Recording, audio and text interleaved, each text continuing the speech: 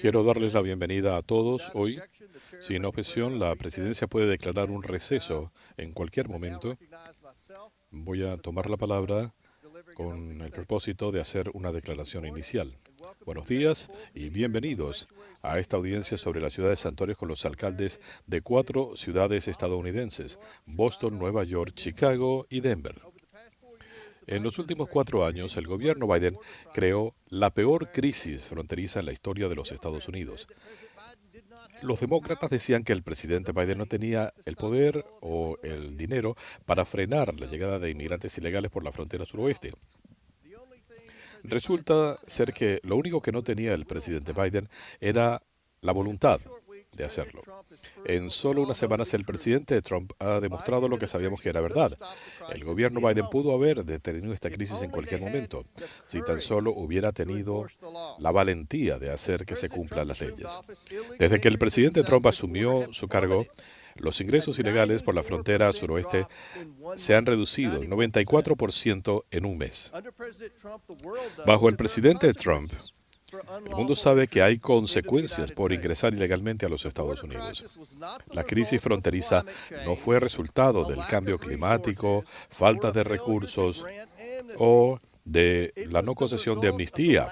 Fue el resultado de la decisión deliberada del gobierno anterior. El presidente Biden estableció políticas desde que asumió el cargo para permitir que millones de inmigrantes ilegales ingresaran a los Estados Unidos sin verificación. Muchos de estos inmigrantes ilegales tenían expedientes penales. El presidente Trump tiene un mandato electoral del pueblo estadounidense para cumplir su promesa de asegurar la frontera y hacer que se cumplan las leyes de inmigración de los Estados Unidos. Y él está cumpliendo estas promesas y en grande. Los alcaldes que están hoy aquí, cada uno de ellos está al frente de una de estas ciudades santuario. Y estas políticas solamente le dan santuario a criminales. Estas políticas contravienen las leyes federales de inmigración protegiendo a criminales a expensas del pueblo estadounidense. Estas ciudades se han negado a cooperar con las autoridades de inmigración y están albergando inmigrantes ilegales. Con frecuencia trabajan activamente para interponerse a la misión del presidente Trump de proteger al país y de restablecer la integridad del sistema de inmigración de los Estados Unidos y el imperio de la ley. Las ciudades santuarios le prohíben a sus funcionarios, incluyendo a las autoridades policiales y en posiciones de seguridad pública, a compartir información sobre inmigrantes ilegales con el gobierno federal o entregar criminales bajo su custodia al servicio de inmigración. Como resultado, las ciudades santuarios ponen en libertad a estos criminales en las calles, donde con frecuencia reinciden y cometen otros crímenes. En Chicago, por ejemplo, un inmigrante ilegal arrestado recientemente por matar a un hombre había sido arrestado previamente por tratar de secuestrar a un niño. El servicio de inmigración trató de actuar, pero el hombre fue puesto nuevamente en libertad debido a estas políticas irresponsables de la ciudad. Y ahora un hombre inocente está muerto porque Chicago se negó a acatar la ley. Estas políticas irresponsables también han obligado a las autoridades de inmigración a entrar a comunidades locales para aprender a inmigrantes ilegales. Si las ciudades santuarios se comunicaran y trabajaran con las autoridades de inmigración, los agentes federales podrían arrestar a estos individuos de manera segura, como en una cárcel estatal o local. En lugar de eso, tienen que arriesgar su seguridad y la seguridad pública, teniendo que ingresar a zonas peligrosas para efectuar los arrestos. Las ciudades santuarios nos hacen a todos menos seguros y son una pesadilla de seguridad pública. Es por eso que he lanzado una investigación sobre esta materia y por eso están aquí hoy estos alcaldes. No podemos dejar que estas políticas a favor de los criminales sigan poniendo en peligro en las ciudades santuarios a las comunidades y la seguridad del personal de inmigración. Hoy los alcaldes EE.UU, Johnson, Johnston y Adams van a responder por no haber cumplido con su obligación de proteger al pueblo estadounidense. El presidente Trump y su gobierno están actuando contra las ciudades santuarios. El Congreso debe seguir la pauta, no permitiendo que un solo centavo de fondos federales vaya a ciudades que están albergando a extranjeros criminales o que no protejan a la gente. Le dejo la palabra al líder de la minoría. Gracias. Cada uno de los miembros aquí, demócratas y republicanos, estamos de acuerdo en que los criminales violentos no deben estar en nuestras comunidades. Todos queremos que nuestras ciudades sean seguras y que haya cero tolerancia para el crimen violento, al margen del estatus de quien comete los crímenes. En lo que estamos en desacuerdo es que mis colegas republicanos prefieren la aplicación selectiva de la ley para proteger al presidente de los Estados Unidos y a este gobierno de su responsabilidad frente a la ley. En Estados Unidos, nosotros respetamos las leyes al margen de la política partidista, sin favoritismo o sin temor. Traicionando esas convicciones, el Departamento de Justicia del presidente Trump ha anunciado que puede desestimar los cargos contra algunos de nuestros testigos siempre y cuando estos se sometan a la agenda extremista del gobierno sobre inmigración. Y el Departamento de Justicia lo ha hecho pese a las objeciones de un fiscal republicano designado por el presidente Trump. En lugar de permitir este quid pro quo, varios fiscales han renunciado, incluyendo uno republicano. Uno de ellos trabajó para el juez John Roberts y dijo que cualquier persona en su posición sabría que las leyes y tradiciones del país no permiten utilizar el poder de los fiscales para aplicarlo selectivamente a los ciudadanos, y menos de esta manera. La historia nos llama en este momento a defender esas leyes y tradiciones. Hacer esto también exige una afirmación de la soberanía estatal y local para determinar la manera más efectiva de velar por la seguridad pública y cumplir con las leyes federales. El negar esta soberanía es un asalto a la independencia de cada ciudad estadounidense. Hoy los republicanos han traído a los alcaldes de 4 ciudades estadounidenses para presentarlos como forajidos, porque estas ciudades se han opuesto a las actividades de sus agentes de inmigración. Vamos a estar claros. Las leyes estatales y locales que le molestan a los republicanos cumplen perfectamente con las leyes federales. No son una obstrucción de la labor del Servicio de Inmigración de cumplir con sus funciones y están respaldadas por evidencia que le dan más seguridad a la población y no permiten acciones extrajudiciales o detenciones. Y esto ha llevado a una reducción de la criminalidad. Los alcaldes, jefes de policía y líderes locales han dejado en claro que la forma de combatir el crimen violento es permitiendo que las policías locales hagan su trabajo de asegurar al público en sus comunidades de la manera en que lo consideren apropiado. El obligarlos a dedicar su limitado tiempo y recursos a ayudar a los agentes federales es algo que puede llevar a un incremento de la criminalidad y a falta de cooperación entre las comunidades del país. Este año en la conferencia de acción política conservadora, Tom Homan decía que él está creándole un infierno a la ciudad de Boston hasta que cumpla con sus demandas. No sé qué significa eso. Boston es mi ciudad y con gusto le doy la bienvenida a nuestro alcalde y a su bebé. Pero sé que Boston acepta el reto.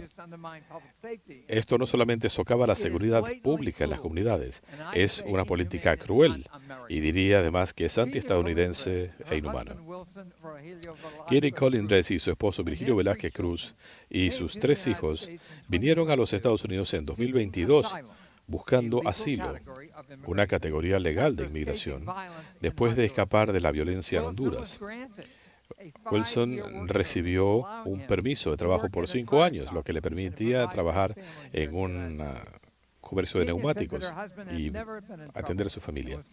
Kimmy dice que su esposo nunca tuvo problemas y era un hombre de Dios. El 26 de enero, esta familia de 5 estaba en la iglesia cuando Wilson fue llamado por un agente de inmigración, salió de la iglesia y lo arrestaron. A pesar de tener permiso de trabajo, el gobierno Trump se negó a escuchar su apelación y lo están deportando.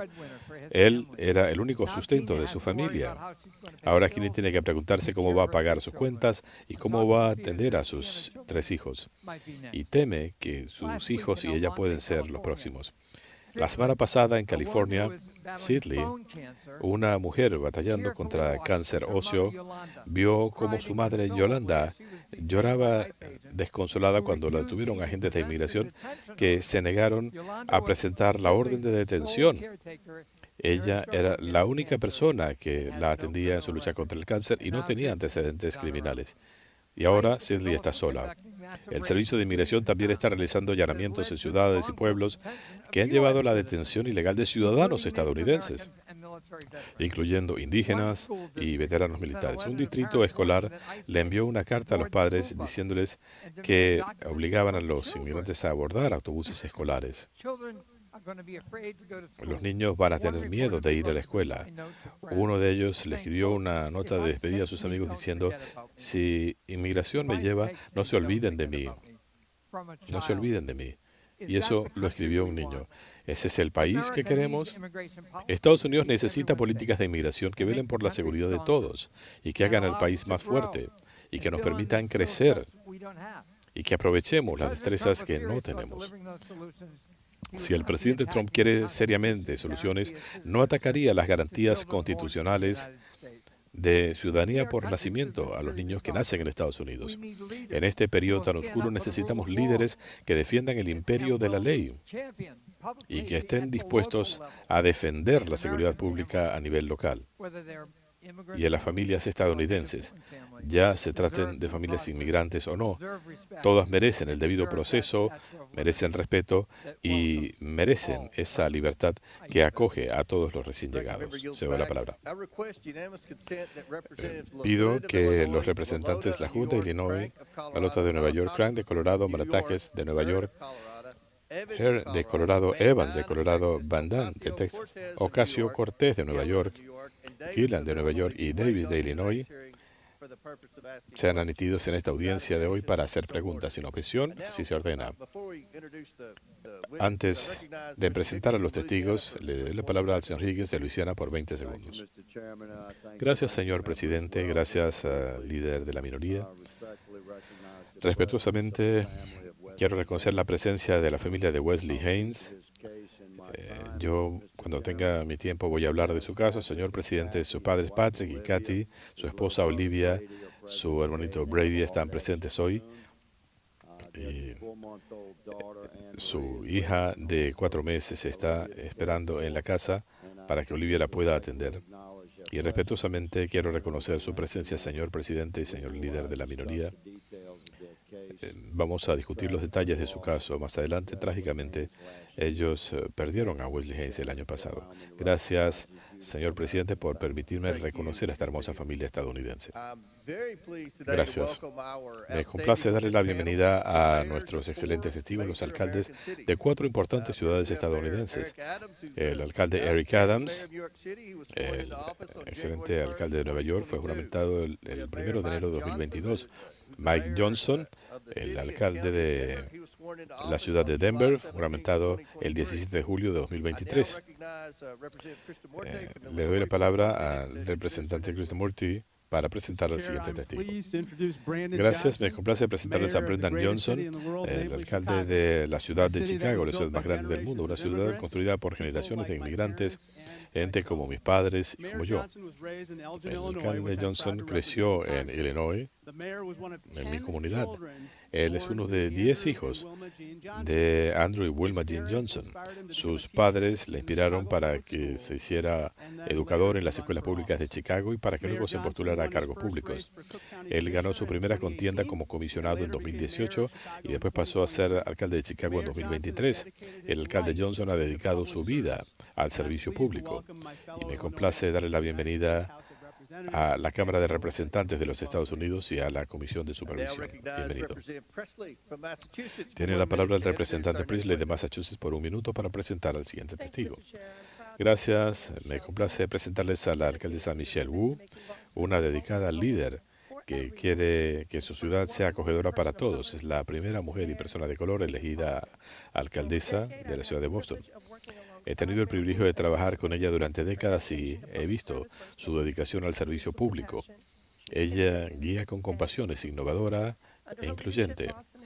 Bajo su liderazgo, la ciudad es la ciudad más segura de Estados Unidos, una ciudad acogedora para familias de todos los sectores.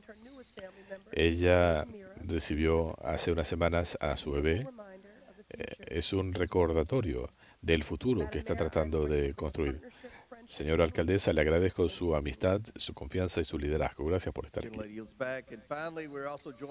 Y finalmente nos acompaña el señor David Beard, quien es el director de estudios de inmigración en el Instituto Cato. El señor Beard es el testigo de la minoría.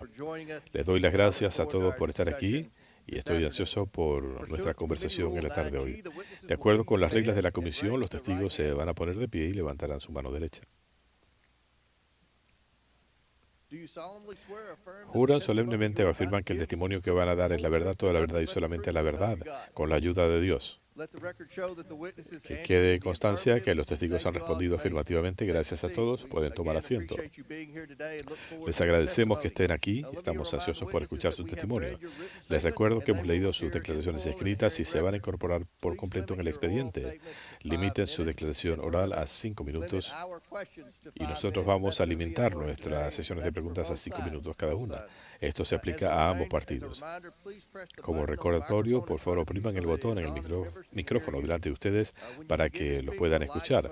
Cuando comiencen a hablar, la luz estará en verde. En 4 minutos se tornará amarilla y cuando se torne roja quiere decir que su tiempo se ha acabado. Ahora tiene la palabra el alcalde Adams para su declaración inicial. Buenos días, señor presidente, líder de la minoría, miembros de la comisión.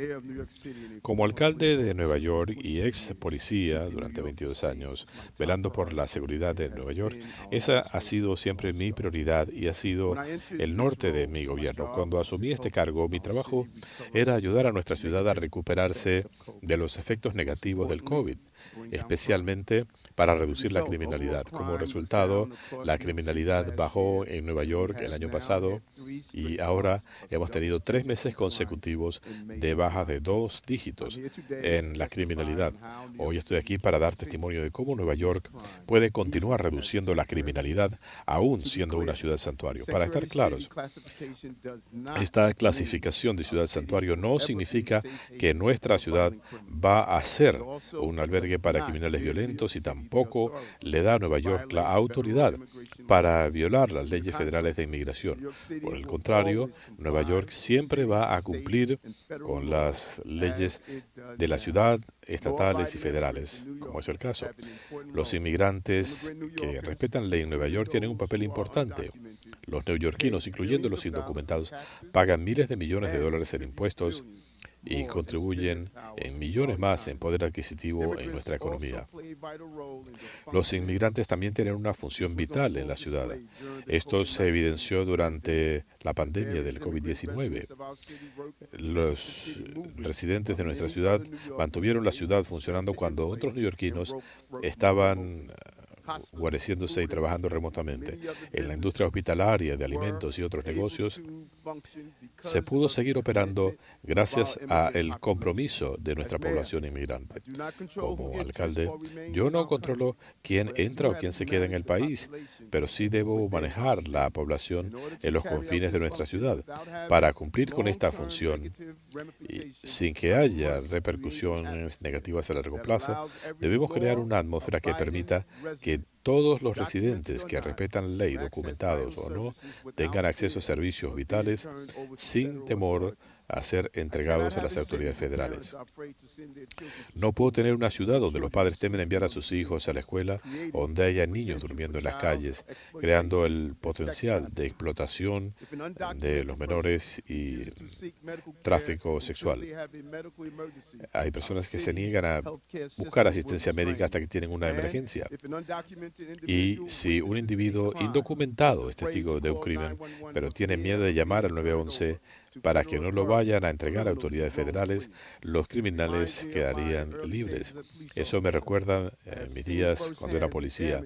Yo he visto de primera mano el daño que se puede hacer cuando alguien tiene miedo de buscar ayuda de la policía. A comienzos de mi carrera, fui a atender a un hombre que estaba pidiendo ayuda. Atrapamos al sospechoso, pero al momento de preparar el reporte, el individuo, un hombre indocumentado de China, dijo que no quería llenar el reporte para convertirse en un blanco de las autoridades de inmigración. 4 décadas más tarde, nuestro país sigue necesitando desesperadamente una reforma inmigratoria amplia y como resultado, Nueva York se ve afectada por la mayor crisis humanitaria en su historia durante los últimos 3 años. Las leyes federales no permitían detener los autobuses que venían a Nueva York. Las leyes estatales me obligaban a darle a todos los residentes de la ciudad con albergue y servicios. Las leyes de la ciudad hacían ilegal colaborar con el servicio de inmigración. Hemos respetado todos estos requerimientos y aún así hemos manejado la crisis humanitaria con la atención y la compasión necesarias, al mismo tiempo que reducimos la criminalidad, recuperamos nuestra economía y evitamos que cualquier niño se vea obligado a dormir en las calles. La reforma migratoria amplia es algo que esperamos desde hace mucho tiempo. La solución no está en mis manos como alcalde, pero estoy comprometido a trabajar con autoridades federales para poder perseguir a los criminales violentos y los que amenazan a los residentes de nuestra ciudad. Por eso hemos tenido más de 330 funcionarios policiales asignados a distintas fuerzas de tareas. Más de 70 de esos casos están asignados a trabajar con investigaciones del Servicio de Seguridad Nacional, la rama investigativa del Servicio de Inmigración. Esto cubre múltiples prioridades, incluyendo ir en pos de las pandillas violentas y de tentativas de explotación infantil. Esta colaboración es algo que hacemos con las autoridades locales, estatales y federales para que Nueva York pueda seguir siendo la ciudad grande más segura de los Estados Unidos. Gracias. Ahora tiene la palabra el alcalde de Denver. Buenos días, señor presidente, y gracias por invitarme a dar testimonio en el día de hoy. Esta comisión está tocando el tema crucial de la inmigración. Les voy a contar la historia de Denver. Cuando yo asumí mi cargo, estábamos recibiendo autobuses de inmigrantes sin coordinación o información. Estaban trayendo hasta 300 personas en grupos. Los dejaban en 10 grados de temperatura, llevando sandalias y sin ropa apropiada. En total, 42,000 personas llegaron a Denver en 18 meses, el mayor influjo que se ha visto en cualquier ciudad del país. Todos tenemos el derecho a tener nuestra opinión sobre la situación en la frontera, pero ese no era el problema de Denver. El problema de Denver era qué hacer con una madre y 2 niños a quienes los soltaron en las calles, sin ropa, sin abrigo, sin alimentos y sin un albergue. Como alcalde, yo debo proteger a todos los que están en la ciudad. Como hombre de fe tengo la obligación moral de velar por los necesitados. Como dice en las Escrituras, cuando tuve hambre, me dieron de comer. Cuando estuve sediento, me dieron de beber.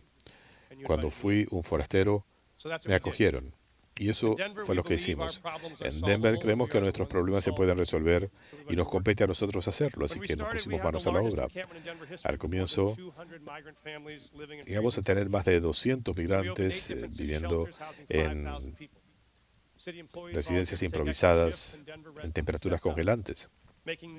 Los residentes respondieron, donando ropa, llevándoles comidas, suministros escolares, y algunos los acogieron en sus propias casas. Ayudamos a 87,000 individuos elegibles a pedir permisos de trabajo para que pudieran sustentar a sus familias, pagar arrendamiento y reducir la carga pública. Como resultado, un año más tarde, ya no hay campamentos de migrantes en la ciudad. Hemos conectado a la gente con trabajos y vivienda en la ciudad. Y en medio de todo esto, no se desató una ola de crimen en Denver. De hecho, la criminalidad bajó. Los homicidios bajaron 17%, los tiroteos también se redujeron y los robos de autos se redujeron 29%. Estados Unidos no es solamente un lugar, es un ideal. Alguna gente nace aquí, otros luchan toda su vida por venir acá. Es nuestra fe en que todos hemos sido creados iguales, que no importa de dónde venga uno, si está dispuesto a trabajar duro. Los padres de Julio Becerra creían en eso. Así que lo trajeron de México cuando tenía 10 años. Le enseñaron a respetar, amar y servir a su comunidad. De adulto, él decidió que la mejor manera de hacerlo era en las Fuerzas Armadas. Se enlistó en la Fuerza Aérea. Sirvió como alguacil y como policía, donde sirvió con distinción, hasta que un día estaba persiguiendo a un criminal y murió. Yo he asistido a numerosos funerales de policías. Estuve allí con la hija de 10 años del oficial Becerra. La vi llorando cuando estaba abrazando la bandera que cubrió el féretro de su padre y decía que hubiera querido abrazar a su padre. Por el resto de su vida, ella va a honrar esa bandera, la bandera del país que amaba a su padre, el país que él eligió, el país que sirvió y por el cual dio la vida. Así que si vamos a hablar del impacto de los inmigrantes en Estados Unidos, hay que contar la historia completa. Debemos reconocer que nuestro país tiene suerte de tener gente como Julián Becerra, gente que nos ha amado lo suficiente para arriesgar su vida por la seguridad de todos. Cuando comenzaron a llegar los autobuses con migrantes, muchos tenían miedo. Estoy seguro que puede ocurrir también en sus comunidades. Tenían miedo a la criminalidad, a la ola de desamparados o lo que esta gente les podía quitar. Yo entiendo ese temor. La verdad es que la gente recién llegada a este país llega en oleadas como todos nosotros, pero hay otra verdad. Cuando esos autobuses siguieron llegando, Denver tomó una decisión, no de odiarnos, sino de ayudarnos mutuamente, no de volcarnos unos contra otros, sino de ayudarnos unos a otros y buscar soluciones para un problema que parecía mayor que todos nosotros. No fue algo perfecto, esto ha requerido sacrificios de todos, pero Denver salió más fortalecida que nunca, porque el país espera que hagamos más que lanzar acusaciones, quieren que resolvamos los problemas.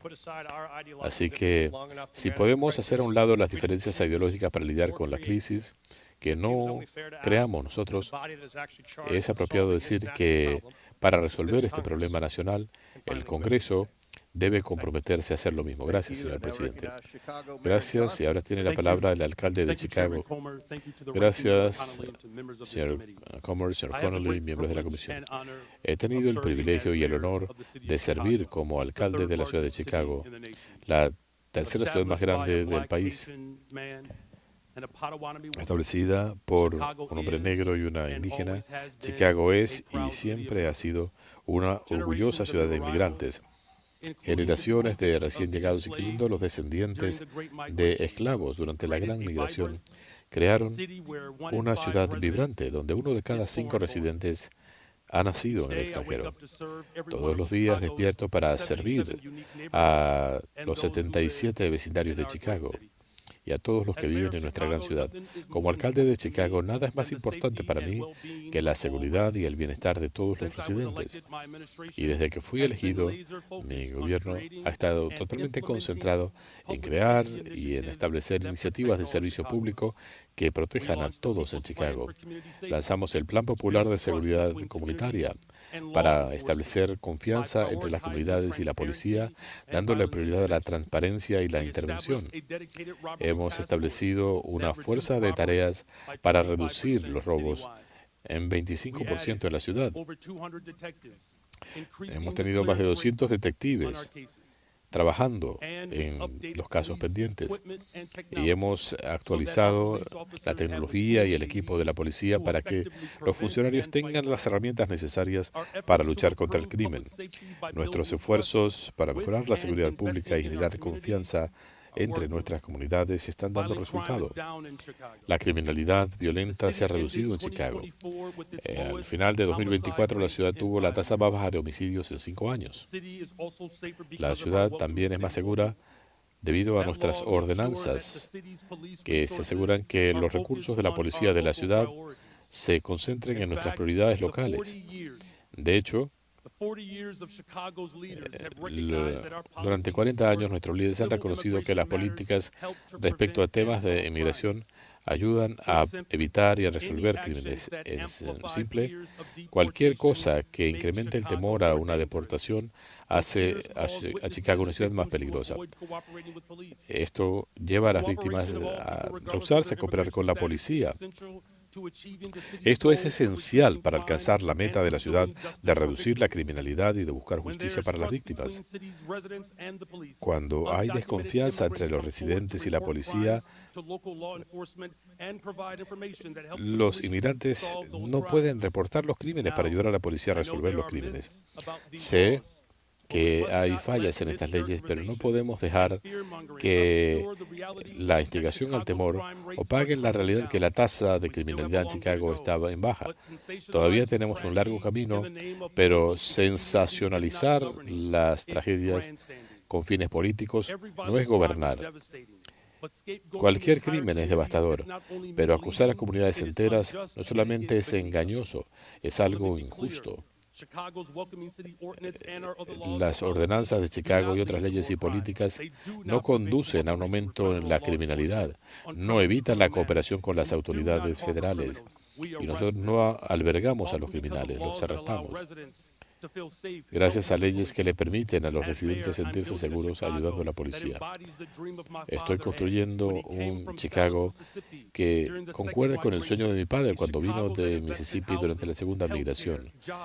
Queremos invertir en vivienda, trabajos y educación y por eso hemos incrementado la oferta de viviendas añadiendo casi 4.000 unidades nuevas, abriendo centros de salud mental y concentrándonos en darle trabajo a nuestros jóvenes durante el verano. Esta oferta se ha incrementado 45% desde que asumí mi cargo. Esta es la base de una ciudad más fuerte y segura. Necesitamos el apoyo de este cuerpo en ese sentido.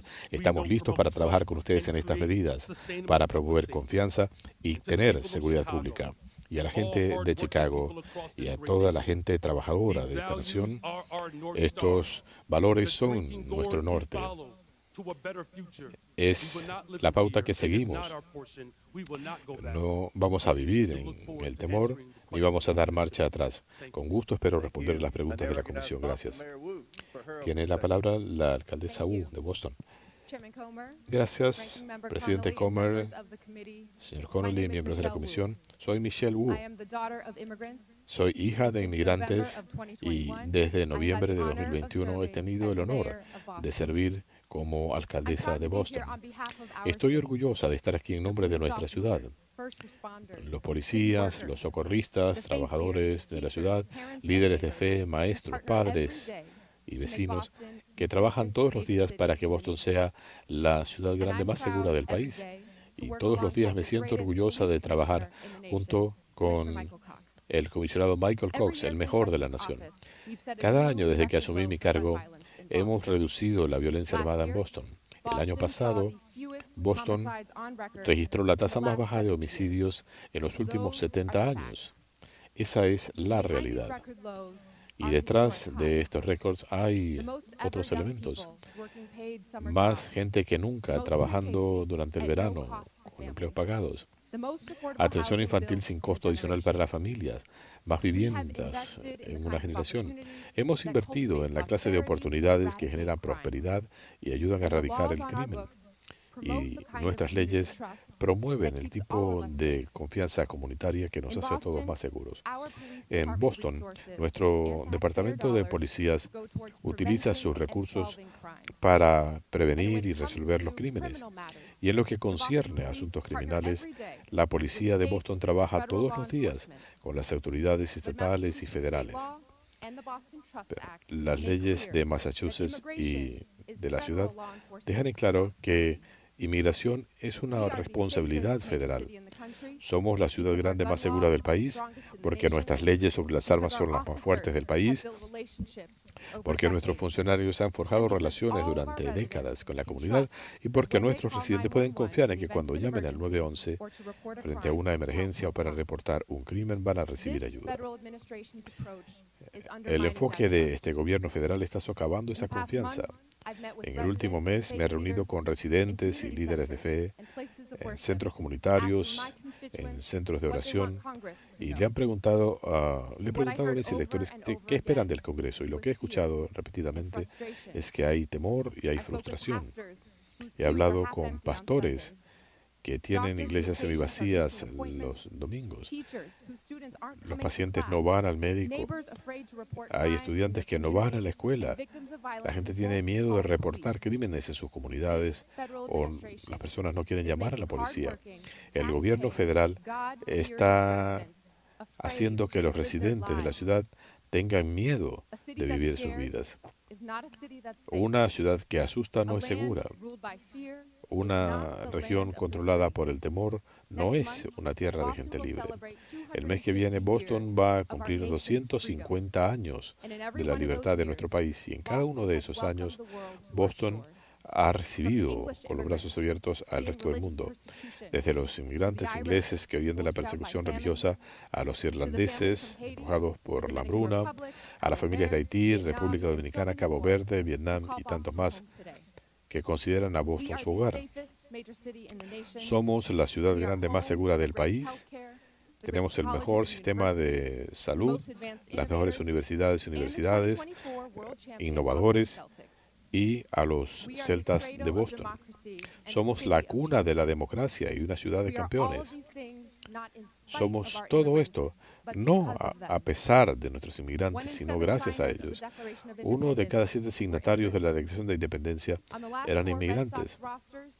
En el último roster de las Medias Rojas teníamos numerosos inmigrantes y todos los ganadores del Premio Nobel en Boston, excepto uno, eran inmigrantes. 1 de cada 4 residentes de Boston ha nacido en otro lugar. Muchos tienen trabajos, hijos y optaron por este país como su hogar porque, como lo hicieron mis padres, piensan que aquí, donde uno ha estado, no limita a dónde puede llegar. El carácter no tiene nada que ver con el color del pasaporte y el trabajo duro es más importante que el lugar donde uno nació. No importa de dónde venga una persona, si contribuye con el prójimo y con la comunidad, puede prosperar aquí. Así que a todos mis vecinos en Boston, quiero decirles que ustedes tienen cabida aquí. Este es su hogar.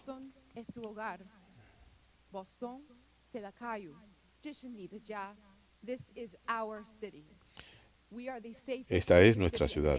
Somos la ciudad más segura de la nación porque le damos seguridad a todos. Gracias. Gracias. Tiene la palabra el señor Beer. Señor Comer, señor Connolly, distinguidos miembros de la comisión, gracias por la oportunidad de dar testimonio. El Instituto Cato se ha dedicado a la investigación por el último medio siglo para que las personas de todos los sectores puedan prosperar en una sociedad libre. La libertad debe ser protegida de acciones intrusivas del gobierno y de la violencia. Lamentablemente, la caótica política de deportaciones del presidente amenaza la seguridad pública, amenaza a los estadounidenses y compromete la integración de los inmigrantes en la sociedad y en la economía. La primera acción del presidente fue rescindir el requerimiento de que se le diera prioridad a las amenazas a la seguridad pública. Millones de estadounidenses han sido privados de su estatus legal y deportados, y está tratando de deportar a los hijos nacidos en Estados Unidos de personas que no tienen un estatus de residencia permanente. Este acto inconstitucional afecta otras áreas, el proceso de violaciones de los derechos al voto, libertades civiles y más. Nunca antes en la historia del país un presidente había tratado de privar de derechos constitucionales a millones de estadounidenses. El presidente también ha dicho de manera explícita que tiene la autoridad para desestimar cualquier ley aprobada por el Congreso que contemple debido proceso para personas acusadas de estar ilegalmente en el país. El Ejecutivo reiteradamente ha sido engañoso respecto a quiénes son las personas que están persiguiendo. Hablan de seguridad pública, que solo los criminales serían enviados a Guantánamo y que todas las personas arrestadas tendrían arrestos criminales. Hoy en día sabemos que la mayoría de los detenidos son personas sin antecedentes criminales. De hecho, gente que ingresó legalmente al país que nunca violó la ley y los envían a la prisión de Guantánamo No sorprende, pues, que en este ambiente de ilegalidad, mucha gente y muchas ciudades no confíen en el gobierno federal en materia de inmigración. Eso es un problema. Pero bajo nuestra Constitución, los estados determinan sus políticas. El Congreso no los puede obligar. Es necesario restablecer la confianza. Lamentablemente, algunos miembros del Congreso quieren proponer una política de deportaciones masivas e imponérsela al país sin enfocarse en la seguridad pública. Si el Congreso quiere más cooperación, debería atender las inquietudes de estas ciudades. Lo que debería hacer el Congreso es restablecer la confianza. Esta agenda indiscriminada es una amenaza más grave para la seguridad pública que cualquier política de cualquier ciudad. Una montaña de investigación empírica sugiere que las restricciones a la cooperación con el Servicio de Inmigración no incrementa la criminalidad y que los inmigrantes pueden ayudar a reducir la criminalidad. Si los inmigrantes cometen delitos, la detención es menos de la mitad de los ciudadanos estadounidenses. Solo un pequeño porcentaje es condenado por homicidios. Y en medio de estos esfuerzos masivos, los inmigrantes tienen más probabilidades de reportar los crímenes que las personas nacidas en Estados Unidos. No pongan eso en peligro. Las deportaciones masivas están desviando recursos de darle justicia a las víctimas. Y de hecho, esto acosa a las víctimas. Es un sabotaje a las economías locales. Eso no va a restablecer la seguridad pública. Eso nos va a empobrecer, incrementando las tasas de victimización en Estados Unidos. Hay un mejor enfoque. No necesitamos caos y desorden, ni deportaciones masivas. La gente no puede venir legalmente porque el Congreso no les ha dado opciones. Las leyes no se han actualizado en las últimas 3 décadas y media. Solo 3% de quienes piden estatus legal en 2024 lo han recibido. Esa es una política fallida. Permitamos que los inmigrantes puedan trabajar y contribuir legalmente con la sociedad y dejemos que las autoridades a todos los niveles se concentren en darle seguridad a los estadounidenses. Gracias. Nuestros testigos han concluido sus declaraciones iniciales. Vamos a comenzar con preguntas de los miembros y les recuerdo que tenemos 60 miembros aquí que van a hacer preguntas. Así que voy a hacer que se cumplan las ventanas de 5 minutos. Si alguien se excede, se lo haré saber.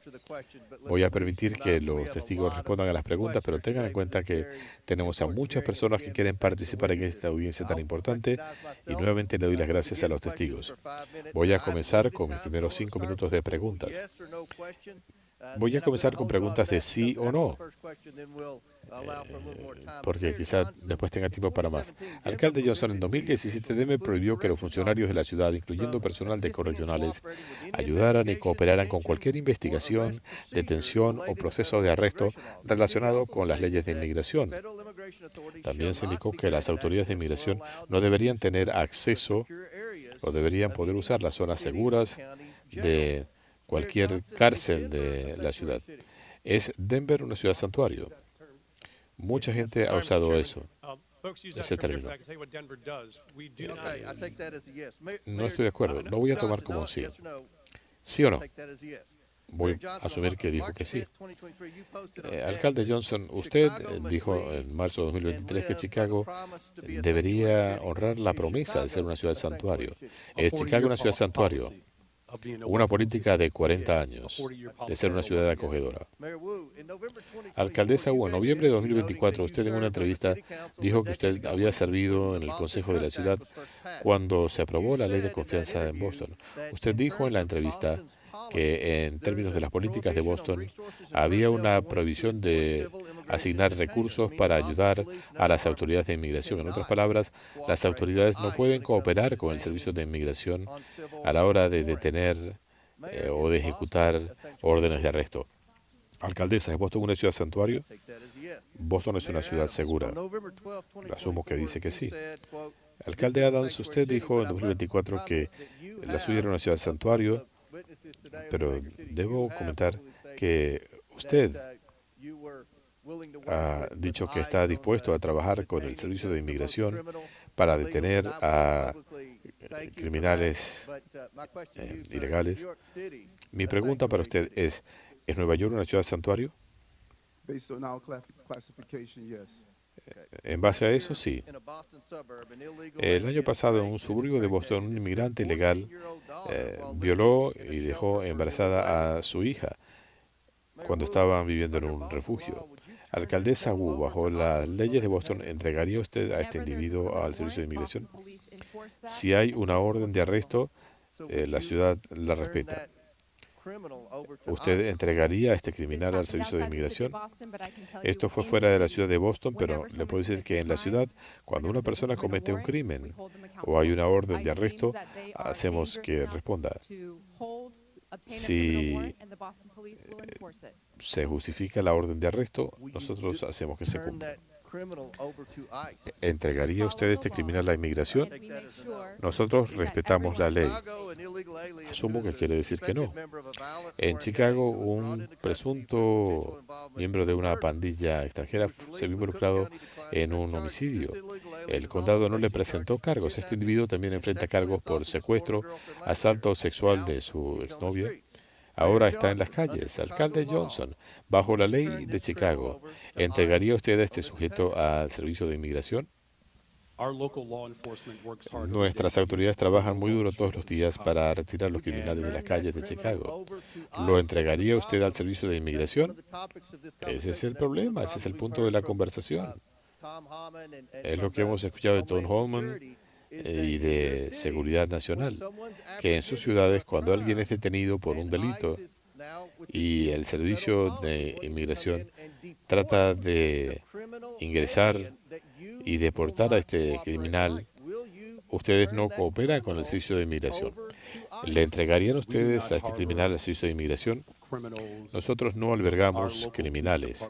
Nuestros departamentos de policía trabajan muy duro todos los días para asegurar que la ciudad de Chicago, sí o no, se lo entregaría a inmigración. Si hay una orden de detención del gobierno federal, nuestras autoridades repetidamente han colaborado con los agentes federales. Dice usted públicamente que usted entregaría a este individuo al Servicio de Inmigración de manera segura, que no lo van a poner en las calles, y diciéndole a Inmigración buena suerte. ¿Entregarían ustedes a este criminal al Servicio de Inmigración? Si hay una orden de arresto, como lo hemos hecho por 40 años, ¿debe esta persona ser entregada al Servicio de Inmigración?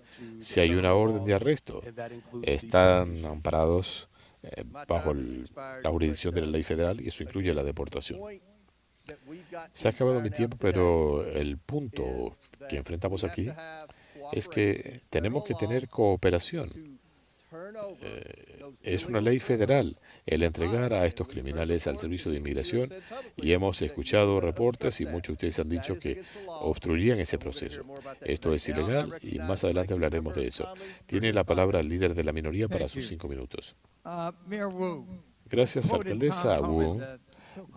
Yo citaba a Tom Holman, el director de política de fronteras, quien dice que quería llevar un infierno a la ciudad de Boston. ¿Qué cree que quiso decir con eso?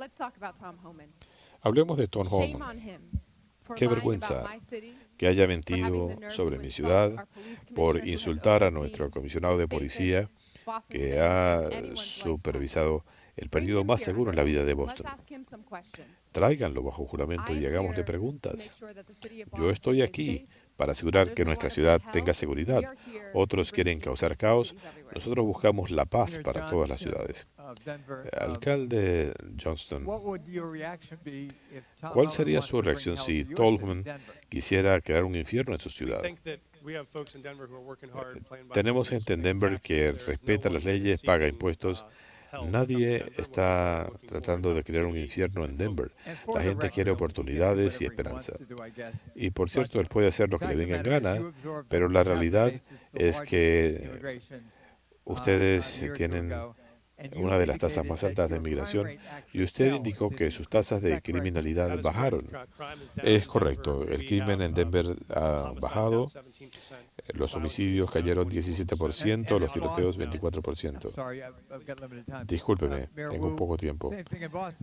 Alcaldesa EE.UU, y la tasa de criminalidad en Boston también ha bajado, correcto.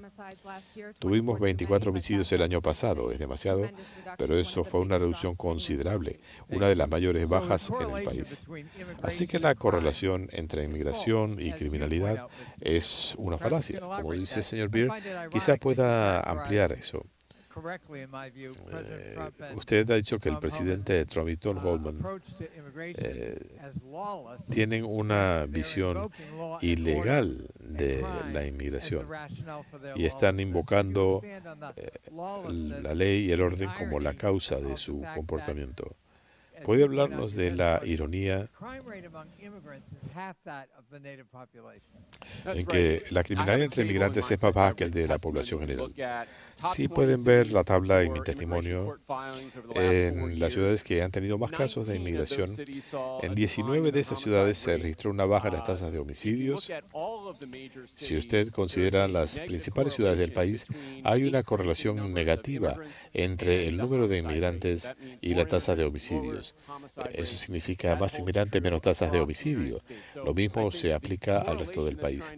La correlación que se quiere hacer es que los inmigrantes, que el número de inmigrantes va en proporción directa a la criminalidad. Pero lo que no estamos viendo es la disposición del gobierno a ignorar las leyes. Y como he dicho, se ha firmado una orden ejecutiva donde el presidente dice que puede desestimar el debido proceso para individuos que están ilegalmente en el país. Este es un precedente muy peligroso que debería ser investigado por el Congreso. Y es razonable. Yo trabajé en mi condado. Nos hemos concentrado en las autoridades locales. Ayudamos a las autoridades federales cuando es posible y tratamos de cooperar, pero nuestro trabajo es local. Y hay un choque cuando el Servicio de Inmigración se comporta de esta manera y describí algunos incidentes horribles. Pero todavía hay temor entre las comunidades de inmigrantes y esto socava la cooperación, que es parte de la función de estos líderes, ¿no es así? Por supuesto, queremos cooperación. Muchas de nuestras ciudades son la razón por la que los inmigrantes tienen más probabilidades de colaborar con la policía y reportar crímenes. Hay buenas razones para limitar estas deportaciones masivas de gente en nuestras comunidades. Yo diría que esta audiencia parte de una premisa falsa. Tenemos funcionarios que están cooperando con el liderazgo político y esto está funcionando. Y la propuesta que los inmigrantes causan crímenes es totalmente falsa. Creo que ha quedado demostrado por el señor Beer. La idea es que estas ciudades deben ser castigadas. Me siento orgulloso de los alcaldes que nos acompañan y les agradezco por su testimonio y por su servicio a sus comunidades. Yo me identifico con ello y pienso que es un llamamiento noble. Cedo la palabra. Tiene la palabra la señora Bober, de Colorado. Alcalde Johnston, espero que podamos partir de una base pareja.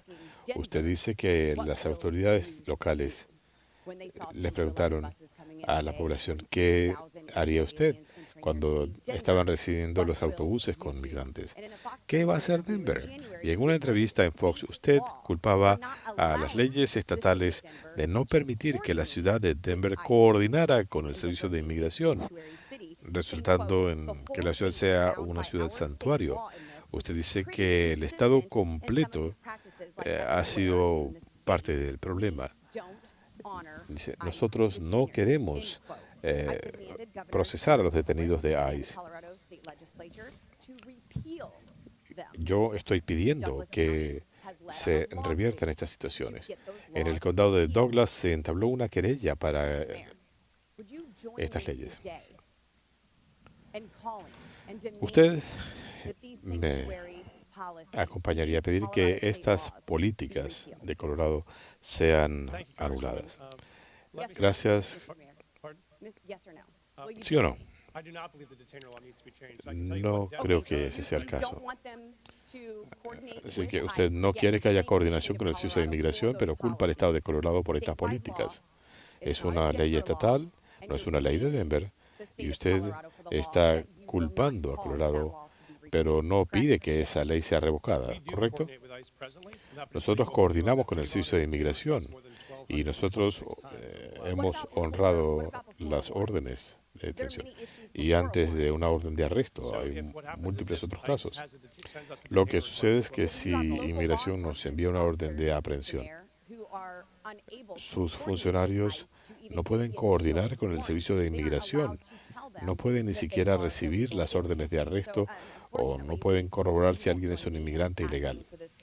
Así que usted no se uniría a mí para pedir que esta ley sea revocada. Así que sigamos adelante. En 2017, Denver aprobó una ordenanza para asegurar que cualquier empleado de la ciudad que coopere con autoridades de inmigración podía ser despedido para poder hablar de Denver como una ciudad santuario. Déjeme preguntarle, entonces, ¿despedirían a un empleado de la ciudad por comunicarse con la Dirección de Protección Ambiental? Nuestra política es que no preguntamos el estatus de la gente. ¿Despedirían a un empleado por hablar o coordinar con un agente de la Dirección de Protección Ambiental? No que yo sepa. ¿O el Servicio de Salud y Servicios Sociales? ¿Lo despedirían por eso? No que yo sepa. Así que solamente los despedirían por si hablan con las autoridades federales. Eso no es correcto, congresista. Es una ordenanza que aprobaron en 2017. Nuestros funcionarios coordinan con el Servicio de Inmigración. Si hay una orden de arresto, no. Estamos hablando antes de las órdenes de arresto. En los incidentes previos, los funcionarios no pueden coordinar porque no hay una orden de arresto. Su ordenanza dice que un empleado de la ciudad, si se comunica con las autoridades federales, puede ser despedido. Usted lleva 600 días en el cargo. ¿Ha pedido que se revoque esta ordenanza? No podemos coordinar con el Servicio de Inmigración. Solo si hay una orden de arresto, pero no previo a eso. No hay razón para coordinar. No pueden coordinar porque no saben si una persona es ilegal. Por eso hay que anular esta ordenanza. 600 días, usted no ha pedido que esta ordenanza sea anulada.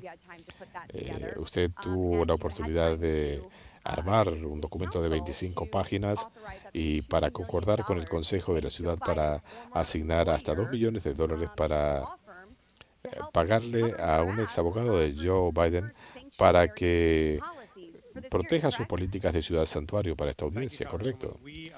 Gracias, congresista. ¿Usted autorizó ese gasto? Pedimos que se apoyara a esta investigación. Es un contrato de un año. Y se ha informado que ustedes gastaron $7,5 millones para enviar inmigrantes ilegales a otros destinos. Alcalde Adams, ¿alguna vez el alcalde coordinó con usted para decirle que le estaba enviando inmigrantes ilegales? Nosotros nos hemos comunicado durante todo este proceso. He escuchado que la criminalidad en Denver bajó, pero aumentó en Aurora, porque también los estaban enviando allí. Tenemos documentación que no puedo discutir en este momento, no tengo tiempo, pero demuestra que ustedes estaban enviando inmigrantes ilegales a Aurora y esto incrementó la criminalidad mientras ustedes se amparaban detrás de ordenanzas que ustedes se niegan a pedir que sean revocadas. Y esto disparó la criminalidad cuando llegó el tren de Aragua. Gracias, señor presidente. Gentlelady's time has expired. Chair recognizes Ms. Norton from Washington, D.C.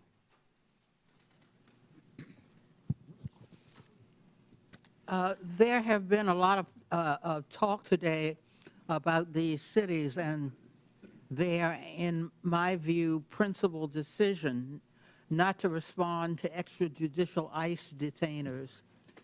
But I would like to back up and talk about these detainers, what these detainers really are. Requests from ICE to unconstitutionally hold someone without due process or probable cause. Enforcing ICE detainers is also expensive, often results in mistakenly holding U.S. citizens and undermines public safety.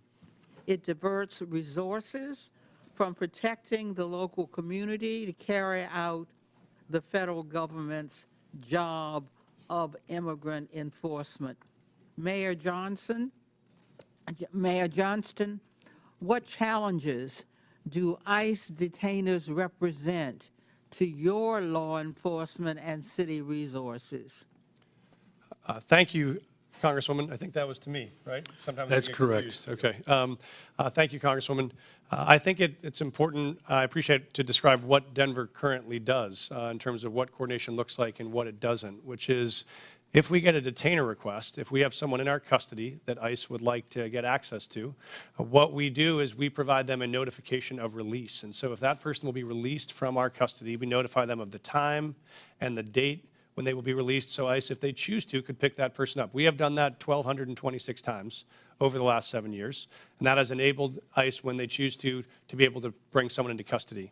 What we do not do is hold someone beyond their release date, because there are multiple courts who have found that to be unconstitutional. If someone is serving a sentence and that sentence expires this Friday, we can't hold them another 7 days without an additional charge. And so that is what state law does, and sheriffs around the state would say it is a strain on local resources to hold them for a civil issue that is not linked to a criminal charge that we have in our city or another jurisdiction. That's why we don't honor those types of detainers.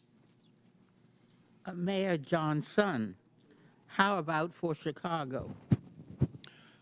So thank you for that question. And for Chicago, again, our top priority with the Welcoming City Ordinance is to ensure maximum safety. The type of coordination that happens between our local law enforcement and our communities is paramount to building trust and keeping our communities safe.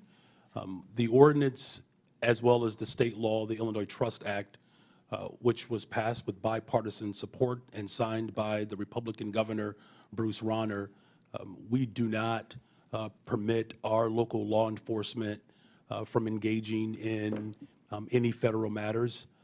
With a criminal warrant, our city and our state will cooperate with the federal government, but without a criminal warrant, our local law enforcement focuses in on local issues to keep the people of Chicago safe.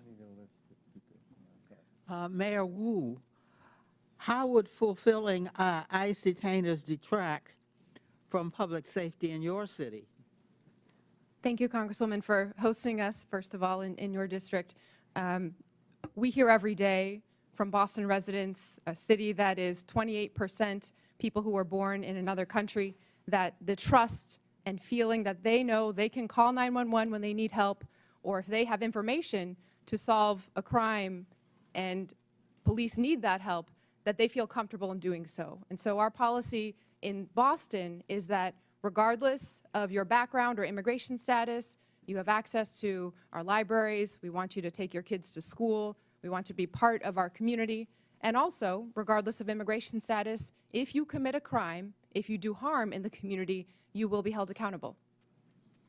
It is critical to the safety of Americans that cities have the ability to decide what is in the best interest of their people. Mayors and local enforcement know their cities best. I would yield any time remaining to the ranking member. I just want to underscore what the gentlelady has said. Local government knows best how local enforcement, law enforcement works. And cooperating with ICE is part of that, but they can't be a substitute for ICE doing its own job, which is a federal responsibility. Thank you for yielding. Before I recognize Mr. Jordan, I believe Ms. Boebert has a unanimous consent. Yes, Mr. Chairman, I'd like to ask unanimous consent to submit to the record multiple local news articles referencing Denver's sanctuary policies, including the newcomers playbook written by Mayor Adams and the budget, which shows millions and millions of dollars of the Denver city budget cut. Without objection, so ordered. Chair now recognizes Mr. Jordan from Ohio. Thank you, Mr. Chairman. Mayor Johnston, who's Abraham Gonzalez? Thank you, Congressman. He is a individual that was released from the county jail on Friday in the city and county of Denver. That's all you know about him? I do know that he was facing charges that the Venezuelan gang member arrested by Border Patrol on September 20th, 2023, released into the country by the Biden administration. A few months later, he's arrested in your city, charged with aggravated assault. On March 11th, 2024, he's charged with motor vehicle theft, stole a car, and then on March 20th, 2024, Mr. Gonzalez is charged with felony menacing. 6 days after that last charge, ICE sends you a detainer, which includes an administrative warrant. Basically, it says if you're going to release this bad guy, this gang member who allegedly stole a car, menaced people, and assaulted people, give us a 48-hour heads up. Is that right? Does that refresh your memory? I do know about the detainer request. I do know that we provided a notification of release. What kind of to notice the- did you give ICE when you released him?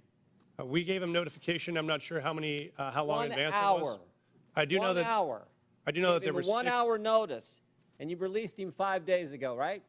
Why not give him more heads up? Actually, let's put the slide up. Let's see what it says here. Let's put the slide up. This is what the Denver Sheriff's Department, it's kind of hard to see, so I'll read it. It says, Denver Sheriff Department, ICE notification being released to the streets.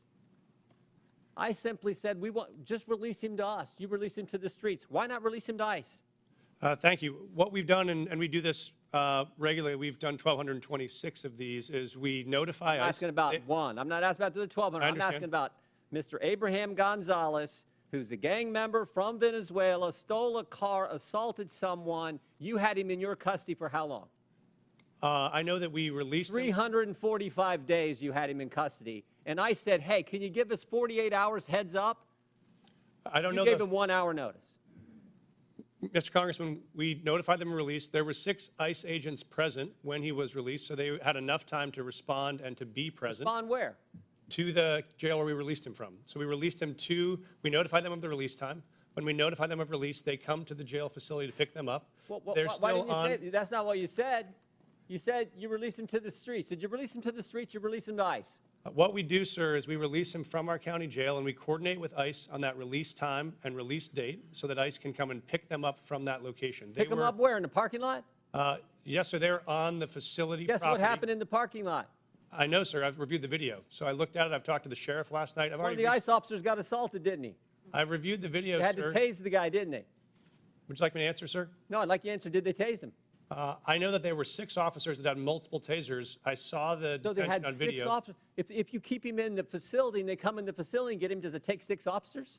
Probably takes 2, doesn't it? So we've been doing these, as I mentioned, 1,224 times, 1,226 times. This is the first time I've been made aware of there's been an incident like this. So I reached out to ICE after I saw the video. I've coordinated with their team and offered to sit down and see if there are procedures we can change. It's a simple make sure this question. works smoothly. It's a simple question. You can release him in the parking lot, give ICE 1 hour notice, and they got to send 6 officers to arrest this guy. Or you can say, hey, here's what we're going to do. We're going to hold him. You come in and bring 2 officers in, and you turn him over there. Why not do it that way? We have a city ordinance. You know why you don't do it that way? We have a city ordinance that Because governs. you're a sanctuary city. This is the whole point. No, sir, I disagree with you. Oh, okay. Because I'll tell you why. If you talk about sanctuary as a definition of shielding people from law enforcement, we do not do that. What we do is provide services. In this context, what we did is we coordinated the An release. officer got assaulted because of your policy, which says we're going to release him to, in your words, not mine, to the streets. They have to arrest him in the parking lot. They bring 6 officers when they could have had 1 or 2 just come in your facility, in the jail, and take the guy there. But you won't do it that way. I've seen the video. I've reached out to ICE. care if I've you've seen the offered to video. I sit know the down and facts, coordinate too. on strategies. If we need to make adjustments to what we do on releases, we'll do that. This is the first time in the 1,226 releases You know, I I've heard read an your incident, so written we'll take testimony action. last night. I read your written testimony last night. 4.5 pages. And you used the words safe, safer, or safety 13 times. Talking about my job is to protect is the safety of the people in Denver. We prioritizing making sure everyone in our community is safe. That's a lie. Because it was not safer for the ICE agents who are part of your community. No way was it safer. The safest thing to do is to say, ICE, we got him in custody. Come here, we're releasing. We held him 345 days. We can't hold him a second longer. We can't wait for you to come inside the building. We got to let him go, so you have to arrest him in the parking lot. That is how stupid sanctuary policies are and what they mean to the community that you put at risk and to the ICE officers ICE officer who was assaulted, and they had to use a taser on them. It's not good. Mr. Chairman, Time, Mr. five Chairman. I have minutes is up. unanimous consent request. Gentleman's time's expired. Chair recognizes Mr. Lynch from Massachusetts. Thank you, Mr. Chairman and Ranking Member Conley. I want to thank the panelists for your willingness to come before the committee and help us with our work.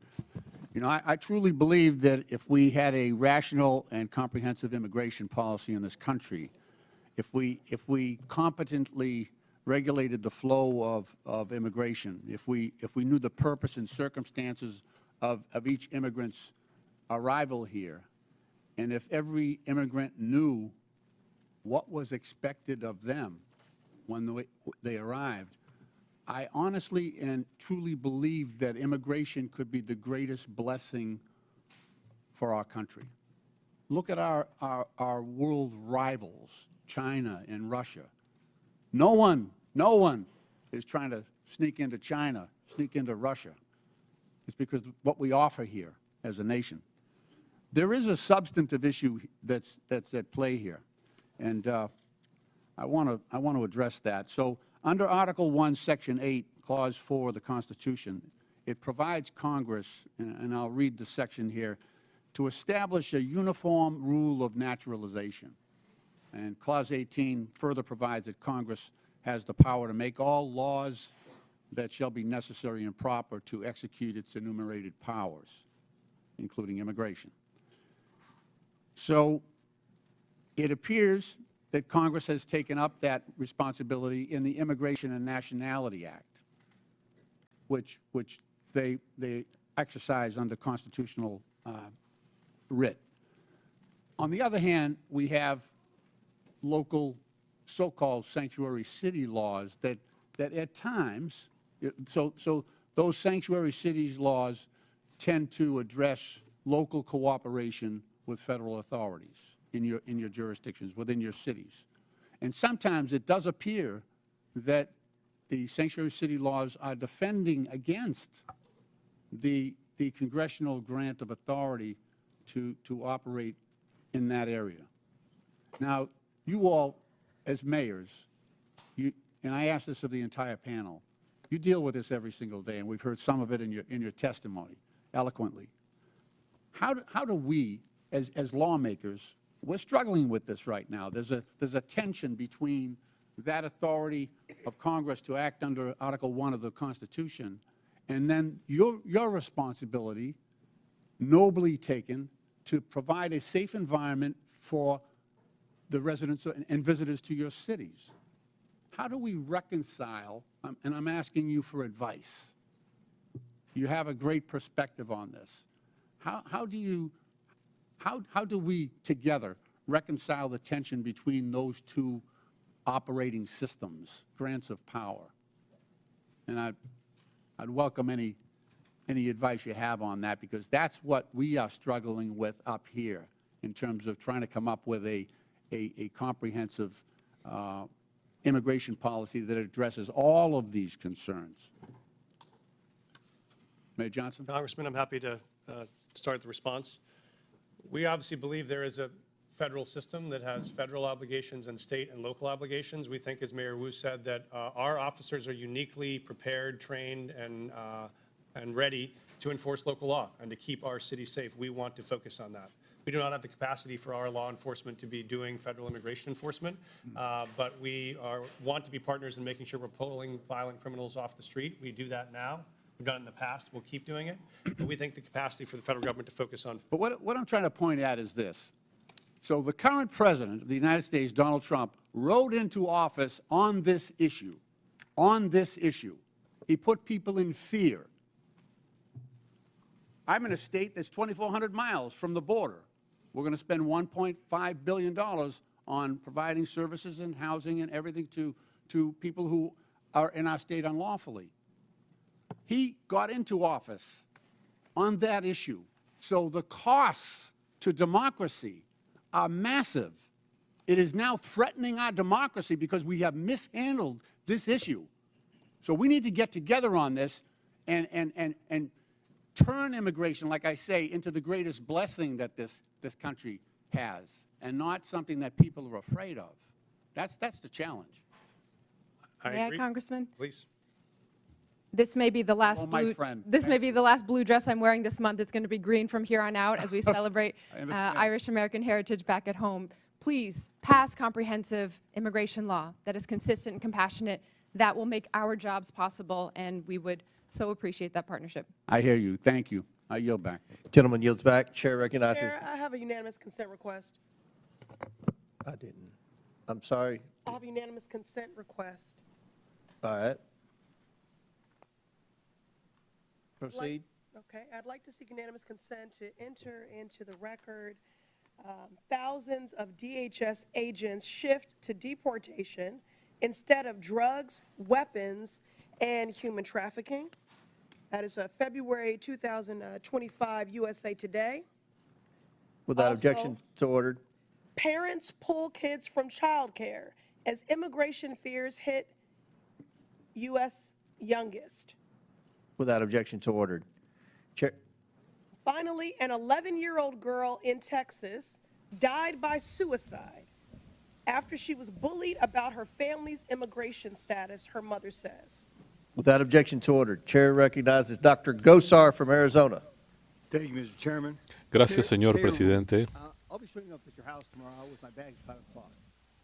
Leave your doors unlocked, please. Si What are you making for dinner? Because I expect a usted warm meal and a sale de su balanced casa diet. mañana, Now, I'm gonna ¿qué leave van a the preparar? car, Porque espero tener unas and comida please leave me caliente. some cash, 'cause I'm gonna Y need por it favor, for my doctor's déjeme appointment on Friday. dinero también porque lo voy a necesitar para ir al Mr. Mayor médico. Johnson. Now, I don't want to sleep on the couch, so No we quiero have to- dormir en el sofá, así que búsquenme albergue en un hotel. Obviously, you wouldn't like this Alcalde because you Johnson. don't know me, right? Obviamente no les You know gustaría nothing esto porque about no me conocen, no saben nada de mí. me. You might not like that. Quizá no les Sanctuary guste cities esto. offer this Las ciudades santuario ofrecen esta esperanza falsa a los inmigrantes ilegales, diciéndoles justamente eso. Quédense aquí, tell anybody that you no le vamos a decir a nadie que han quebrantado la ley. Now, thank you. You've made the United Gracias. States complicit in one of the Ustedes largest han purveyors convertido al of país human trafficking en in the world. cómplice de tráfico humano, uno de los más grandes del You're mundo. disgracing a legal immigration Ustedes system están that came here haciendo una desgracia del sistema de inmigración para gente que ingresó legalmente al país por Ellis Island o siguiendo el proceso. Y hablemos de este proceso porque siempre me han dicho is that que el gran reto es que un buen proceso genera buenas políticas y esto es bueno en la política. if the process Siempre hablamos del proceso. Si el proceso no es positivo, tenemos estos problemas. Now you heard the word Ustedes han establish- escuchado okay? hablar de establecer How can you confianza. establish trust the ¿Cómo very se beginning puede when you have establecer false narrative? confianza si hay una narrativa falsa aquí? Ustedes están defendiendo a gente que ha quebrantado la ley. The definition I've always looked at is trust is a series of promises kept. La confianza se basa en promesas cumplidas. ¿Qué clase de confianza es la que están apoyando? It's a falsehood. It's a false ¿Qué sucede con los inmigrantes ilegales? Es una confianza falsa. It's disorganized process. Esto es un proceso desorganizado. Now, let me ask you a question. Déjenme hacerles una pregunta. Alcalde Adams, Did you support SB 1070?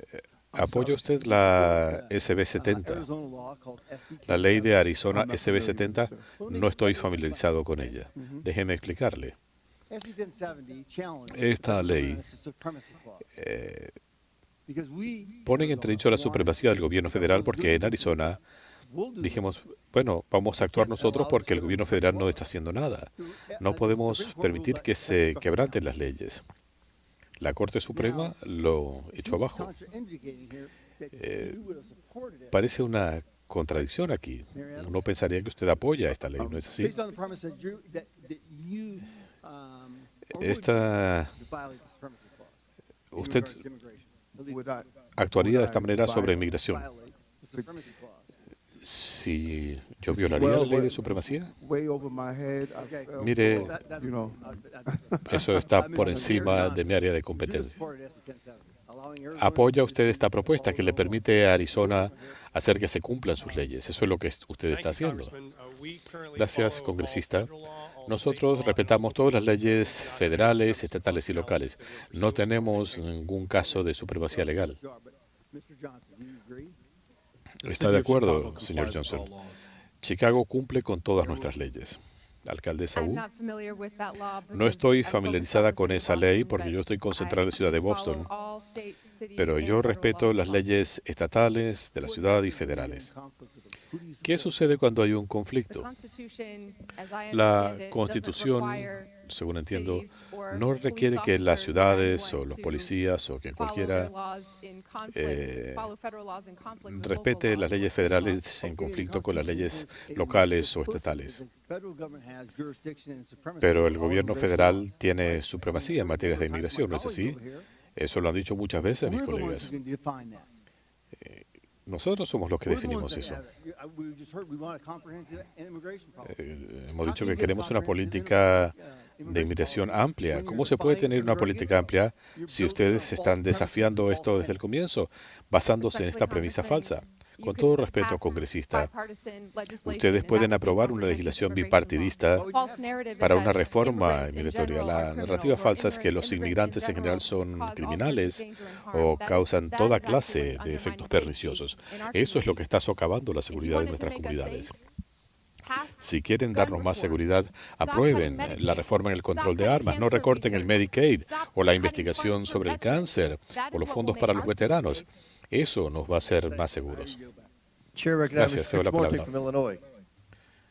Tiene la palabra el caballero de Illinois. Alcalde Johnson, se ha hablado mucho acerca de Chicago y de sus leyes para luchar contra la criminalidad, así que le voy a dar la oportunidad de tocar estos puntos.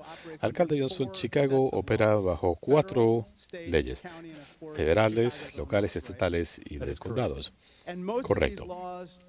Y muchas de estas leyes no caen en la posibilidad de que Chicago las caiga. Pero la ley Trust de Illinois de 2017 fue promulgada por el gobernador republicano Bruce Reiner y contempla interacción entre el Servicio de Inmigración y las autoridades. Correcto.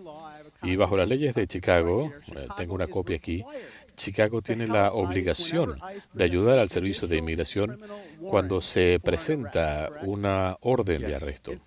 Correcto. De hecho, Chicago ha ayudado al Servicio de Inmigración en el pasado en esta materia. Sí.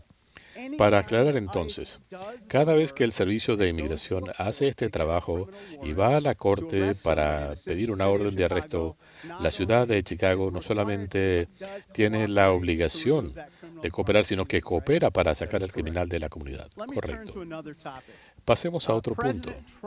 El presidente Trump ha dicho muchas cosas acerca de Chicago, incluyendo que, esto es un reporte de NBC, que es peor que Afganistán. La realidad dice lo contrario. Por ejemplo, Condé Nast recientemente dijo que Chicago era la mejor ciudad de Estados Unidos por 8 años. Una enmienda, la mejor condenada ciudad. Correcto. Que atraía inversiones, que era la ciudad que tenía el segundo mayor número de empresas tecnológicas en Estados Unidos. Sí, por 13 años consecutivos. Y es donde está el aeropuerto de O'Hare, el aeropuerto más interconectado del continente. Correcto. Eso no suena como Afganistán, ¿no es así? La ciudad de Chicago es un lugar hermoso. También tenemos el 20% de las reservas de agua dulce del mundo. Tenemos restaurantes maravillosos. Así que todo lo bueno de Estados Unidos pasa por Chicago. Abraham Lincoln fue nominado para la presidencia de Chicago y Barack Obama también viene de esta ciudad. Es un lugar de la mejor pizza y no vamos a aceptar insultos de Donald Trump o de nadie, ¿no es así? Correcto. Quisiera llamar su atención a otro tema. Alcalde Johnson, ¿estaría de acuerdo conmigo en que el costo de la vida es una preocupación para la gente de Chicago? Las condiciones económicas que no están siendo atendidas por Washington están causando mucha inquietud. Alcaldesa Wu, De acuerdo con el Departamento de Agricultura, el costo de una docena de huevos ha pasado de $6.59 el 19 de enero, cuando asumió la presidencia Donald Trump, a $8.39, un incremento de 27%. Y esto debe molestar a la gente de Boston, ¿no es así? La gente está haciendo lo mejor posible. Algunos tienen múltiples empleos y necesitan apoyo. Alcalde Johnson, me imagino que la gente de Denver también está preocupada. Ciertamente es el tema más importante para nosotros. El costo de la vida en la ciudad. Alcalde Adams, lo mismo se aplica a Nueva York. La accesibilidad es un problema que afecta a nuestra ciudad y por eso estamos haciendo lo mejor posible, poniendo $30 millones en los bolsillos de la clase trabajadora. Presidente Trump, respetuosamente le preguntaría, ¿cuándo será suficiente el aumento del costo de los huevos para que usted actúe? Cuando lleguemos a $15 por cartón, muy pronto será más barato comprar una caserina para una AK-47 que comprar comida para el desayuno. Pasando al último punto. Anoche, en un prolongado discurso, el presidente no habló ni una sola vez de Medicaid, algo muy preocupante para mucha gente. ¿No piensa usted, alcalde Johnson, que mucha gente en su condado parte de Medicaid? No, ciertamente el 70% de los individuos en nuestros hospitales están siendo servidos bajo Medicaid. Recientemente, un prominente hospital de Chicago me decía que recortar el Medicaid comprometería el acceso a la medicina para los niños del Estado. ¿Está de acuerdo en que esto es inaceptable? Eso es inaceptable. No importa de dónde venga la persona, si es blanco, negro, pobre o rico, los recortes de Medicaid serían devastadores para el sistema de salud. Gracias, cedo la palabra. Tiene la palabra el señor Perry de Pensilvania. Gracias, señor presidente. Alcaldes, gracias por estar aquí. Gracias por haber venido a Washington. Por definición o por alegación, ustedes representan a una llamada ciudad santuario. ¿Santuario de qué? Cualquiera. Alcalde Johnson. Gracias. Quisiera aclarar, nosotros no escudamos a la gente de leyes federales. No se consideran una ciudad santuario. Brindamos servicios y apoyo. ¿Son una ciudad santuario? No bajo esa definición. No son una ciudad santuario. Somos una ciudad acogedora. Entonces, ¿a quién reciben, a quién no? Recibimos a todos. Así que acogen a criminales, a gente cuyos antecedentes desconocen. Nosotros actuamos. ¿Cómo verifican ustedes quién es la ciudad a la que reciben en la ciudad? Nosotros no evaluamos a la gente que viene de Illinois o California. Así que ustedes reciben a cualquier inmigrante ilegal o a cualquier inmigrante ilegal sin cuestionarlo. Cuando la gente viene a Denver, pero ustedes les dan la bienvenida. Ustedes los han llamado a su ciudad. Y dicen, si vienen aquí, estarán a salvo de ¿qué? Gracias. Nosotros no llamamos a nadie. La gente que llega a nuestra ciudad, les damos el acceso a los servicios que necesitan. Y si quebrantan la ley, los procesamos. ¿Qué pasa si ya han quebrantado la ley? Si ya han quebrantado la ley y hay otra jurisdicción que tiene una orden de arresto, nosotros cooperamos para transferirlos. Lo que vimos, lo que decía el señor Jordan, ustedes realmente no hacen eso. Alcalde Johnson, ¿qué tal usted? Según mis documentos, ustedes han recibido 51.648 inmigrantes ilegales en su ciudad, el santuario. ¿Santuario de qué? Si usted se refiere al número de individuos que llegaron en autobús enviados por el gobernador Abbott, estos individuos solicitantes de asilo, esos individuos nos los enviaron en autobús. Yo aprobé una ordenanza para coordinar con el gobernador de Texas, él se negó a hacerlo. Pero esa transferencia de individuos fue el resultado de las acciones del gobernador de Texas, no de nuestra ordenanza, de la ordenanza de ciudad santuario. Así que ustedes no acogen a estas personas que llegaron ilegalmente. Los individuos que nos enviaron en autobús vinieron desde la frontera. ¿No son bienvenidos en Chicago? ¿No les dan albergue? Así que la ordenanza es muy clara. Esto permite que nuestras autoridades policiales se enfoquen en políticas locales y por eso hemos visto una baja en la criminalidad. Así que no les interesan las leyes federales, solo las locales. Cumplimos todas las leyes. Lo que nos importa es que Washington apruebe una reforma migratoria amplia. Los residentes de Chicago reportaron más de 28,000 crímenes violentos solo en 2024. Asalto agravado, fueron casos que se elevaron al nivel más alto en 2 décadas. También los recursos federales, millones de dólares fueron asignados a darle asistencia a inmigrantes ilegales en Chicago. Usted es el alcalde de Chicago. ¿Le parece que sus residentes o los residentes de su estado deberían pagar más por esto que lo que pagan por sus propias necesidades, por su propia seguridad pública? ¿Quién le eligió a usted?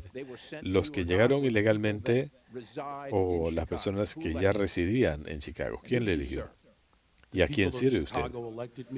La gente de Chicago me eligió como el 57º alcalde de Chicago y servimos a todos los residentes de Chicago, legales o ilegales, criminales o no. ¿Cuántos de los 662,566 inmigrantes ilegales con antecedentes penales reportados por ICE están radicados en Chicago? Tendría que confirmarlo, no lo tengo en la mente. ¿Piensa que el retener esta información tiene un impacto negativo? Nuestras autoridades se concentran. ¿Ustedes determinan si la persona está legal o ilegalmente en el país como parte de su sistema de justicia? Puede responder la pregunta, señor alcalde. La ordenanza de ciudad acogedora se asegura que nuestros residentes locales se comuniquen con las autoridades locales para asegurar que los criminales y la criminalidad sean atendidos. Gracias. Señor presidente, tengo una solicitud. Señora Presley, tengo una solicitud. ¿Por consenso? Proceda. Quisiera incorporar al expediente deportaciones masivas tendrían un impacto catastrófico en la economía de los Estados Unidos. Esto es de diciembre de 2024. ¿Qué publicación? La Comisión Conjunta Económica, diciembre de 2024. Así se ordena.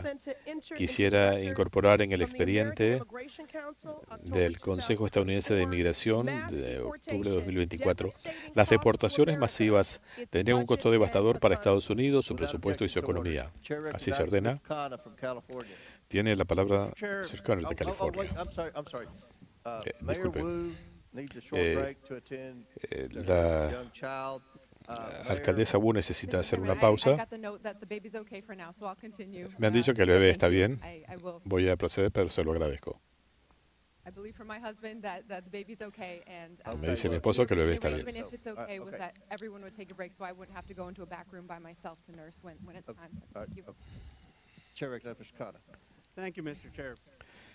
Gracias, señor presidente.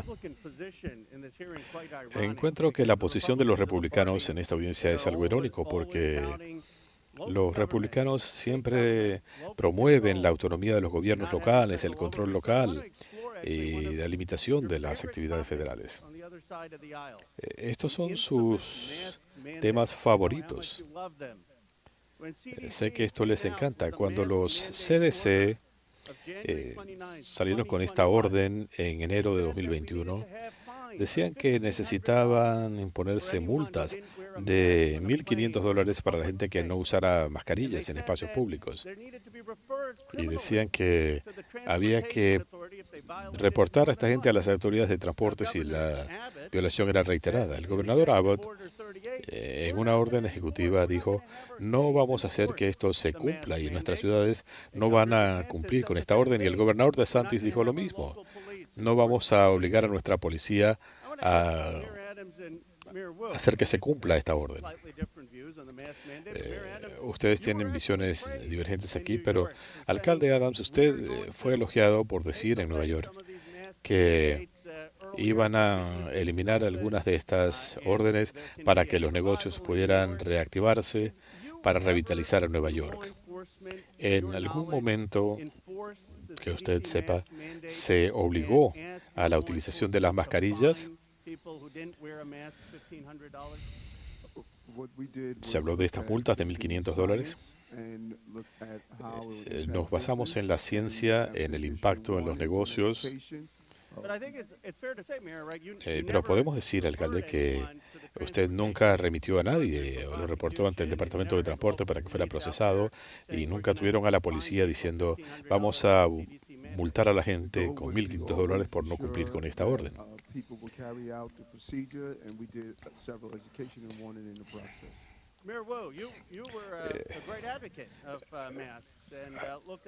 Alcaldesa Wu, usted defendió el uso de las mascarillas. Usted utilizó a la policía para que se cumplieran estas órdenes o estas multas de $1.500. No sé de ningún incidente de que alguien en Boston haya recibido una de estas multas o haya sido procesado por temas concernientes al uso de mascarillas. Ciertamente le damos prioridad a esto. Nuestro papel en la ciudad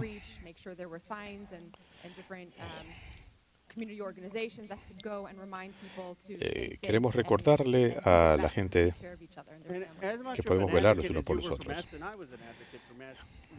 Yo defendí el uso de las mascarillas. ¿Vacilaría usted en ordenar a sus autoridades locales, decir, si alguien está quebrantando estas órdenes, que es necesario cooperar o reportarlos a las autoridades de transporte para procesamiento? Le diría, ¿qué pasa si le piden las autoridades federales que use a la policía para imponer estas multas y que presenten los documentos para procesamiento criminal? Sí. Creo que lo que estoy tratando de entender entonces es que si tenemos este precedente, si queremos que las ciudades impongan estas órdenes federales, ¿qué sucede cuando hay un presidente demócrata y dice: queremos imponer una orden que no le guste a los republicanos? O cuando conservadores como el gobernador DeSantis o el gobernador Abbott digan: no queremos que nuestras ciudades impongan estas normas. ¿Ve usted alguna diferencia entre que el gobierno federal le pida que hagan cumplir estas normas o lo que el gobierno federal le pida que se cumplan estas órdenes sobre mascarillas o control de armas, algo que no sea una prioridad para sus autoridades locales? Esto es parte de nuestra democracia, nuestro sistema de gobierno. El punto aquí entonces no es uno de federalismo en lugar de inmigración. Todos están de acuerdo en que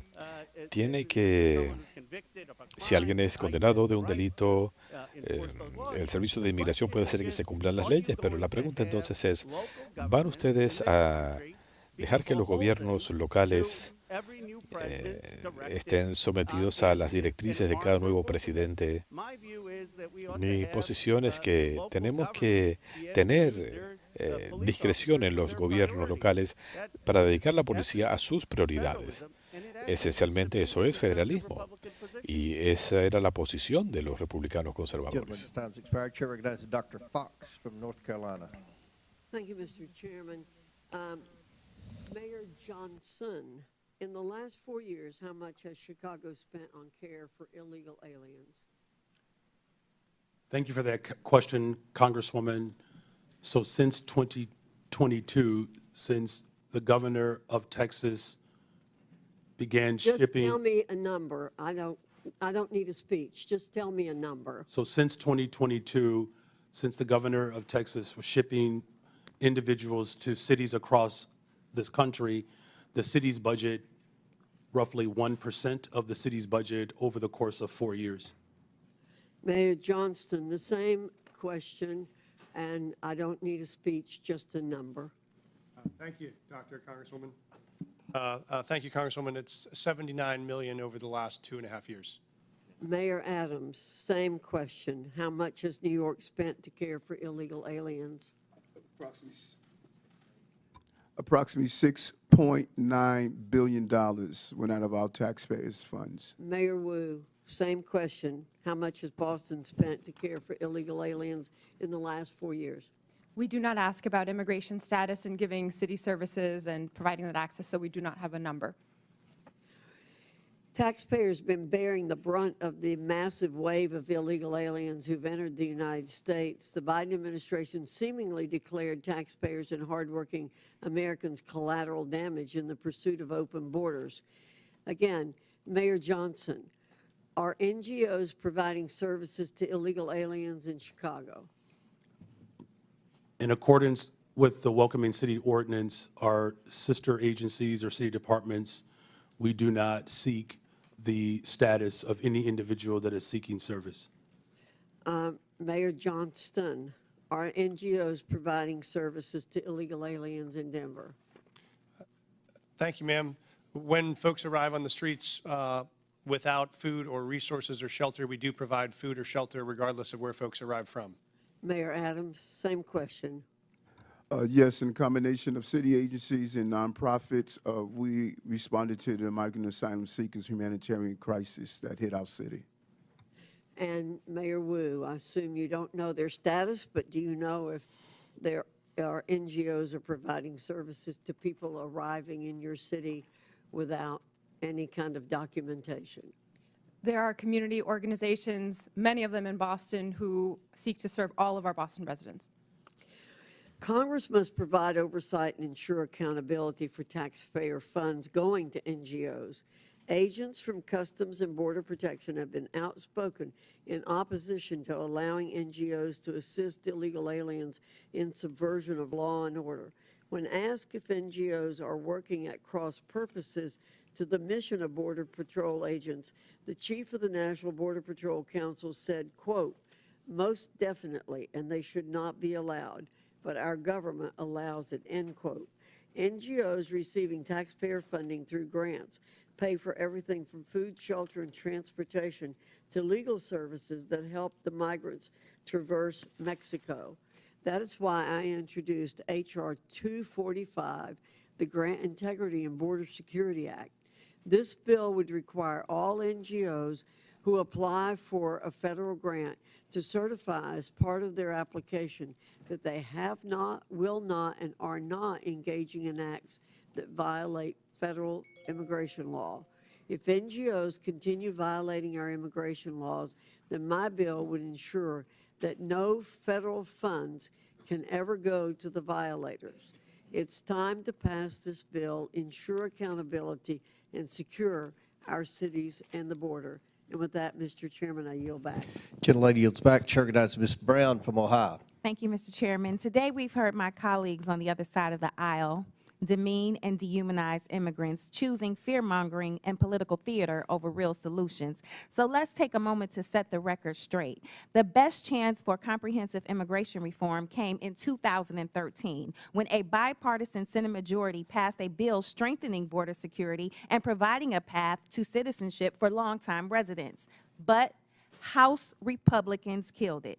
Fast forward a decade later to last year, the Senate crafted another bipartisan deal, one that would have enhanced border security and tackled the fentanyl crisis with better technology and more agents. But Donald Trump torpedoed it, preferring anti-immigration rhetoric to real solutions. So this isn't about fixing the problem, it's about exploiting it. And let's not forget, the president wasn't complaining about this when he was employing undocumented immigrants at his resort. We all remember President Trump's tired old tactics from his first term, the harmful Muslim ban, referring to black and brown countries as quote unquote shithole countries, and the cruel images of kids in cages. This time around is no different. President Trump signed multiple executive orders before even attempting to work with Congress. Mind you, a Republican-controlled Congress. So this isn't about policy, it's about fear. For the last decade, Trump has pushed menacing messages portraying all immigrants as criminals. But it isn't just coming from Trump. It's being amplified by right-wing media. A recent Ipsos poll found that people who watch Fox News are twice as likely to believe myths about immigration, including the false idea that immigrants commit more crimes than native-born Americans. This is objectively false, yet 2 in 3 Fox viewers believe it is true. This serves a purpose: fueling outrage, distracting from real solutions, and keeping the conversation stuck in a cycle of fear instead of facts. And Trump's latest immigration crackdown reinforces these misperceptions. ICE raids, choreographed for cameras, deportation sweeps with photo ops, wardrobe changes, and tough talk. The cruel performative videos of immigrants in shackles, $200 million in taxpayer money to air pro-Trump propaganda ads. Talk about waste, fraud, and abuse. All spectacle, no substance, all performance, no plan. On the campaign trail, J.D. Vance and Donald Trump promoted vile and xenophobic lies about Haitian immigrants in my state of Ohio. And now the Trump administration has moved to strip protections from 500,000 Haitians. These are people who have lived, worked, and contributed to this country for years. And they came here the right way, the legal way. But instead of recognizing their contributions, we are forcing them back to a country plagued by violence, instability, and humanitarian crisis. All so Trump can claim 500,000 more deportations. The cruelty isn't just the point, it's their pleasure. So let's be honest about what's really going on here. Mayor Johnson of Chicago, what sort of an impact will the Trump administration's decision to allow arrests at sensitive locations like hospitals, preschools, churches, and courts have on your city? Thank you for that question. As a welcoming city space, it's important that the trust between the community and law enforcement is strong. That's ultimately how we have built a safer city. Just this year alone, violent crime is down 20%. Any type of threat to the civility and to the humanity of people is a threat to the evolution of our democracy. And so it's incumbent upon Washington to ensure that we are funding our education system, that we are funding our transportation system, our healthcare system, creating more jobs. Just since I've been in office, we've increased youth employment, summer jobs by over 40%. Making sure that our young people see their purpose is the value of this democracy. And so I call on this body to continue to invest in the city of Chicago that sends billions of dollars to Washington. Thank you. Fear and cruelty are not the solution. It's distinctly un-American and a dangerous distraction from the Congress's responsibility to actually deliver progress on this challenging facing our country. And with that, I yield back. Gentlelady yields back. Chair recognizes Mr. Groffman from Wisconsin. Yeah, just a couple comments first. As far as the idea of who's committing crimes, we have no idea how many illegal immigrants in this country are committing crimes because nobody keeps track.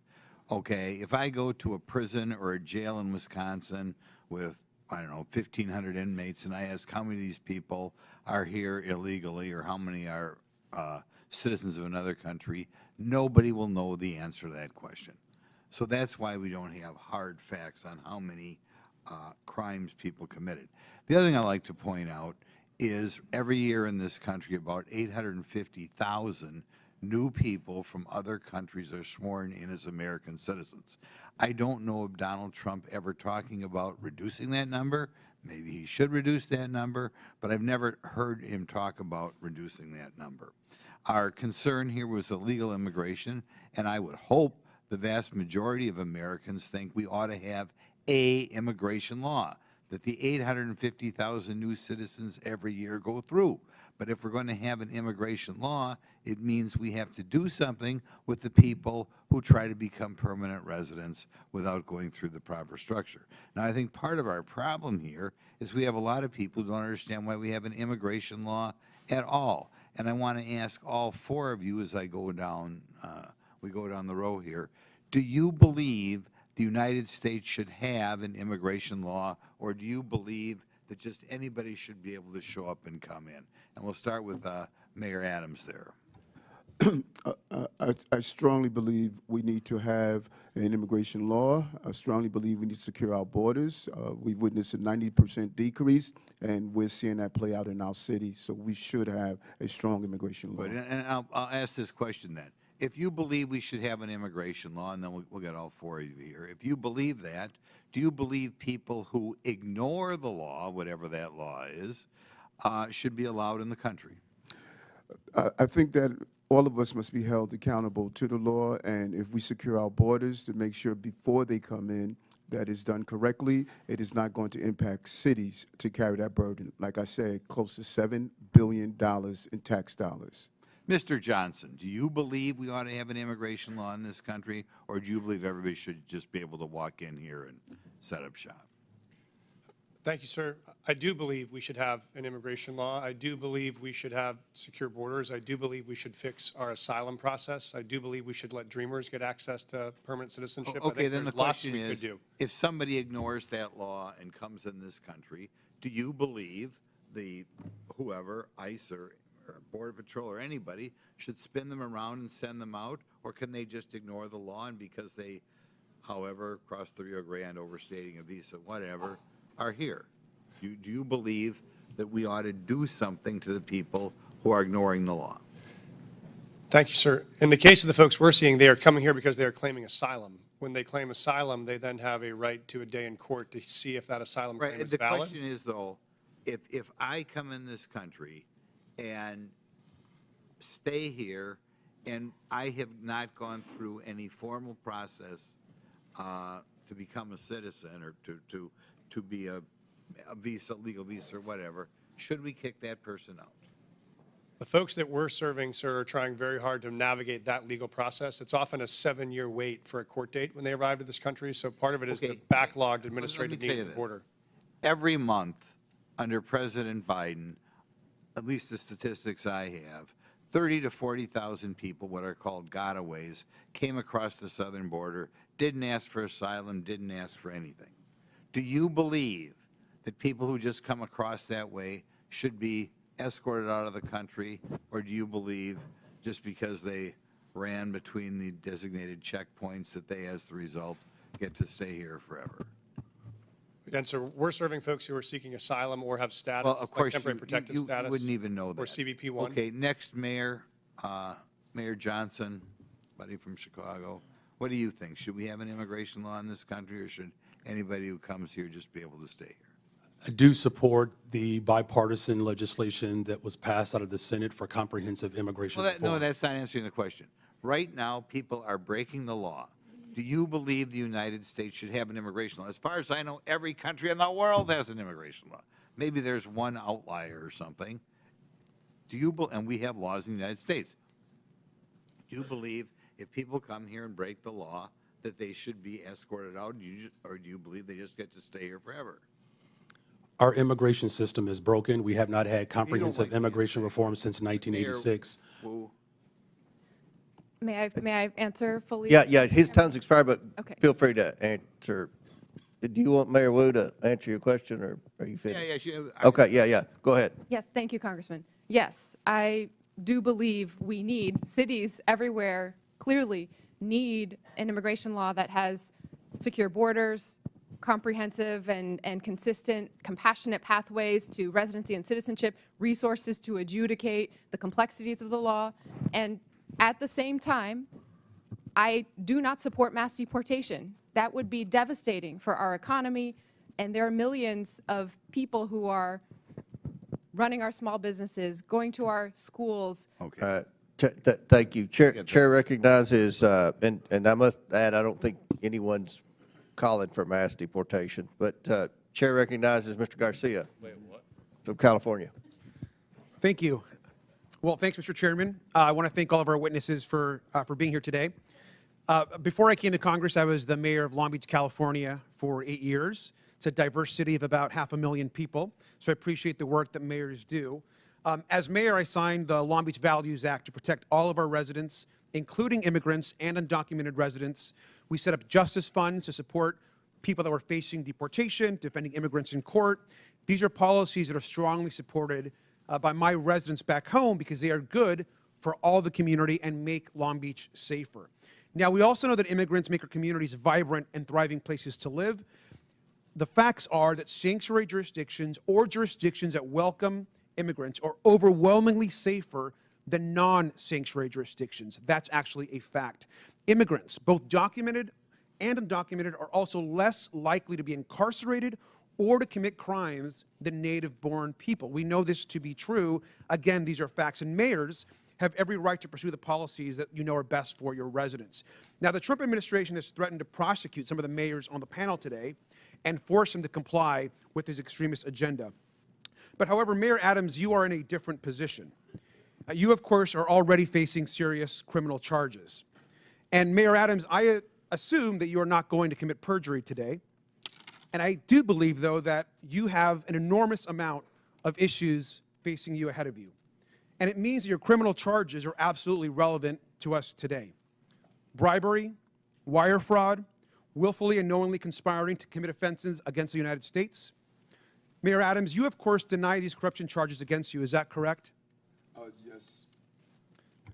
Yes, Congressman. Thank you. Now, I understand that you are proven innocent unless you are guilty, but you also have, sir, a trust problem. 4 of your deputy mayors have resigned. Now, this is serious, and Republican prosecutors agree that the evidence against you is ironclad, yet Trump's DOJ moved to drop these charges. Now, I just want to be and show this, I want to be just really clear and show this here. Now, look at how the Trump-appointed acting U.S. attorney who is prosecuting you described it. Because the law does not support a dismissal, and because I am confident that Adams committed the crimes with which he is charged, I cannot agree to seek a dismissal. Now, this is a conservative Republican who resigned when Donald Trump pressured her to drop the charges. And we know the Trump administration demanded that the charges be dropped. And this is key.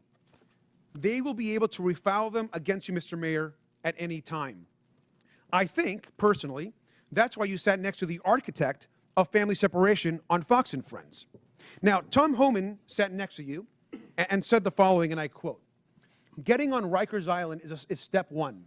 We're working on some other things that we don't really want to talk about on open air because the city council will be putting roadblocks up on us. The mayor and me have a commitment to several other things." Now, this was you, of course, and Mr. Homan, the architect of family separation.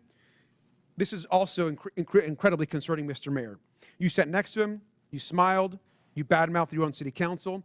Now, Mr. Mayor, we have a right to know if the Trump administration has actually coerced you into agreeing to anything. And Mayor Adams, I also want to be very clear. Are you selling out New Yorkers to save yourself from prosecution?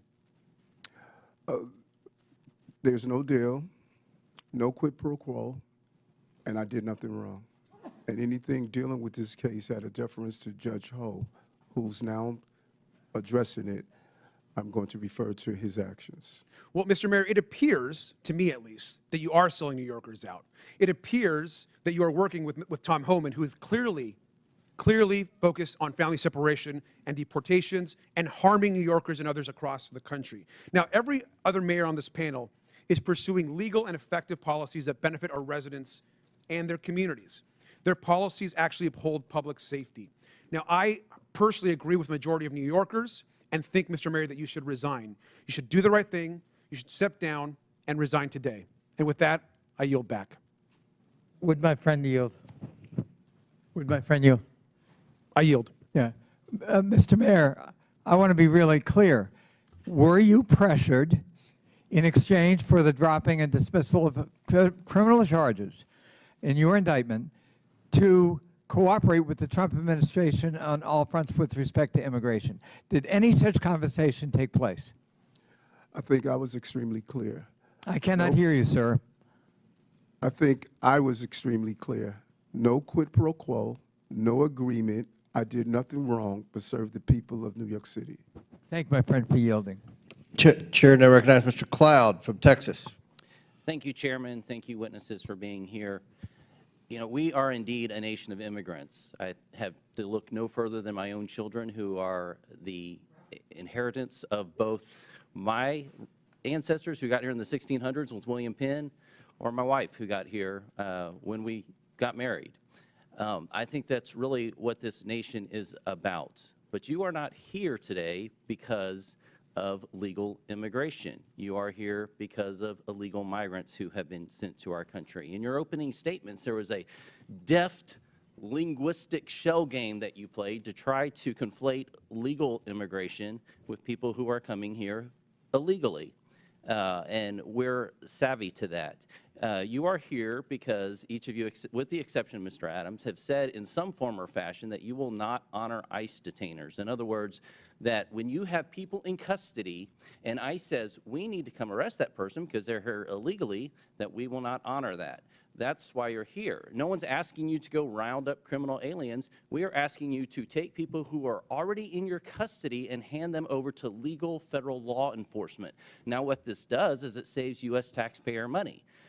It keeps from a greater presence of ICE and federal law enforcement in your communities, because if you're releasing them, it takes more people, as Chairman Jordan mentioned, to go in and to re-arrest that person, and it puts the lives of law enforcement in danger. This used to be a bipartisan issue. As a matter of fact, groups like the Cato Institute called President Obama the deporter-in-chief. And Mr. Chairman, I'd like to submit for the record a Cato article that said President Obama, deporter-in-chief, is the title of it. So why we have to ask is suddenly the left not embracing policies that Obama supported. We can look to last night, where it seems to be Trump derangement syndrome, where the left could not seem to applaud kids fighting cancer, a first lady, an accomplished immigrant in her own rights, where traditionally we have applauded and recognized and honored the families for their sacrifice. Many of them are, this is the president's issue, and they're kind of along for the ride. It was odd, I thought, that they applauded sending more money to the Ukraine, but not peace for Ukraine. And so it brings us back to why we're here and why this is a partisan issue all of a sudden. It boggles the mind. Now, Mayor Johnson, you seem to want to talk about Texas, so I'm from Texas. Let's talk about Texas. First of all, have you been to the southern border? I've been to Texas, but I have not been exactly to the southern border. Okay. You seem to talk about Governor Abbott and sending buses to your city. Now, I can understand the concern with that, but I will also let you know that Texas did not ask for the Biden administration to open the borders and send an exponential amount of people that have affected your city into our state. And you should know that no one forced them to go to your city. The reason they selected your city is because you have said it's a sanctuary city. Everyone was asked where they wanted to go before they got on the bus. No one asked them to get on the, or told them, forced them to get on the bus. They did it of their own free will, and they were sent to your city because of your stated claim to be a sanctuary city. Now, one thing I could tell you, having toured the facilities, is that I've been to those facilities under the Biden administration where there was a map on the wall, and you could see the migrants kind of pointing out which city they wanted to go to.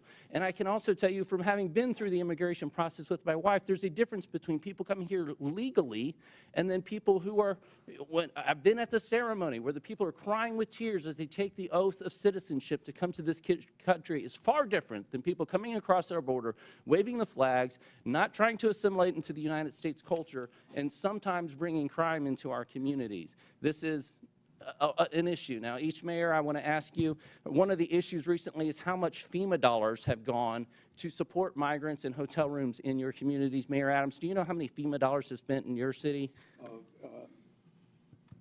$80 million, and I've been to the border, and I saw those maps pointing to New York. Thank you. Mayor Johnston? Thank you, Congressman. I know we do have some federal dollars. I have to get back to you on the exact amount. It's roughly 32 million, Mayor, 38 million. Mayor Johnson? I don't have the exact numbers. It's 32 million. Mayor? I don't have the number. I'd love to know. 29 million. So understandably, citizens are concerned about that, their taxpayer dollars that are supposed to be going to disaster relief for them and their communities going to illegal aliens. Do you agree, each of you, yes or no question, I only have a couple seconds, do you recognize that it is against the law to harbor criminal aliens? Gentlemen, time's expired, but please answer the question, Mayor Adams. Yes, reading federal law, correct. I do recognize that, and we do not do that. The city of Chicago does not harbor criminals. Yes, we follow the laws. Mr. Chairman, I have a unanimous consent request. Proceed. I would ask to enter into the record 2 articles. One, talking about President Trump putting mass deportations to the heart of his campaign during the campaign. And just last night, Trump vows to use U.S. military for mass deportations. Without objection, so ordered. Thank the chair. Chair recognizes Mr. Frost from Florida. Thank you, Mr. Chair. So the year is 1969. My abuela, Zenaida, my grandma, Yaya, gets a call. And her, my mother, Maritza, my aunt, Sandra, and my grandpa, Pepe, have to go to a plane within 24 hours because they've been approved to come to the United States. They came here as refugees in 1969 during the freedom flights from Cuba for their new life in accordance with the promise of this nation. ICE arrested hundreds of U.S. citizens during Trump's first term. Again, in the last few weeks, ICE has detained Native Americans, a teenage girl from Nicaragua, Puerto Ricans, a Puerto Rican military veteran, all legal residents, but all who fit the description. I bet someone like my grandma would have fit the description too, maybe even myself. Trump's border czar went on TV and raged about Americans studying up on their constitutional rights during interactions with ICE agents. It was one of the most despicable things I've seen. And the question is, why is he so upset that people know their constitutional rights? To the point where this administration has moved to try to intimidate members of Congress for trying to educate their constituents to know their rights. Why don't they want people to know their rights? Well, because if we know what our rights are, we'll also know when Trump tries to take them away. Mr. Beer, why are such outbursts from this administration alarming as threats to our rights and liberties? Well, you think about what we've heard about detainer requests. I have documented over 155 U.S. citizens who've been targeted by detainer requests, and they want to say, we're going to just take the discretion away from state and local governments over detainer requests, even in the case where someone is clearly a U.S. citizen. Here's my birth certificate. Doesn't matter. They're going to disregard it. And so, yes, I am well aware of the threat this administration poses to constitutional rights. So from what we see the last few weeks, should American citizens, should people with legal permanent residence in this country be also scared of this mass deportation campaign for themselves and their own children? Oh, absolutely.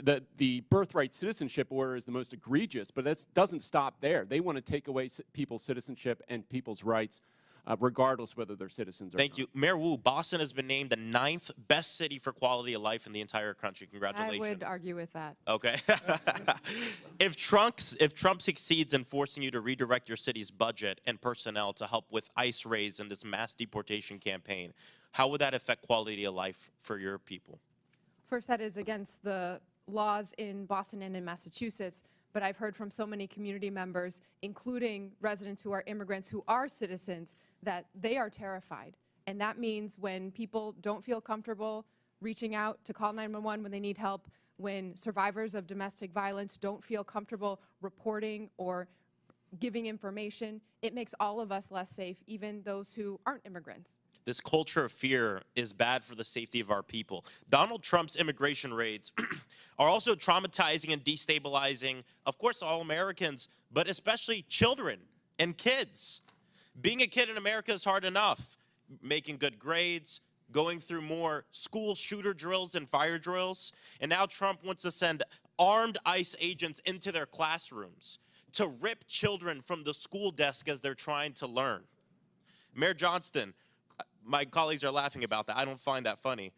What would a school day be like for a kid in your city when ICE suddenly bangs down on the door and abruptly grabs their teacher or one of their friends? Thank you, sir.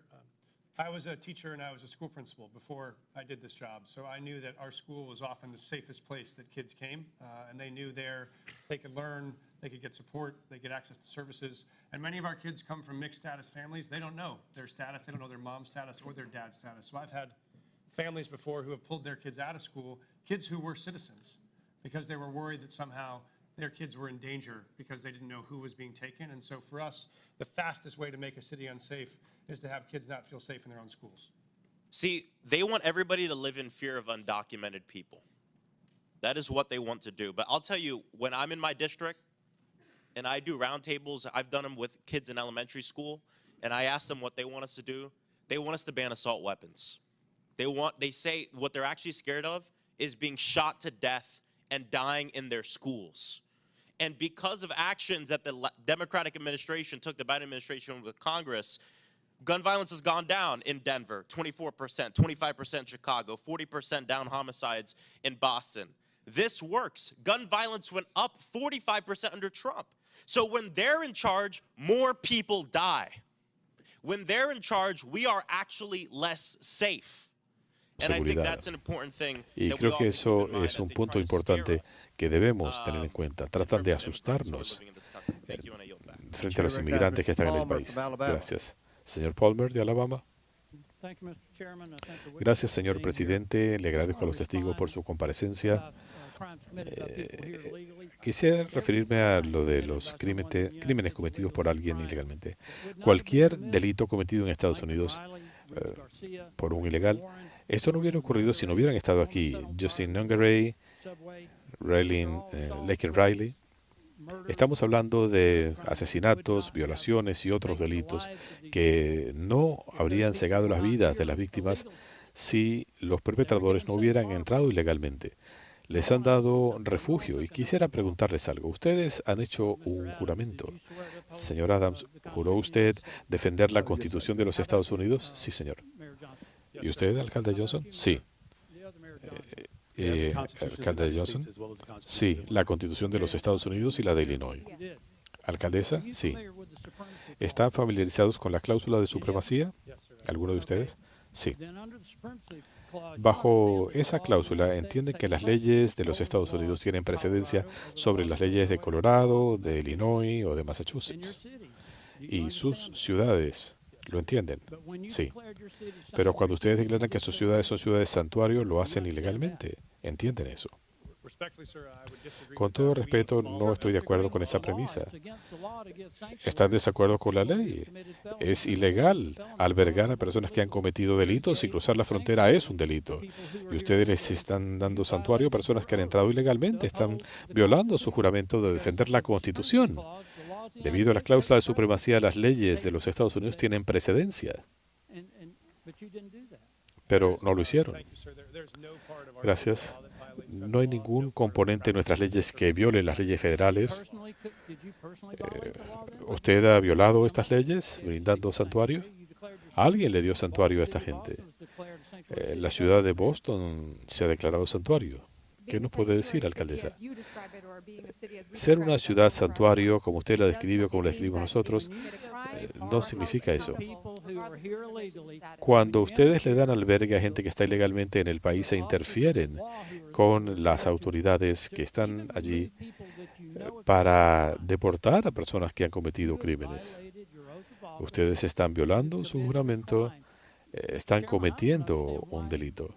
Señor presidente, yo no entiendo por qué no estamos hablando de obstrucción de justicia. Vamos a sincerarnos. Tenemos un problema en el país con la gente que ha entrado ilegalmente. Y yo les he mencionado solo unos nombres de personas que han sido víctimas de homicidios y violaciones. Hay múltiples casos. Hay toda una organización, Remembrance, establecida para recordar a la gente que ha sido violada, agredida, asesinada en el país, porque algunas ciudades, algunos funcionarios decidieron darle santuario a personas que vinieron ilegalmente y han cometido estos delitos. En San Francisco, una persona fue baleada por una persona ilegal. La víctima debería estar con vida. Murió en los brazos de su padre. Nuevamente, yo quiero saber si ustedes entienden la cláusula de supremacía. Las leyes de los Estados Unidos tienen precedencia sobre sus percepciones de cómo debe ser la ley. Yo lo reconozco y lo respetamos. Debo aclarar que nosotros de manera activa procesamos a los criminales y trabajamos con las autoridades federales. Si alguien tiene una orden de arresto, colaboramos, tenemos fuerzas de tareas para combatir narcotráfico, actividades de pandillas, robos. Trabajamos conjuntamente con el gobierno federal. Al alcalde Adams lo han criticado porque accedió a cooperar con las autoridades federales para que se cumplan las leyes de los Estados Unidos. Ninguno de ustedes se ha referido a eso. Nosotros defendemos las leyes de los Estados Unidos, lo hemos hecho todos los días y lo vamos a seguir haciendo. Creo que esto requiere un análisis más a fondo, señor presidente. Si dependiera de mí, yo consideraría la formulación de cargos. Creo que tenemos un problema aquí cuando decidimos que vamos a obedecer selectivamente a las leyes. No me importa quién lo diga o qué cargo tenga. Hay que respetar las leyes. ¿Puede ceder la palabra? No. Gracias, señor presidente. Vamos a tener otras 2 sesiones de preguntas y luego haremos una pausa de 15 minutos, quizá 20. Tiene la palabra el señor Casar y después el señor Higgins. Y luego tendremos la pausa. Señor Casar. Buenos días. Alcaldesa Wu, ¿puede hablarnos un poco en 20 segundos de cómo su gobierno ha ayudado a hacerle frente al desempleo entre los jóvenes de su ciudad? Sabemos que esto es un riesgo cuando hay muchos jóvenes desempleados. Nosotros nos hemos comprometido que cualquier persona joven en las escuelas públicas que quiera un trabajo pagado en el verano lo puede obtener y lo hacemos junto con empresas y organizaciones de la ciudad. Ha habido una participación récord. Gracias, alcaldesa Wu. Alcalde Johnson, ¿nos puede hablar acerca de las medidas que ha tomado su oficina para enfrentar las causas de fondo de la violencia en Chicago? Gracias por su pregunta, sí. Y primero que nada, es muy bueno reportar que la violencia ha mermado en Chicago desde que estoy en el cargo como resultado de un par de medidas. Primero, reabrimos 3 centros de salud mental porque sabemos que los problemas de salud mental y estamos en una crisis, requieren atención y también hemos incrementado el número de empleo para los jóvenes. Hemos contratado a más de 28,000 jóvenes y este año tenemos la oportunidad de contratar hasta 29,000. También hemos construido más viviendas, asignamos $11 millones para proyectos de construcción para tener otras 10,000 unidades accesibles y hemos contratado más detectives para trabajar en las comunidades para resolver los crímenes en la ciudad. Muchas gracias, alcaldes. Quiero agradecerles por el duro trabajo que hacen todos los días. En 40 segundos, ustedes describen cómo han construido miles de viviendas, cómo han contratado detectives, cómo han usado la comunidad para reducir la violencia, cómo están trabajando en aumentar los servicios de salud mental y mucho más. Eso es mucho más de lo que los republicanos han siquiera considerado. Y por eso los han traído a rastras. Quieren acusarlos porque no tienen un plan para hacerle frente al problema de la vivienda, o cómo reducir los costos, o cómo minimizar la violencia. Y de hecho, quizá algunos de sus planes sean simplemente empeorar estos problemas.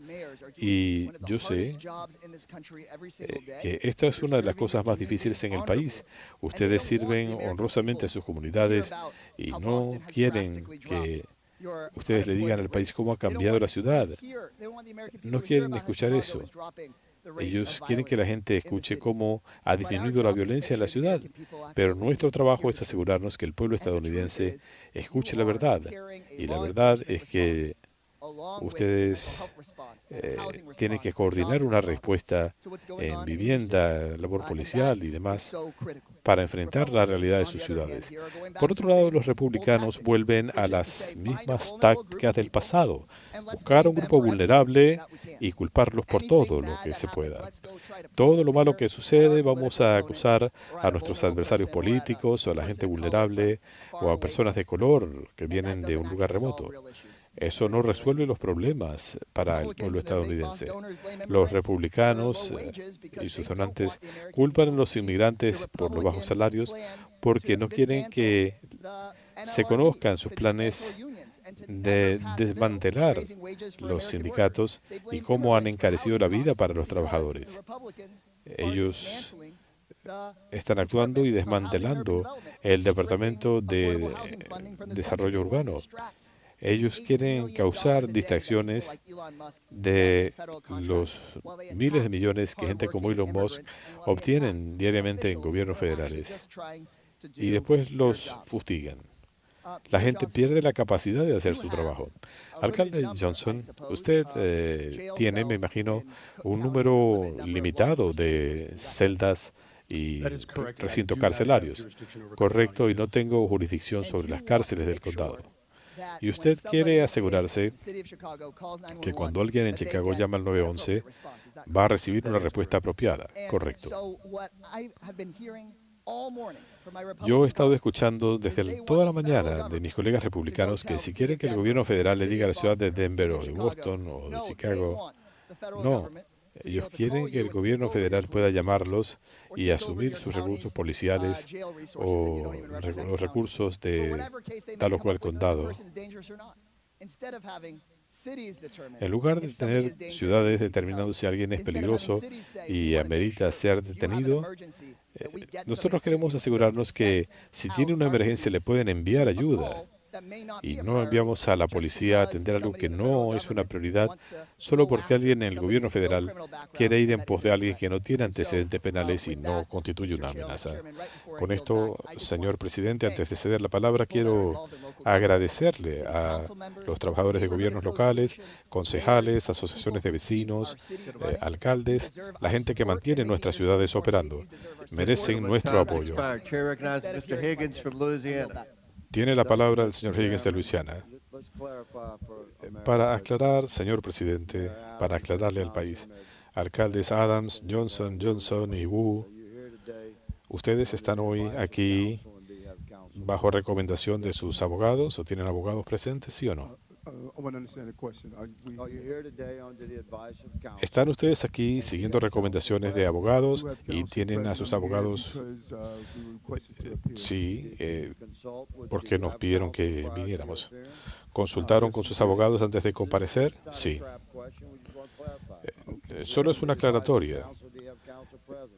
¿Tienen abogados presentes? Sí. Sí, porque fui invitado. ¿Se reunieron antes de venir para acá? ¿Discutió con su abogado? Sí, entonces están actuando bajo recomendación de sus abogados. Era para aclararle al país. Ustedes son alcaldes de ciudades santuarios, pero la narrativa ya no les es cómoda, porque hace 3 meses estábamos al final de años de tener millones de inmigrantes entrando sin control al país.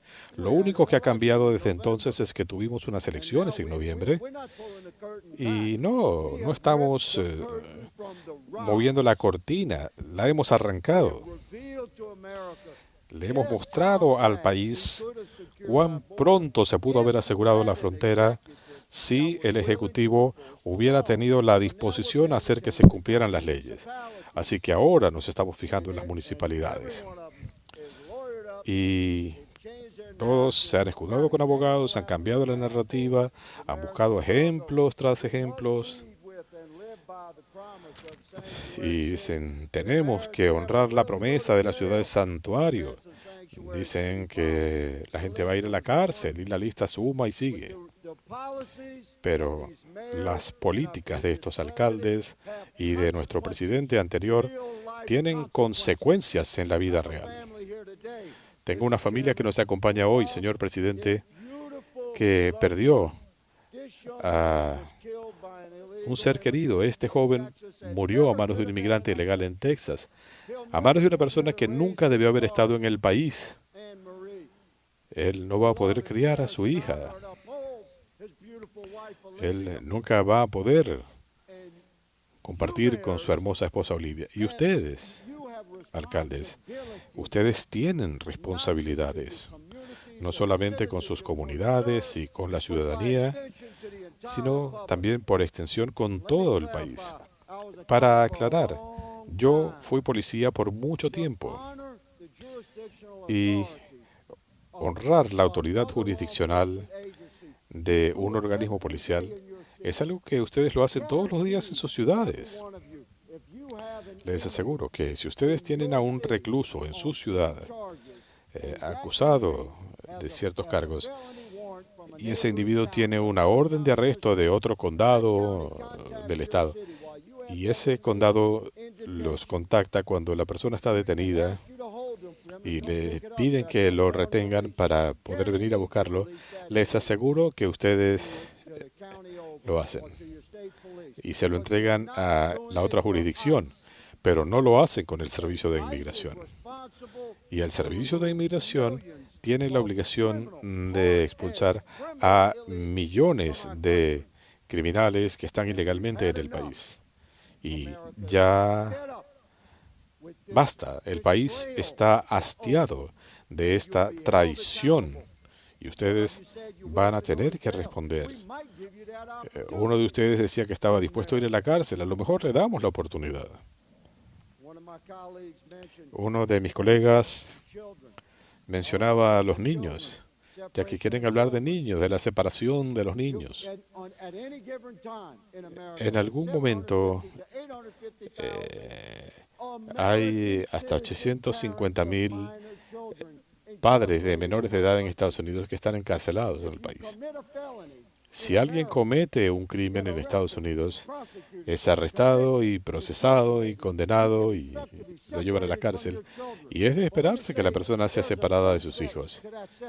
Pero eso tiene un límite, porque cuando la persona cumple su condena es puesto en libertad.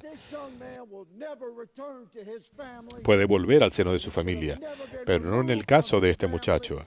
Nunca debieron haberlo separado de su familia. Si hubiéramos tenido un presidente y autoridades municipales dispuestas a honrar las leyes existentes. El país está entrando a una nueva era de respeto de nuestras leyes. Bienvenidos, señor presidente. Cedo la palabra. Mr. Chair, I have unanimous consent. This is an article from Señor presidente, Wire. quiero incorporar un artículo de Wire del 18 de febrero de 2025. Los recortes de fondos están ayudando a los traficantes de personas y están socavando los servicios a las víctimas. Aceptado. A petición de los testigos, hará una pausa de 20 minutos. La presidencia declara la comisión en receso por 20 minutos.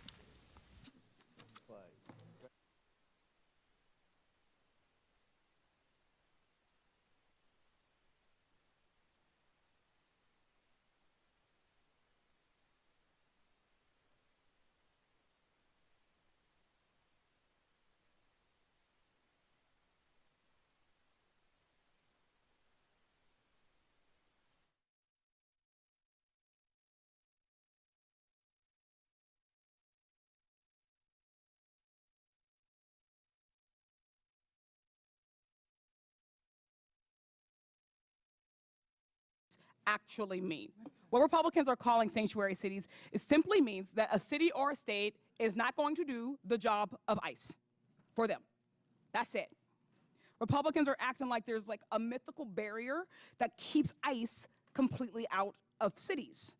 If you're listening to Fox News, they make it seem like they're police at the borders of Chicago keeping ICE agents out, and that's simply not the case. Republicans want every town, city, state to dedicate their limited resources to entering what's called a 287G agreement with ICE to either do their enforcement work on the ground or hold people in custody for an additional 48 hours on detainers. That's 48 hours beyond the lawful detention. To be clear, that is illegal. In more than 700 counties in at least 9 states, there are policies or court decisions limiting these ICE detainers, as it is such a blatant violation of the Fourth Amendment. And when people's Fourth Amendment rights are violated, it's the cities, not ICE, who face civil lawsuits. As a reminder to Republicans, the Fourth Amendment is the one against unlawful searches and seizures. Just last year, New York City's Department of Corrections had to pay $92.5 million in a settlement to those they unlawfully detained for ICE. Republicans are putting these mayors between a rock and a hard place. And the reason that they're doing this is because Trump is trying to get them to do illegal things. If they work for ICE, they risk violating their own residents' constitutional rights and opening themselves up to costly litigation. But if they don't do Trump's bidding, they're being threatened with losing federal funding. Today's hearing is nothing more than a shakedown against the mayors of some of our nation's biggest cities and a part of Trump's ongoing anti-city crusade. In Trump's America, if you disagree with his priorities, then you lose federal dollars. Just last week, Donald Trump actually called city leaders who oppose his cruel policies sick politicians. Just a few days before that, his border czar, Tom Homan, threatened that he would be bringing hell on the city of Boston. Mayor Wu, what do you think about these threats against Boston and their attempts to force you to enact policies that are against the very things your constituents voted for? The laws are most important and the safety of our residents are most important. And what I hear from all of our residents across every one of our neighborhoods is that, in fact, undermining the trust is what would make our city less safe. And so we need everyone to feel secure in their communities, like they can reach out, they can call 911 when they need help. And in our city, those laws actually help Boston police solve crimes. Thank you. Mr. Beer, question for you. I'd always thought that my Republican colleagues were strong supporters of state and local sovereignty and were against intrusion from the federal government. Do you think this lawsuit seems consistent with that position? Oh, absolutely not. If you look at the Supreme Court precedent on this, it came from a gun control law that said that state and local governments had to cooperate with the federal government on gun control. The Supreme Court said that's unconstitutional. Not a single member on this side, I believe, would be against that Supreme Court decision. Mm-hmm. There's nothing illegal about protecting people's constitutional rights and due process, education, and equal treatment under the law. But it is illegal for the federal government to withhold federal dollars that these cities' taxpayer dollars have gone towards. Mayor Johnson, Chicago ranks as one of the largest cities in the U.S. and has the 3rd largest metropolitan economy, boasting a GDP of $860 million. This makes it one of the most economically diverse cities in the nation, correct? That is correct. Would it be fair to say that your city generates billions in taxpayer revenue and that the average taxpayer in Chicago and Illinois contributes more than around $20,000 in federal income taxes, which is more than $1,310 above the national average? That is absolutely So correct. can we conclude that Chicago residents pay significantly more in taxes than they receive in return, contributing at least $5 in taxes for every $1 they get back in federal support? More than our fair share. Thank you. Only 9 states have taxpayers that contribute more to the federal government than they receive. All 4 of our mayors are from states on that list. Yet Republicans are saying that they should lose that money because they don't agree with their dear leader. Trump and Republicans are attempting to take money from blue cities and blue states and give them to their red states. Republicans too often demonize blue areas and cities that are the very areas that are keeping the economy going. The attacks we've heard on mayors today are not only shameful, they're dangerous capitulations to the impulses of this president who is trying to expand executive power in nearly every direction. I'd like to thank our mayors, Wu, Johnson, and Johnston, for coming in today, having the strength of courage to stand up to this administration. Thank you. I yield back. Chair recognizes the gentleman from Arizona, Mr. Biggs. Thank you, Mr. Chairman. So, Mayor Adams, you've agreed today. Sorry, over here. You've agreed today that New York City is a sanctuary city. Is that right? Based on the definitions, and it doesn't seem, Congressman, but there's now a uniform definition of that. But yes, right. But that's what you've proclaimed, Mayor Johnston. You've previously also declared that you're a sanctuary city. Mayor Johnson, you said that Chicago must lead with and live by the promise to be a sanctuary city. Mayor Wu, you said Boston police and other departments cannot cooperate with ICE when it comes to detaining on civil warrants. Of course, I don't know what Mayor Johnston would define it, but I do know that the Honorable Mayor Johnson from Chicago, they call theirs a welcoming city ordinance, and we've got Ms. Wu, Mayor Wu, who's referred to hers as a safe city. That's really interesting to me. So when you are a sanctuary city, you put limits on how much you're willing to cooperate with federal agencies' efforts to remove illegal aliens. And your policies are then contravene federal law. You just do.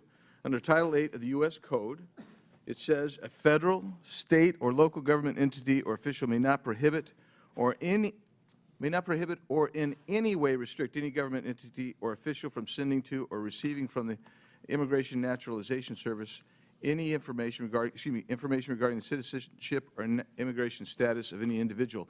Yeah, so when I look at your guys' ordinances, and I got them all up here, and they're really interesting stuff, and Denver, I think you testified previously that you rely on the statutory section, am I right, of the state statute. So let's just review this.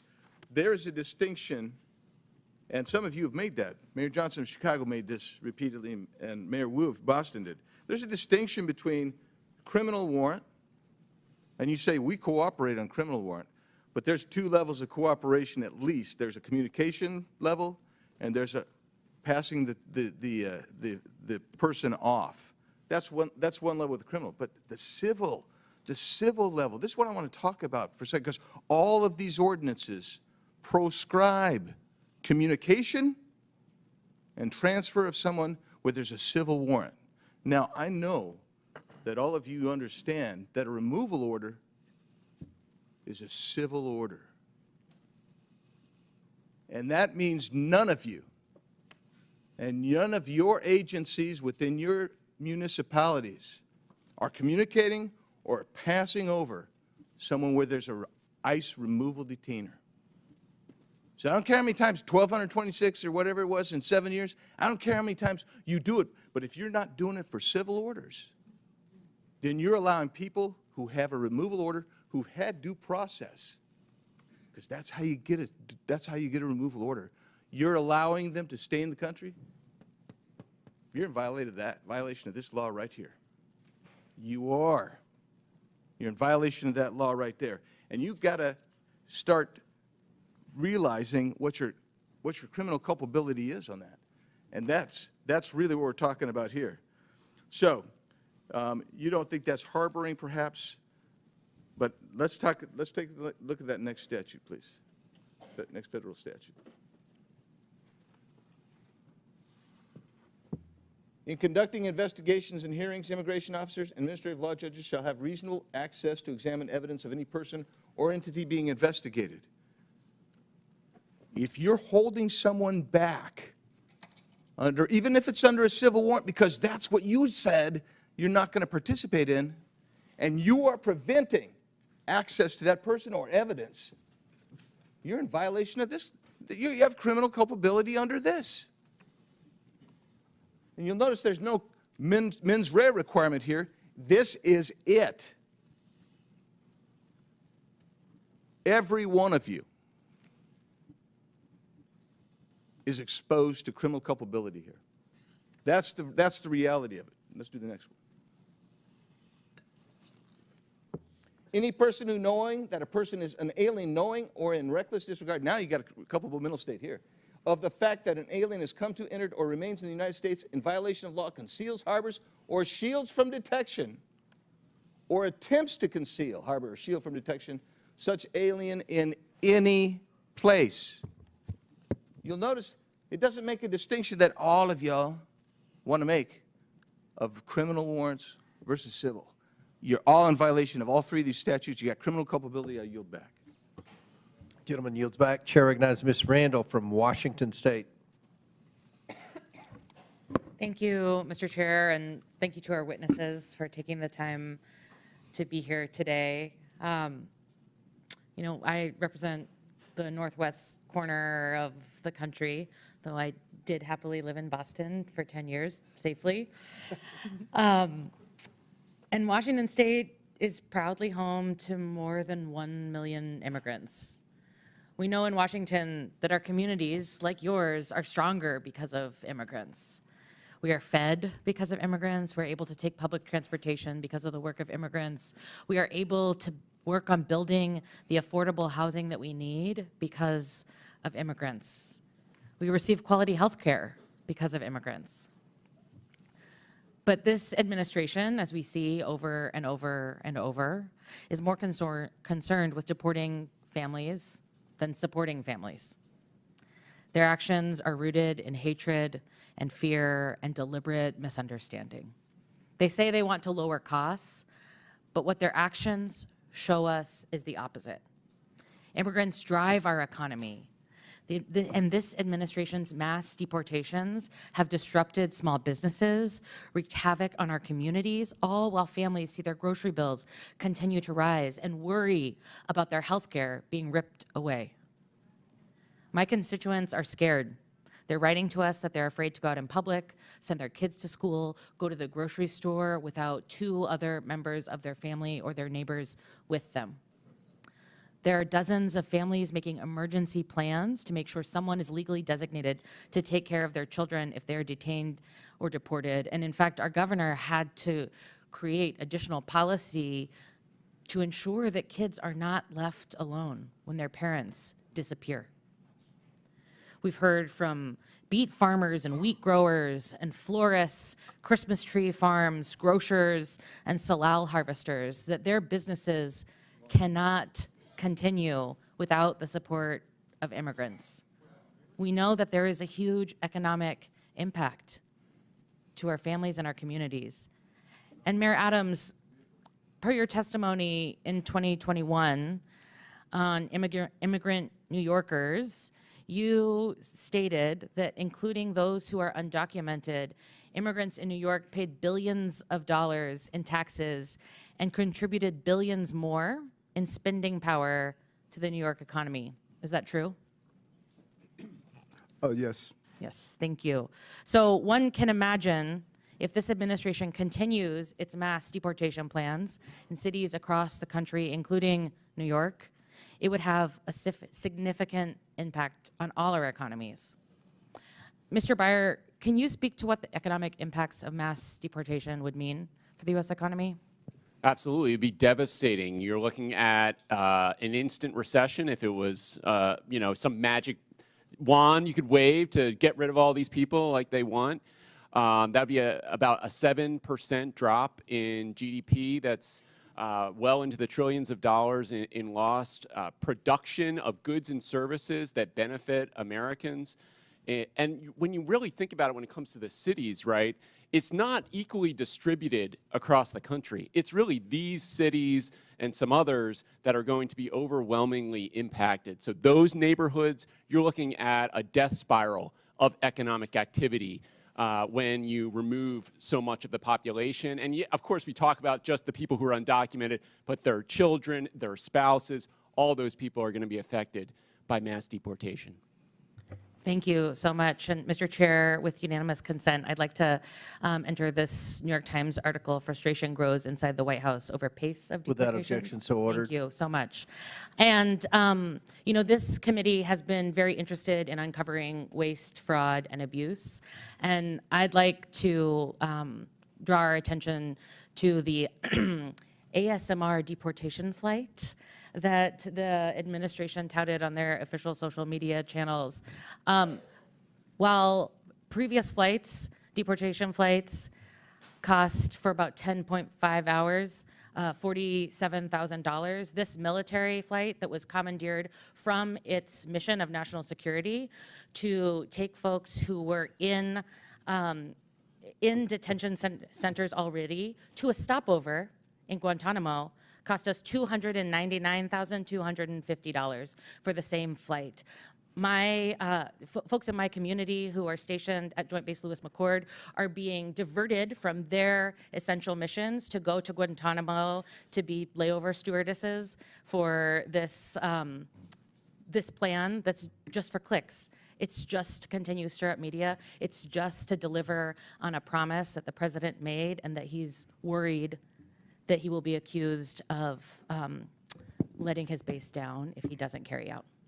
Thank you. Chair recognizes Ms. Mace from South Carolina. Thank you, Mr. Chairman. All of the mayors here today are actively working to harm the American people you represent. You all have blood on your hands. I'm going to ask a series of yes or no questions today, and I would like to remind all of you, you are under oath. I only want a yes or a no to my questions. My first question, do you acknowledge breaking into our country as a crime? Mayor Adams, yes or no? Do you acknowledge breaking into our country as a crime? I acknowledge. Yes or no? I acknowledge. Okay, Honorable Johnson, he's not going to answer the question. Yes or no? Is breaking into our country against the law? Yes or no? Depends how you cross the border. Okay, Some folks Mayor have Johnson, status. yes or no? Comprehensive immigration not an reform answer. policies Mayor are what's Wu? necessary in this Mayor Wu, moment. do you have a better answer than these gentlemen before you? Yes or no? Yes. Okay, do you believe it's acceptable for illegals who commit heinous crimes be released back into the public instead of being detained and deported? Mayor Adams, yes or no? Anyone break a crime? Yes or no? This is not hard. Yes or no? Anyone that break a crime should be detained. Okay, Mayor, yes or no? They should be deported. Okay, Mayor. Any individual that Yes or causes no? harm Yes or and no? breaks Okay, the Mayor law Wu? should be held accountable. This is why you have 6% approval rating, because you suck at answering questions. Mayor Wu? Yes or no? Anyone who's a public safety threat should be prosecuted. All right, I have my next question. When an illegal alien rapes a woman, do you believe you're on the right side of history? Mayor Adams, yes or no? Tell me, say that question again. Okay, Mayor Johnston. When a legal alien rapes a woman, do you believe you're on the right side of history? Yes or no? I will charge and prosecute them. Yes or no? Okay, well, okay. You said you would go to jail, didn't you? I will For charge and harboring illegal prosecute aliens or something, Mayor Johnson? Could you repeat your question, please? When an illegal alien rapes a woman, do you believe you're on the right side of history? Could you clarify that question? Okay, Mayor Wu, yes or no? No, rape is obviously Then horrible. why are you letting rapists back out onto the streets of Boston? That is not true. That is Okay. not what's happening in When Boston. an illegal alien molests a kid, molests an underage kid, do you pat yourself on the back for being compassionate? Mayor Adams? It's despicable, and he should be arrested. Mayor Johnston? I prosecute folks that commit crimes like that. You guys let him out on the streets. Mayor Johnson? We arrest violent criminals in the city of Chicago. Mayor Wu? We investigate, arrest, and prosecute. You guys don't sound very confident today. Would your city honor an ICE detainer on an illegal alien who rapes kids if one was issued today? Mayor Adams? Yes or no? In conformance with law, we will honor detainers. Mayor Johnson? If there's a criminal warrant, we'll help them pick them up. If there's no criminal warrant, we'll honor a notification request. Mayor Johnson? Criminal warrants, we always cooperate with federal agents with a criminal warrant. Mayor Wu? Get a criminal warrant, we will enforce. A criminal warrant. I'm talking about an ICE detainer on an individual who's here illegal who rapes kids. Do you all hate Donald Trump more than you love your country? Mayor Adams? I respect my president. I respect my Yes country. or no? and I You're having the respect hardest time my today. Senate. Mayor Johnston? I love my country. Yes or no? I love my Okay. country. Mayor Johnson? As the son of a pastor, I love everyone and this country. Mayor Wu? I love my country and my city. Do you all, are you all willing to go to jail for violating federal law? Mayor Adams? I'm not going to violate federal law, so I don't have to worry about that. Mayor Johnston? We don't violate federal law either. You don't violate federal law. We do not violate federal Is it law. violating federal law if you don't honor detainer requests from ICE? Absolutely not. In fact, the statute Congressman Biggs shared, we explicitly follow. The statute says you cannot prohibit city employees from sharing information about someone's status with the government. We do not prohibit that. Do you love illegal aliens more than you love your fellow countrymen? I love all the residents of the city and county. Mayor Johnston, are you willing to go to jail for violating federal law? The city of Chicago complies with all laws. Oh, I highly doubt that. Mayor Wu? We are not violating federal law. Mayor Wu, I have a last couple questions for you. Do you believe that ICE arresting a child rapist, quote, threatens everyone's safety, end quote? Yes or no? No. Does ICE arresting a murderous MS-13 gang member threaten everyone's safety? Yes or no? No. I would like to hold up this quote of you where you say, ICE's efforts actually threaten the safety of everyone, end quote, Boston Mayor Michelle Wu. You're a hypocrite. Thank you, Mr. Chairman, and I yield back. Chair recognizes Mr. Chairman, I have unanimous consent Subramaniam. request. Mr. Chairman, I have unanimous consent request. Proceed. I'd like to seek unanimous consent to enter into the record this article, and I'll do this as a survivor of sexual violence myself. This is from Courts, March 2018. Without objection, so ordered. Data from Texas shows that U.S.-born Without objection, so ordered. We've put it in the record. I haven't entered it. You have what? Mr. Chair, can I have several articles. I need to enter them. Let me just go ahead with what the articles are, what they speak to. What's the next article? Let me proceed. Data from Texas shows that U.S.-born Americans that is commit not- more rape Presley, and murder than immigrants. Listen, this trend of you Data all from trying to get Texas thrown out of shows committee that so you can get on US-born MSNBC Americans is going to commit end. more We're not rape. going to put up with it. This is Chair my recognizes procedural Mr. right as a Subramaniam. member of this committee You can to go. enter documents You can go with into the Mr. record. Frost and Mr. I'm Green. reclaiming my time. That's You what do you not want. get to No. dictate Ms. Presley, how I've been I very. recite the I have articles been very for the accommodating record. to you, Mr. Subramaniam. And I Start take the particular clock. umbrage Start as a the clock. survivor No, I of don't. sexual violence. Go. I will enter Order. into Order. the record. This is my right. Thank you. No. It is Mr. Subramaniam. Mr. Time. Chair, No, you know the process of unanimous consent. You are not I have recognized. several articles to enter into the record. Mr. Subramaniam, if you don't go, we're going to recognize Mr. Timmons. Thank you, Mr. Chair. I just wanted to bring up a bill that's going to be before the floor, H.R. 32, a bill that would basically take away federal grants if the administration thinks you are a, quote, sanctuary city, which, by the way, isn't even very well defined.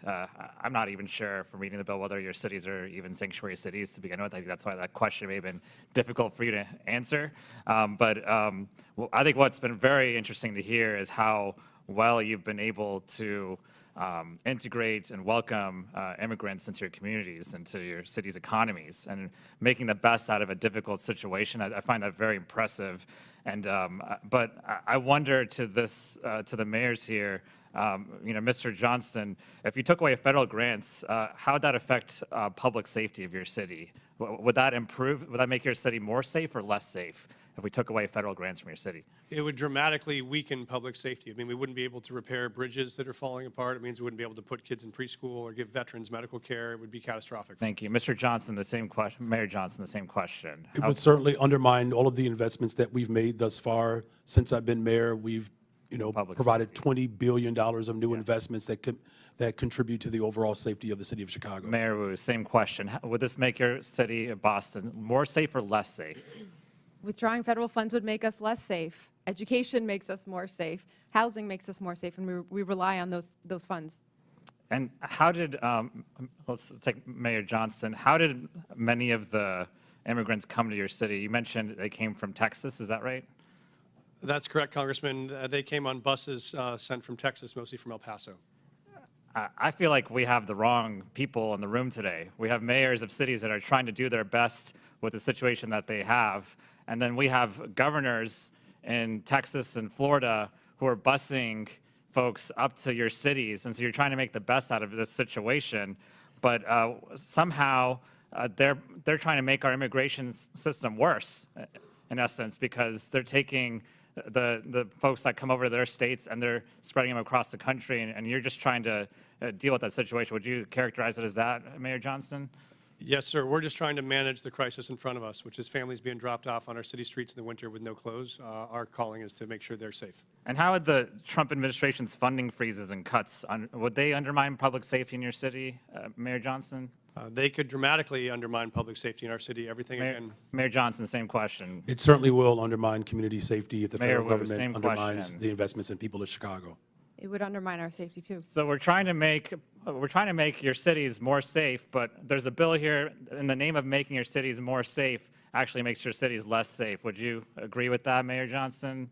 Yes, sir, I would. Mayor Johnson, same question. Mayor Wu, Yes. same question. And I think this bill is actually, in a way, extortion, because you're basically trying to take away funding from a city if they don't do what the administration wants you to do. But, let's talk about extortion for a minute. Mayor Adams, I think everyone's a little bit concerned about the timeline of events that has led to your case being dropped. And so, Mayor Adams, did you meet with Tom Homan on December 12th of last year?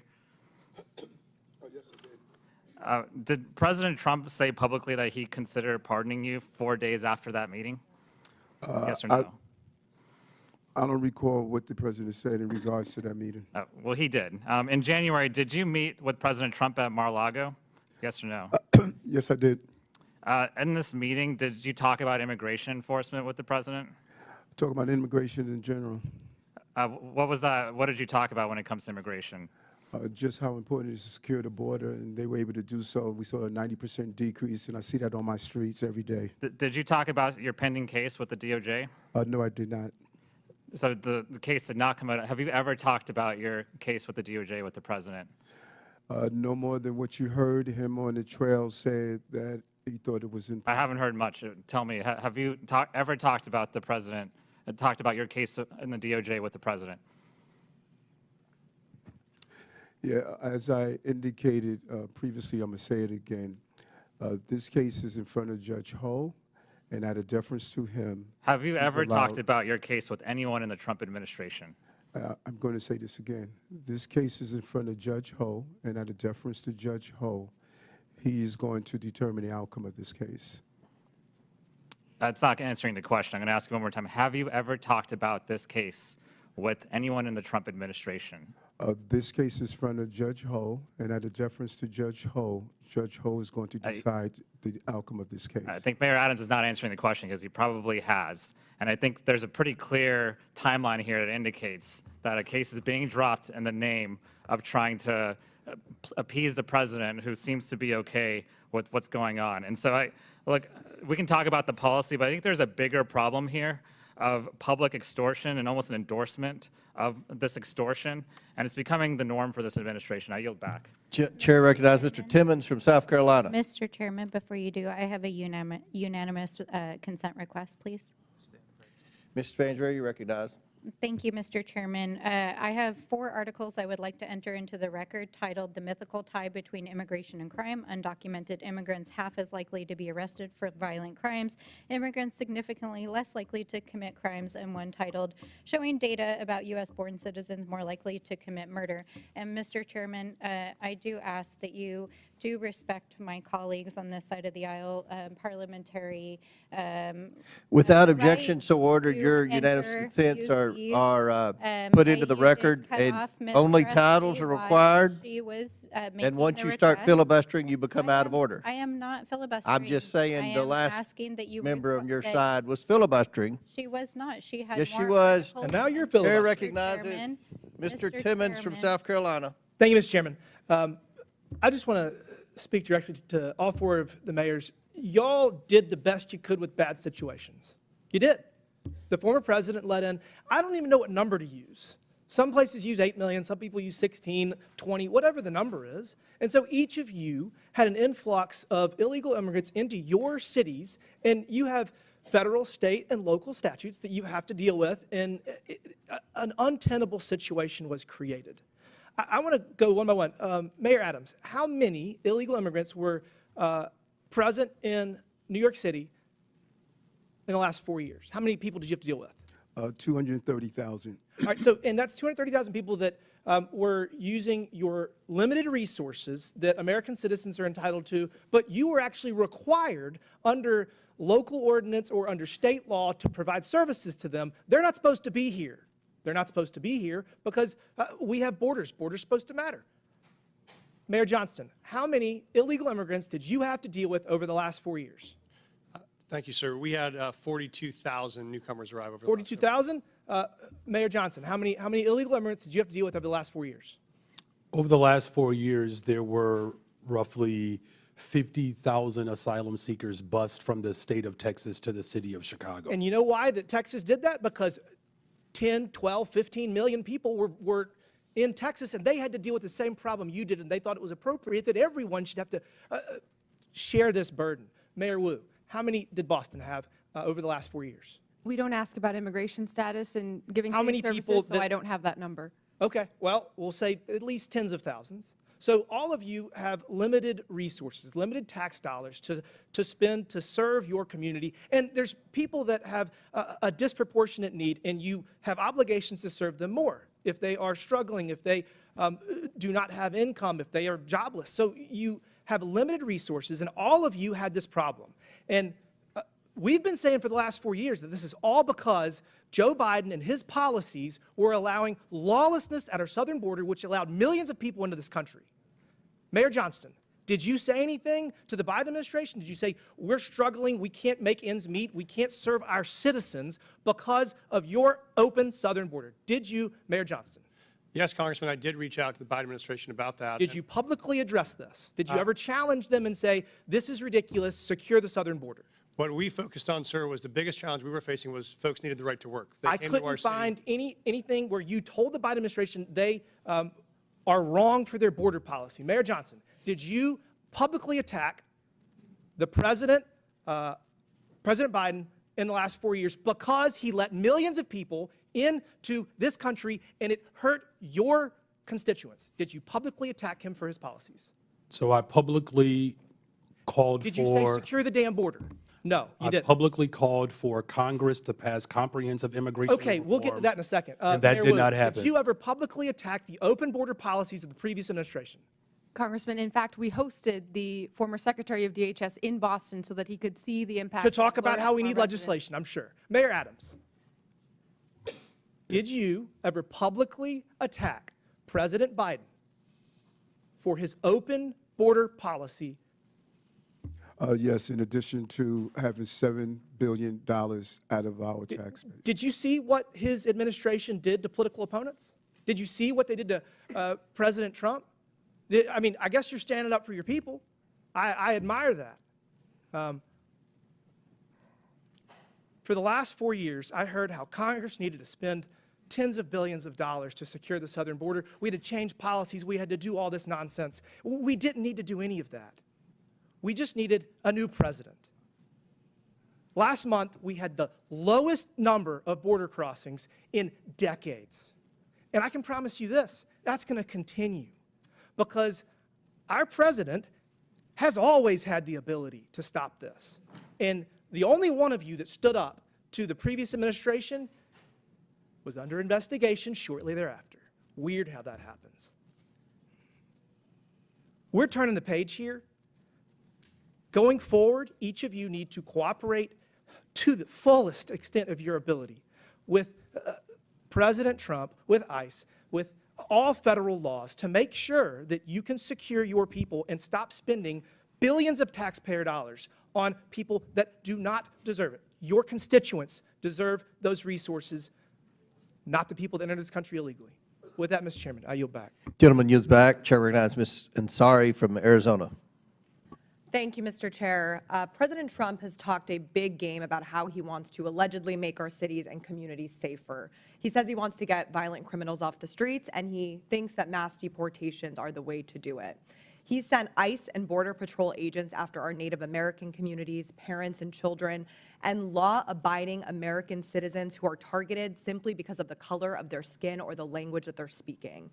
The chaos and the fear that this has instilled pits neighbor against neighbor, creates more distrust in law enforcement, and puts us all in danger. Mayor Wu, first of all, congratulations on your baby. What have you been hearing from communities in Boston? Are people fearful of engaging with law enforcement?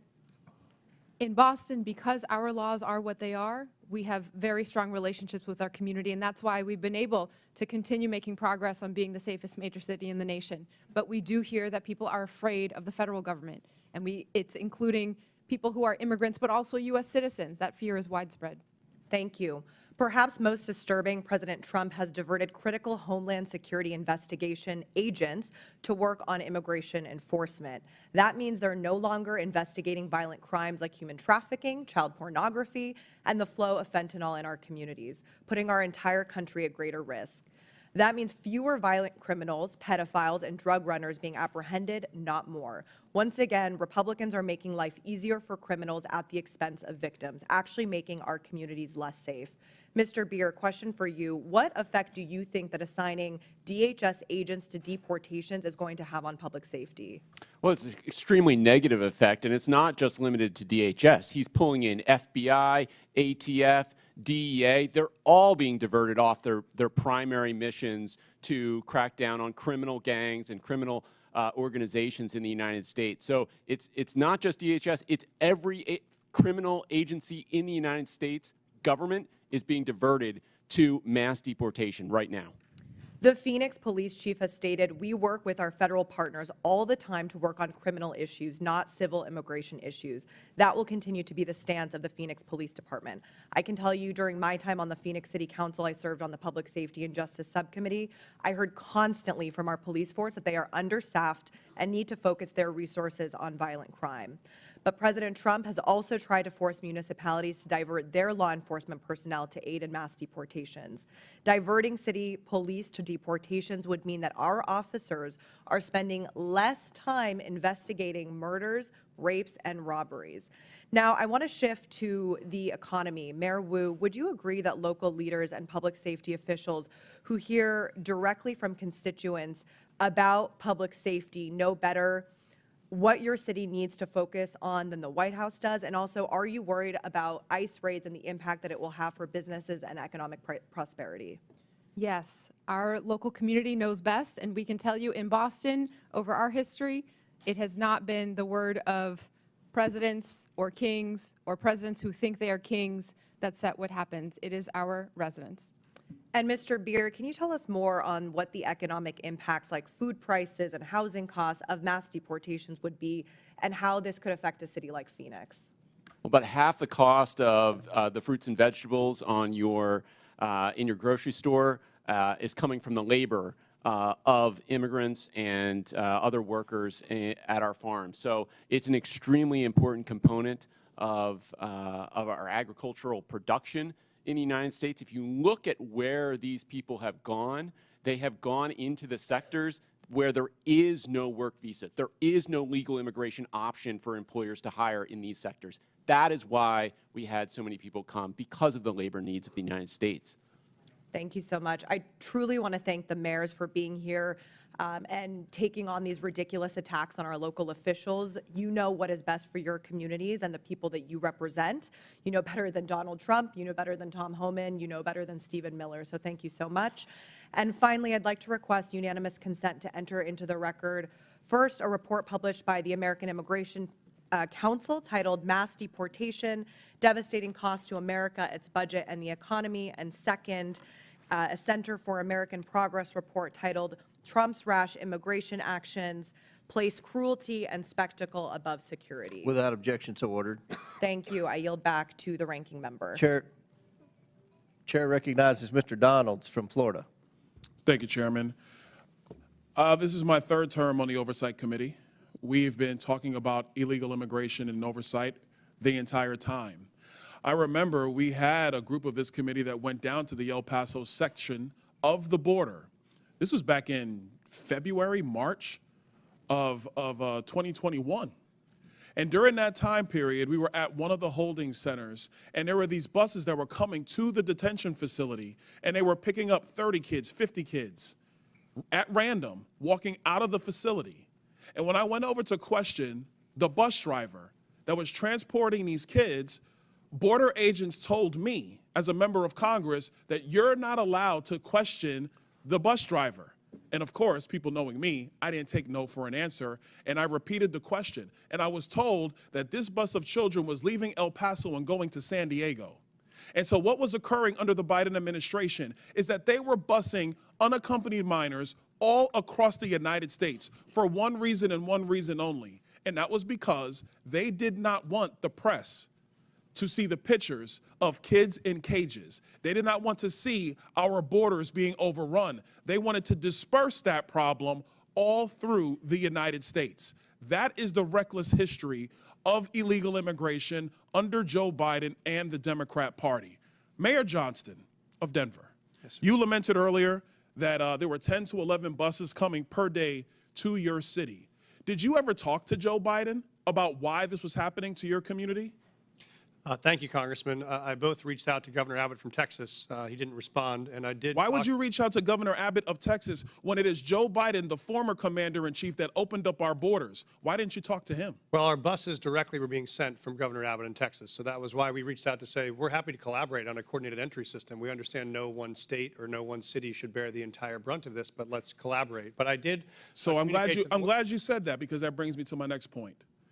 Governor Abbott and Governor DeSantis, when they started moving illegal aliens out of their states who were bearing the brunt of what Joe Biden and Kamala Harris were doing, and they've sent them to Denver, they sent them to Chicago, they sent them to New York, they sent them to Martha's Vineyard. The reason why they did that is because you four could hide behind the realities of illegal immigration on border towns all through our country and on cities and states who did not want to see illegal immigration, but did not have the political representation to go to the White House. And only when it showed up on your doorstep did you get upset. Mayor Johnston, coming back to you, how much did your city spend on illegal immigration? Do you have a round number?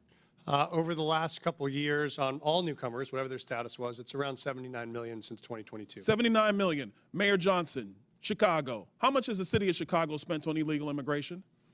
If you're referring to the 2022 up to 2024 of the buses coming from Texas, roughly the same percentage of the state of Texas, about 1% of our overall budget. What is that? Because I don't have the city's budget in front of me. Numbers. It's 1%, and if you want the actual calculation, we can make sure someone. You're the mayor. You don't have the math in front of you. It's 1% of the overall budget over the last 4 years. That's why you're a failing which mayor. is Mayor the same Adams, number that how was much did sent the city from of us New from York the actually state spend of on Texas. illegal immigration? Mayor Johnson, I already asked you. You don't have a hard number, and if you don't have a hard number, you're not running your city well. Mayor Adams, how much did the city of New York actually spend on illegal immigration? $6.9 billion of taxpayers' dollars. $6.9 billion of taxpayer money on a problem that was fostered on the American people. Mayor Wu, in the city of Boston, how much did you spend? We don't ask about immigration status and delivering city You don't services, ask so about we how don't much have money that the city number. of Boston has spent on illegal immigration? We Are don't you out of your distinguish mind? between immigration status. Do you as manage part your of our budget city or not, policies. Mayor Wu? That is how we keep Mayor our city Wu, safe. do you manage we your have budget or the not? numbers to prove it. I manage my budget. I have a AAA bond rating dating back 10 years. So to the city of Boston, budget. just understand that your mayor does not care how much of your resources she has spent on people who are not citizens The city of of Boston the city of is Boston. sick of having I'm people reclaiming my outside time. Boston Mr. telling Bear, us what we Mr. Bear, I have need. a question for you, because I understand Cato's perspective when it comes to illegal immigration. I understand that the Cato Institute for a long time has had a standard of actually having open immigration into the United States. Generally speaking, I don't want to get into specifics. We support legal immigration. We want immigration to be legal. So let me ask you this question, because one of the great libertarians of the modern era, Milton Friedman, famously said, you can either have open borders or a welfare state, but you have to choose. Mr. Beer, what do you choose? Milton Friedman said he wanted to allow illegal immigration to continue. I disagree with Milton Friedman's position on that. We should have legal immigration and build a wall around the welfare state, not around the country. That's in the best interest of taxpayers. And I would argue that under the current system where you have sanctuary cities popping up, it is not possible to build that wall. So America has to choose, Mr. Beer, you're done. America has to choose between securing our nation or protecting the taxpayer. I choose secure the nation. I yield back. Gentleman yields back. Chair recognizes Mr. Bell from Missouri. Thank you, Mr. Chair. In the 80s, there was the war on drugs. That didn't go so well. We essentially created classes of criminals for people, citizens, who just needed help. And I won't recount that entire history, but I don't think that we realized the error of our ways until it impacted more affluent communities, particularly with the opioid epidemic. And so now Republicans have began a new campaign, a war on immigrants. And while Republicans and Democrats both recognize the need to strengthen our borders, instead of sitting down and actually fixing the border situation, as has been alluded to, or actually we did that, but then after supporting it, Republicans voted against it after their boss told them not to, which really would have been a win for the American people. So as a former prosecutor, I recognize policing and community relationships go hand in hand. You have to have them in order to be effective with law enforcement. And to get bad people off the streets who are not going to commit a crime in front of a police officer, oftentimes it's our people in our communities who can help get those people off the street by sharing and cooperating with law enforcement, but that starts with trust. And understanding, as a former prosecutor, limited resources. We have to be considerate of how we utilize those resources. And so my first question, Mr. Byron, I'm going to go quick because I want to try to get to y'all. Why will requiring a local police department to honor extrajudicial ICE detainers or risk losing federal funding make our cities less safe? Well, you're taking resources away from whatever the higher priority is. So if you're talking about carrying out mass deportation and having state and local police detain people who are not public safety threats, then you're talking about in New York City, they're spending $1,500 a day on a bed. So that's $1,500 taken away from other public safety priorities. Absolutely. And Mayor Wu, and congratulations again as well. Thank you. And first, you're welcome for St. Louis born and bred Jason Tatum. You're welcome. Thank you, thank you. Why is it in Boston's best interest to make sure people who are experiencing domestic violence or are victims of violent crime feel comfortable coming forward to law enforcement with the knowledge that local police are not reporting them to ICE? We need those who have information. We need those who are victims and survivors of crime to know that they can come forward and get the help that they need. And when that happens, we keep everyone safer. Absolutely. And many law enforcement agencies have articulated that their primary responsibility is to keep communities safe by focusing on violent crime and public safety threats. However, deputizing requires officers to take on federal immigration duties, diverting resources and personnel from their core mission. So when cities use their discretion, and Mr. Byron, this is a quick question for you, do you believe that this additional burden makes communities safer, or does it risk overextending local departments at the expense of addressing serious crimes? I think states are best positioned to answer that question. It certainly can if you're imposing a mandate that is distracting from their public safety mission. And it's interesting to note that the majority's bill on this, H.R. 32, has an exception written in there for witnesses and victims of crimes. If you don't report them, it's okay under that bill, except no one's walking around with a victim or witness badge on them. So when a police shows up and responds to a call, they don't know who's a witness or victim. So the idea that, you know, you can just cordon that off and put that to the side doesn't hold up. I appreciate that. I'm just short on time. And Mayor Johnson, I have two quick questions for you, and you can give them the weight that you decide to give them. First, who has more world championships, the Cardinals or the Cubs? Mayor Adams, I don't want you in on that one. Can you tell us about the ways in which Chicago cooperates with federal law enforcement? Yeah, thank you for that question. Violent crime in the city of Chicago is down. It continues to go down in my leadership because of our investments. Having trust between community and police, local police, is attributed to that. And our local police department allies and cooperates with federal agents around human trafficking, drug trafficking, getting guns off the street, getting gangs off the streets of the city of Chicago, and it has worked. And the first black first lady in the history of Chicago is a Cardinals fan. Shout out to Hazelwood East. Hey, that's my school. Thank you. I yield back to the ranking member. And it's the Yankees. No questions for you, Mr. Allen. Chair now recognizes Ms. Luna from Florida. Mayor Wu, does the Boston Trust Act restrict communication with federal immigration authorities regarding individuals' immigration status, yes or no? We do not collect immigration status in law enforcement. I'd just like to point out, and Mr. Chairman, if I could enter the Boston Trust Act into the record. Mr. Chairman. Without objection, so ordered. Thank you. On page, or let's see, section 4AA, a law enforcement official and employment of the city department, agency, or commission shall not, and then A, inquire of an individual on his or her immigration status. Under Title 8, U.S. Code subsection 1373 stipulates that local governments cannot prohibit or restrict communication with federal immigration authorities regarding individuals' immigration status, so your enforcement of this act is in direct violation of that statute. Can you please confirm? That is not Thank the you, truth. ma'am. That's a U.S. code. I don't know about you, but U.S. code does not lie. We do not ask about Mayor immigration Johnson, I'm not status, and that talking is to you what anymore. makes us Next safe as a question, city. Mayor Johnston, you said in your testimony that the first step you took after illegal aliens arrived was to provide them with housing. Is that correct, yes or no? Folks that were on the streets freezing to death, we gave access to shelter. Yes, we did. Thank you. Not to be rude here, but you have a good understanding of what the definition of harboring is, correct? I do. Okay. For those that might not, harboring means to knowingly or recklessly provide shelter or place to stay for an illegal alien. And according to Title 8 of U.S. Code subsection 1324, that is also a federal crime. Just to be clear, did you also say that you would be willing to go to jail to stop deportation efforts? I did say that I'd be willing to stand up for all of our residents, and the context was that was the point at which the administration was threatening to deploy the U.S. military to streets of our cities to Okay. pull kids out of schools and churches, Thank so we you. were worried about that. Thank you, Mr. Johnson. Mr. Chairman, I'd like to enter into the record an article from CBS. Without objection, so ordered. Thank you. In this, it says, Johnston said earlier this week that he's willing to use civil disobedience and, if necessary, going to jail to stop deportations. My final question would be for you, Mr. Mayor Johnson.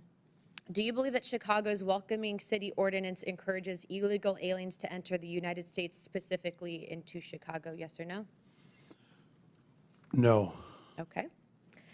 So you don't believe that banning the transfer of individuals into ICE custody for the purpose of civil immigration enforcement encourages illegal immigration into Chicago? Or how about agencies, sorry, one second, or agents not being able to stop, arrest, or detain individuals based solely on their immigration status or administrative warrant? So we comply with all laws, local, state, and federal. To me, after this line of questioning, it's very clear that these policies that you have all implicated are active and alive and well in your cities, are in direct violation with U.S. Title 8 Code subsection 1324, and it is a federal offense. But you all speak about a broken immigration system, and yet here you guys are aiding and abetting in that entire process. I want to be very clear about something.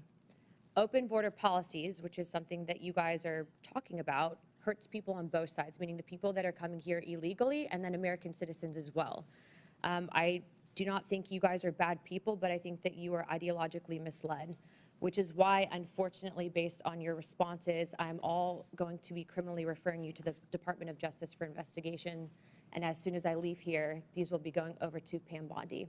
I'm not doing that in an effort to bully you guys, but I do believe that your policies are hurting the American people, and you can make that known with the evidence that you can present to the Department of Justice. But if you guys continue doing what you're doing, you're not going to help anyone. You're going to hurt more people, and that's exactly why I'm tired of it. The American people are tired of it. And Chairman, I yield my time.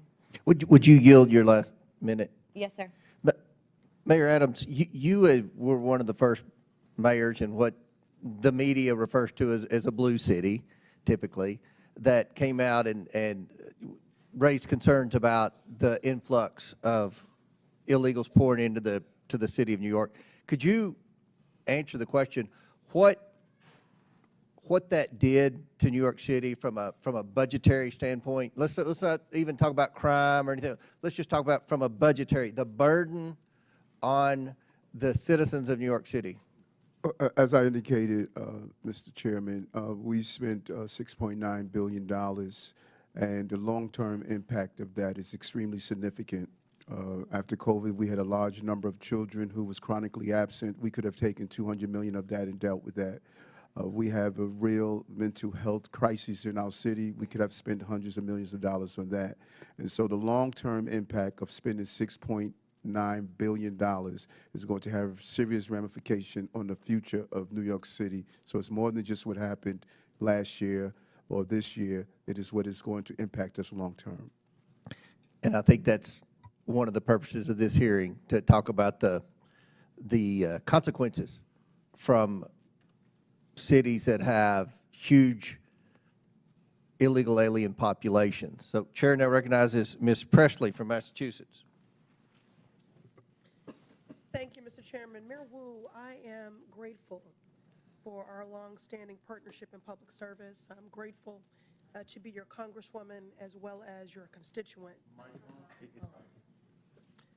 Can I get that time back? All right. Again, grateful for our longstanding partnership in public service, grateful to be your Congresswoman, and grateful to be your constituent. It's clear my colleagues across the aisle didn't do their homework because the fears and division they're trying to project onto Boston are really the stuff of Fox News fever dreams. Our city is vibrant, our city is diverse, our city is beautiful. Mayor Wu, immigration is central to the economic success of Boston, is it not? Absolutely. All of our key industries, whether it's healthcare, life sciences, higher education, financial services, everything that we do depends on immigrant residents and the contributions that they make. Thank you, Mayor. Well, immigration defines Boston. For generations, our city has been shaped by people who have endured incredible hardships to arrive at our shores seeking a better life. They drove taxis, opened restaurants, studied at our schools, built homes, repaired our roads and bridges, cared for patients, cleaned offices, built businesses, provided essential early education and childcare for our babies.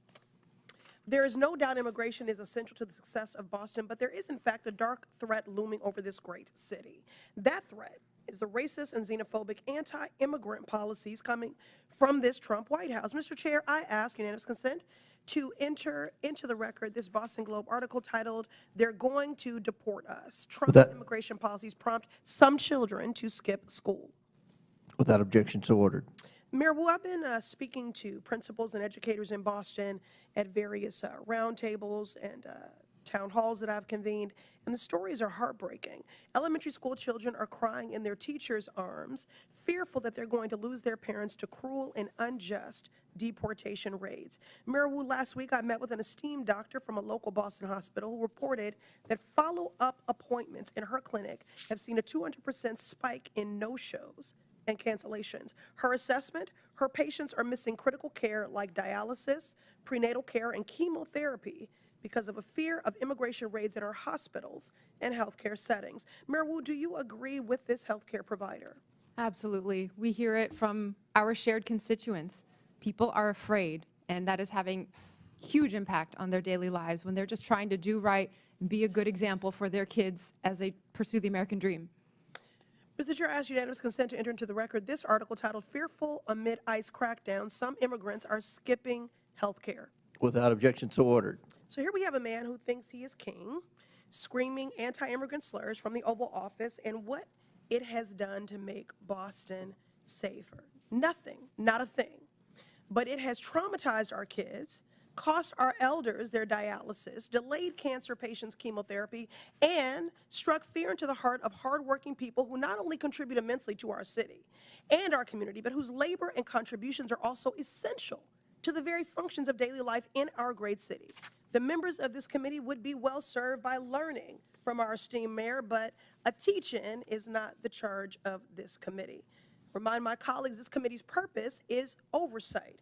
The only person who has something to answer for is Donald Trump. He is single-handedly decimating decades of economic progress, vilifying our immigrant neighbors, and disregarding the Constitution and basic decency daily. This man points to our most vulnerable, scapegoats them for every hardship, while he himself is actually the source of the hardship that the American people are experiencing. My colleagues don't really care about criminality. If you really cared about criminality, you would do something about Elon Musk's power grab, stealing our data. You would do something about efforts to defund the National Institutes of Health cancer research. If you really cared about criminality, you would do something about people that want to rob our babies of food. Make it make sense. My Republican colleagues across the aisle believe a 6-year-old from El Salvador who wants to go to school and a mom who fled violence in Haiti are the reason that the cost of eggs are too damn high. And your housing and gas will follow suit shortly because of these Donald Trump tariffs. The shameful Republican ripoff slashing away at basic government services to line the pockets of Donald Trump's buddies so they can buy toy yachts and rocket ships. It is a shame and a sham. America has a problem, and it is Donald Trump. And if my colleagues really cared about criminality, they would do something about him. I'm grateful that the people of Boston and my mayor stand with their neighbors from every walk of life. I yield back. Chair recognizes Mr. Gill from Texas. Thank you, Mr. Chairman, for holding this hearing on such an important topic. Mayor Johnson, I want to start with you. One of your first actions as mayor was establishing a deputy mayor for immigrant, migrant, and refugee rights. I want to ask you a series of questions. If you could answer with a yes or no answer, that'd be great. First of all, do you support allowing illegal aliens to obtain driver's licenses? Just yes or no? So the city of Chicago has been a welcoming city for over 40 years. I'll take that as a yes. Next question. And that's the policy that we will hold to. Do you support tax dollars subsidizing or paying for the health care of illegal aliens? I support investments in all residents of the people of Chicago, and that's what I do. That's a yes as well. Do you support free or reduced college for illegal aliens? Again, I support the investments of all residents of the people of Chicago. Take that as a yes. Next question. Do you support allowing non-citizens to vote in local elections? Again, I'm not over the jurisdiction of that type of law, but again, I'm committed to investing in all residents of the people of Chicago. I'll take that as a yes. I've got an article from the Chicago Sun-Times, and I'll quote here briefly. Johnson proposed, among other things, that all residents, regardless of citizenship status, be able to vote for Chicago Board of Education members. Next question. Your website states, and this is your campaign website, quote, "I will not stop fighting until abortion access is completely secure for people all over the country," end quote. Yes or no, do you support taxpayer-funded abortions for illegal aliens? I support the reproductive rights of all people, all women. That is a yes as well. Your mayoral transition website mentioned support for creating a Chicago Board of Education non-citizen advisory board. Again, yes or no, do you support appointing non-citizens to government advisory boards? I was invited here today to discuss welcoming cities. Yes or no? I was invited here to discuss welcoming cities. This is a yes or no If you're question. interested in asking me You're not questions gonna about the filibuster. welcoming I'll city, take that as a I'm yes. happy to We're gonna answer move those on. questions. No, we're going to move on. As you know, President Trump, unlike the previous administration, has taken serious action to bring foreign criminal gangs to justice, to take our border back and to restore public safety in our communities. He designated 8 transnational criminal organizations and cartels as foreign terrorist organizations. These are groups like Tren de Aragua, MS-13, Sinaloa, other of some of the most grotesque and ruthless and brutal organizations in the world. You, as mayor of a sanctuary city, have been virtually giving favors to illegal aliens. Apparently, you support an enormous amount of taxpayer resources going to them as well. But you yourself have also received a lot of gifts. And for those of you who don't know, Mayor Johnson has a secret gift room that is not given access to the public or for access to the Office of Inspector General. I'd like to ask you a couple questions about that. Do you know everyone who's given you a gift since you became mayor? The city of Chicago has had a policy for 40 years. That's a yes or no question. Where there are individuals that would like to give gifts to I'm the city of reclaiming my time. Chicago, I'm going to take that as and we do not accept those when gifts. Did you We become receive mayor? them on No, I'm going behalf to reclaim my of time the city here. of Chicago. You're not going to filibuster here. When did you become mayor? I was elected mayor of the city of Chicago in April of 2023, and I was sworn in May 15th of 2023. On June 12th, 2023, you received Hugo Boss cufflinks and a personalized Mont Blanc pin. Do you know who gave you those? So I did not receive those personally. The city of Chicago You received those them. on behalf and of that's the city right, of on behalf of Chicago. the city of Chicago, as I every understand mayor the difference. in the Do you know history of Chicago who has you know who provided gave those gifts to the city of Chicago? Do you know who gave those to the city of Chicago? So again, on behalf of the city of Chicago, there are It's a yes gifts or no that are question. received, Do but I you? do not Do you- accept. Those are not So you my don't- personal so gifts. you don't know. Those are the gifts of the city of on March Chicago, 18th, and that's why you are aware that 2024, they exist, because they are reclaim within the my law. time here, sir. On March 18th, 2024, you received a Gucci tote bag. Do you know who gave you that? Gave the city of Chicago that? Again, I was here and I was invited I'll also to take that as respond no. to the On March questions 19th, around 2024, welcoming the city, and I'm of happy to answer Chicago any of those received questions. A Givenchy bag, a Kate Spade purse, and Carucci shoes. Do you know who gave the city of Chicago those? Again, I was brought. I'll I take brought that as my a no. energy I'm here reclaiming my to time respond here, sir. I am on behalf of the reclaiming city my of Chicago of This what a welcoming raises city serious ordinance is. ethical concerns. You are providing an enormous amount of aid to illegal aliens, aiding and abetting criminals who have come into our country illegally. And you yourself are receiving an enormous amount of gifts, and you won't even tell us who they're coming from. That Chairman, raises time is up. serious ethical We have a concerns. 5-minute rule. Gentleman's Mr. time's Chairman, I'd like to ask for unanimous consent to enter into the record the City of Chicago Office of Inspector General advisory concerning gifts accepted on behalf of the city. Without objection, so ordered. Thank you. Chair now recognizes Ms. Tlaib for 5 minutes. Thank you, Mr. Chair. Mayor Adams, since we're on the this conversation around oversight and some misclaims here about corruption, I mean, do you agree, Mr. Mayor Adams? Yes, I hear you. I hear you, Congressman. Oh, okay. You weren't looking at me. That's why. It's okay. I'll speak louder if you want. Do you agree to a quid pro quo deal to enforce the Trump administration's cruel immigration policy in exchange for protection from the federal corruption charges against you? And you are under oath, just as a reminder. Congresswoman, there was no agreement, there was no quid pro quo, and I've done nothing wrong. Help me out here, though.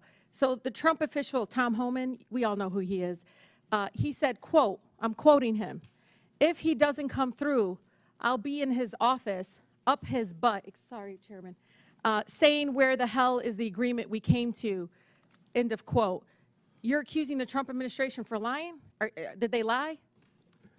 What agreement did they're lying then? Mr. Homeland and I both agree we will fight dangerous criminals, and we've never had any conversation about my case. Okay. So Mayor Johnson and Johnson and Wu, I'm sorry, I can't get that. You can just call it Chicago and Denver. There you go. This is really important, you know, as a child of immigrants, and I think many of my colleagues on that side of the aisle have beautiful, diverse communities as well. And one of the things that I know happens when we try to have local law enforcement and local city officials, I mean, they even want Treasury, folks that work for our city Treasury, asking people for immigration status. That's what they would prefer.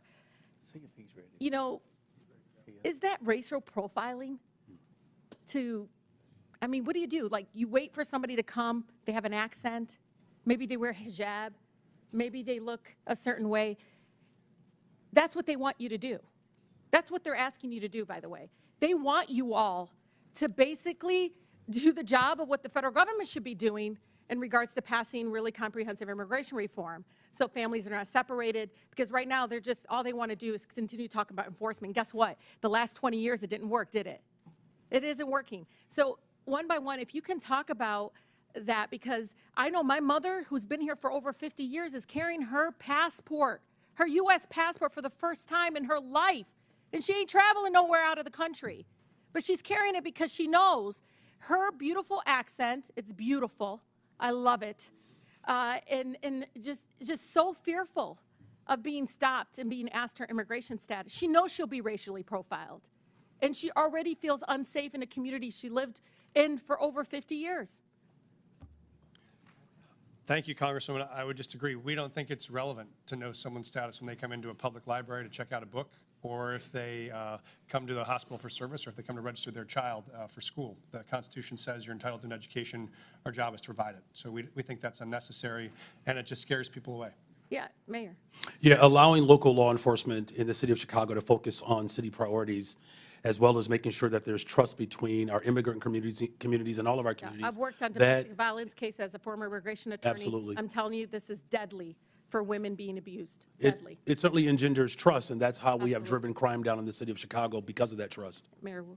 Thank you, Congresswoman. Boston is proud to be the safest major city in the country, and we do not ask about immigration status when providing city services. We also are clear to all our residents that we do not care about immigration status when we hold people accountable for doing harm in the community as well. Yeah, because when I hear sanctuary city, I hear anti-racial profiling. I really do. I hear like, okay, we're not here in the business of trying to enforce broken immigration laws that are inhumane, completely immoral right now. That's what I hear. And I, as a former immigration attorney, when I hear the story in Denver, and trust me, ICE is there waiting to pick them up. They sent 6 of them, and they couldn't handle 6 of them couldn't take this guy that they're supposed to pick up. Doesn't make any sense to me, because they're there. They're pretending they don't know that as a fact. But one of the things that bothers me about all of this is the executive order of rescinding the sensitive locations. Why this is important. They basically want to do immigration enforcement and racial profiling, and immigration enforcement that's race-based, because look at, I'm at the Canadian border in Detroit. Do you know the majority of people coming down undocumented is Canadian? But guess what? It's still the brown folks that are overwhelming. ACLU did a study, is overwhelming the ones being targeted, detained, and deported. And so for me, the sensitive location, this is hospitals, schools, you know, this is like funerals. This was all a policy in place to protect us from having our communities over police and militarized. Can you talk about the impact of that? And I have 22 more seconds because No, he went over. his time He went was- over 22 more he seconds. spoke over him. He That went, was no, not he true. didn't. No, I didn't. Chairman, I never spoke over him. No, not you. The mayor spoke over Brandon. Oh, well, I didn't. It doesn't matter. He went over 22 seconds. But go ahead I and just ask your want them to answer question. the question about the sensitive locations, because this is something we all should be scared of, because pastors are calling me because they're talking about churches being possibly having ICE agents show up at churches. I can just say, Congresswoman, our fastest growing church in Denver went from 700 folks in the parishon to 5 after that announcement. All right. Very good. Thank you. Thank you. Yep. Chair recognizes Mr. Fallon from Texas. All right, 43 seconds. That's a deal. All right. Mr. Chairman, thank you. Coming into this very important hearing, I suspected that Democrats would claim illegal immigrants pose no danger and would frame them as a sympathetic victim class, completely glaze over the tremendous financial burden that mass unlawful migration places on the shoulders of the American taxpayers. And furthermore, they would completely ignore the grave dangers that violent criminal illegals pose to all Americans. It would be, Democrats would use spin and deflection and woke wonderment and delusion, and some would even blatantly lie. And as they so often do, the left did not disappoint. The first claim that we heard was they were ICE agents ripping adorable children off adorable school buses. It was a myth, and it never happened. And what was the source of this Democratic claim? One letter written by one superintendent in a country of 13,000 school districts. And that letter said that this may happen. Well, I may start a business with flying monkeys delivering you fruit salads. I may. But it never happened. And the case in point, it was Alice ISD. And Mr. Chairman, there was another letter that Alice ISD sent, and I'm going to quote it. It said, "We have not had any Customs and Border Patrol enter or board buses, nor do we have any knowledge of it happening here or in any other school district." It was a spin, it was deflection, and it was a lie. Now, the most important thing that any elected official should focus on is to keep our citizens safe. There's no greater calling. Mayor Johnson, is Chicago a safe city? We are a safer city since I've been in office. Crime Safer is down. city. Okay, sir. Crime is down Sir, do you over know 20%. that, sir, no, you're not just going to this year overtalk. alone. Mr. Chairman, I reclaim my time. You're not going to overtalk me. Brandon's, he was very nice, and he's a freshman. Not going to do that. In 2022, I find it interesting that you say Chicago's safe. You have a higher murder rate than Haiti. And the Biden administration put up a travel advisory saying to Americans, don't go to Haiti. I hope that the Trump administration puts up a travel advisory saying, don't go to Chicago. In fact, the Haiti has a murder rate of 18.02%. Chicago has a murder rate of 18.26%. I can see why, sir, you have a 14% approval rating. Mayor Wu, you're a Democrat, yes? Yes, Okay.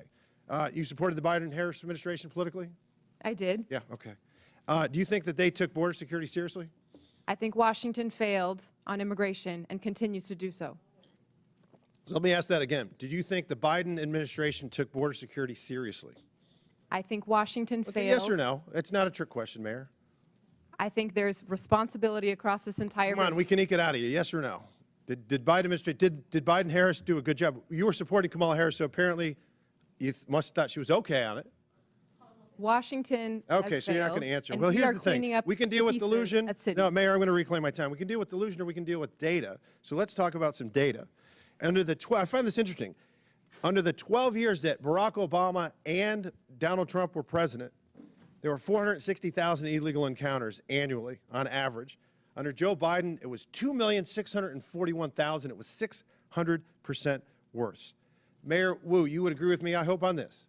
Vladimir Putin's a bad hombre, and he rules over an authoritarian regime, yeah? Yes. Bipartisan agreement. Wonderful. There were, under President Trump's first administration, 98 Russian nationals that were apprehended on the southern border entering the country illegally.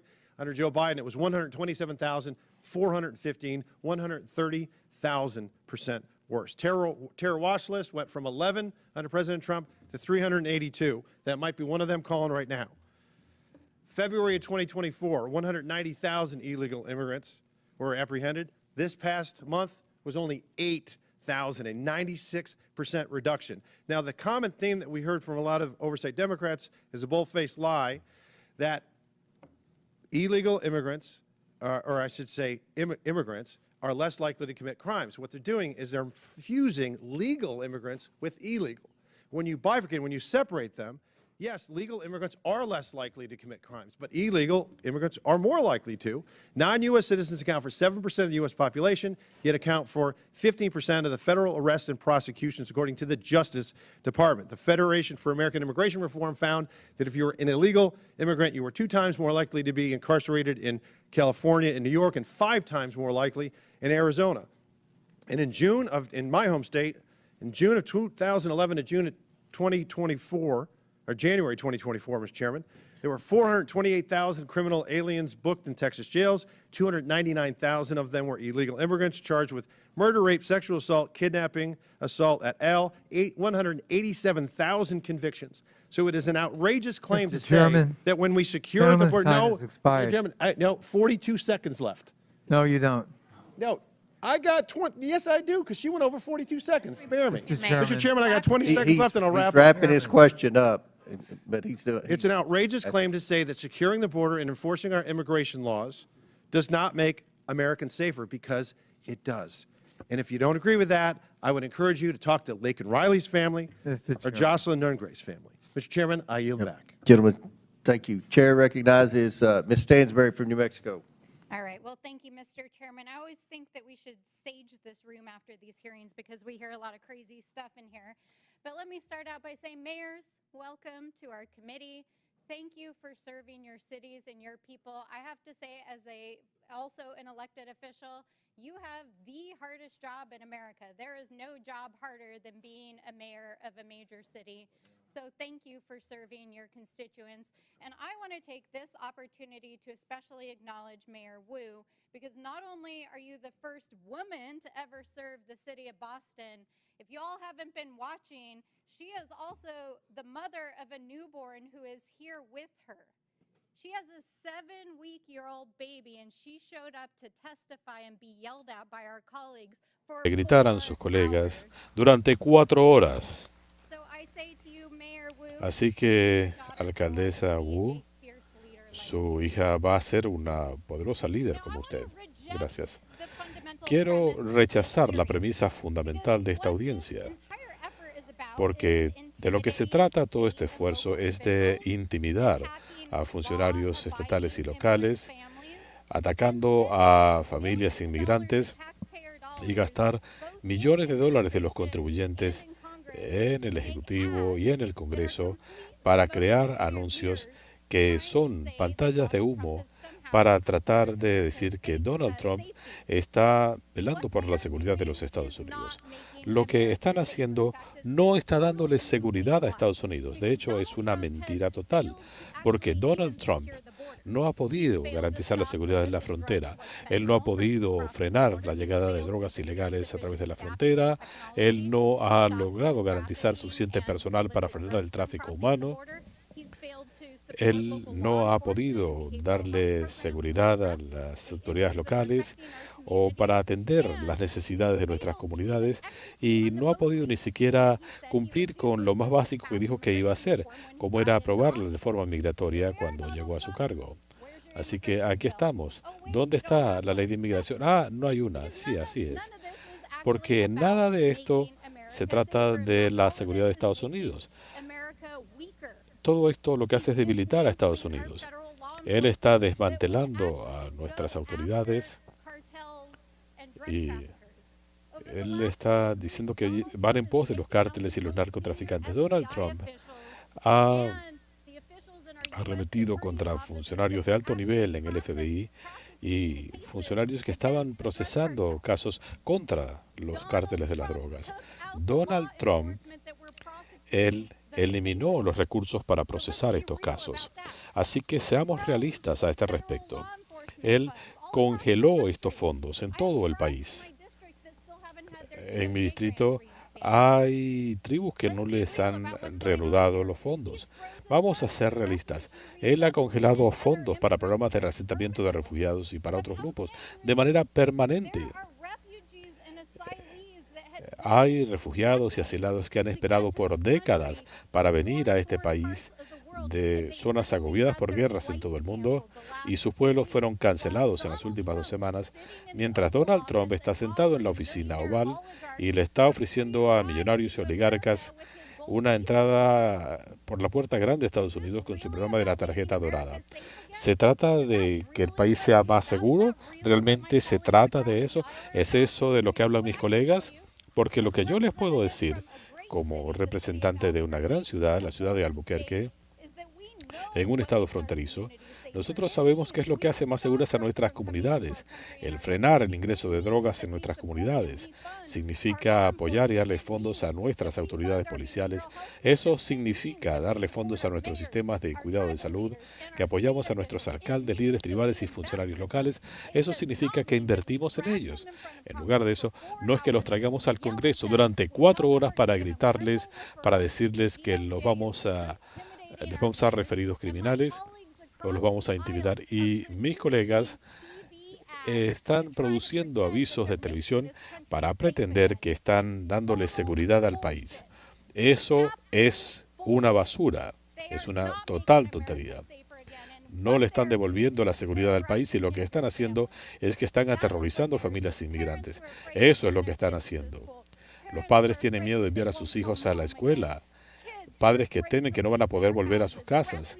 Chicos que tienen miedo de salir de sus casas, de excluir a refugiados que han esperado durante años. Y nuestros alcaldes están aquí en esta ridícula audiencia donde los han amenazado frente al pueblo estadounidense.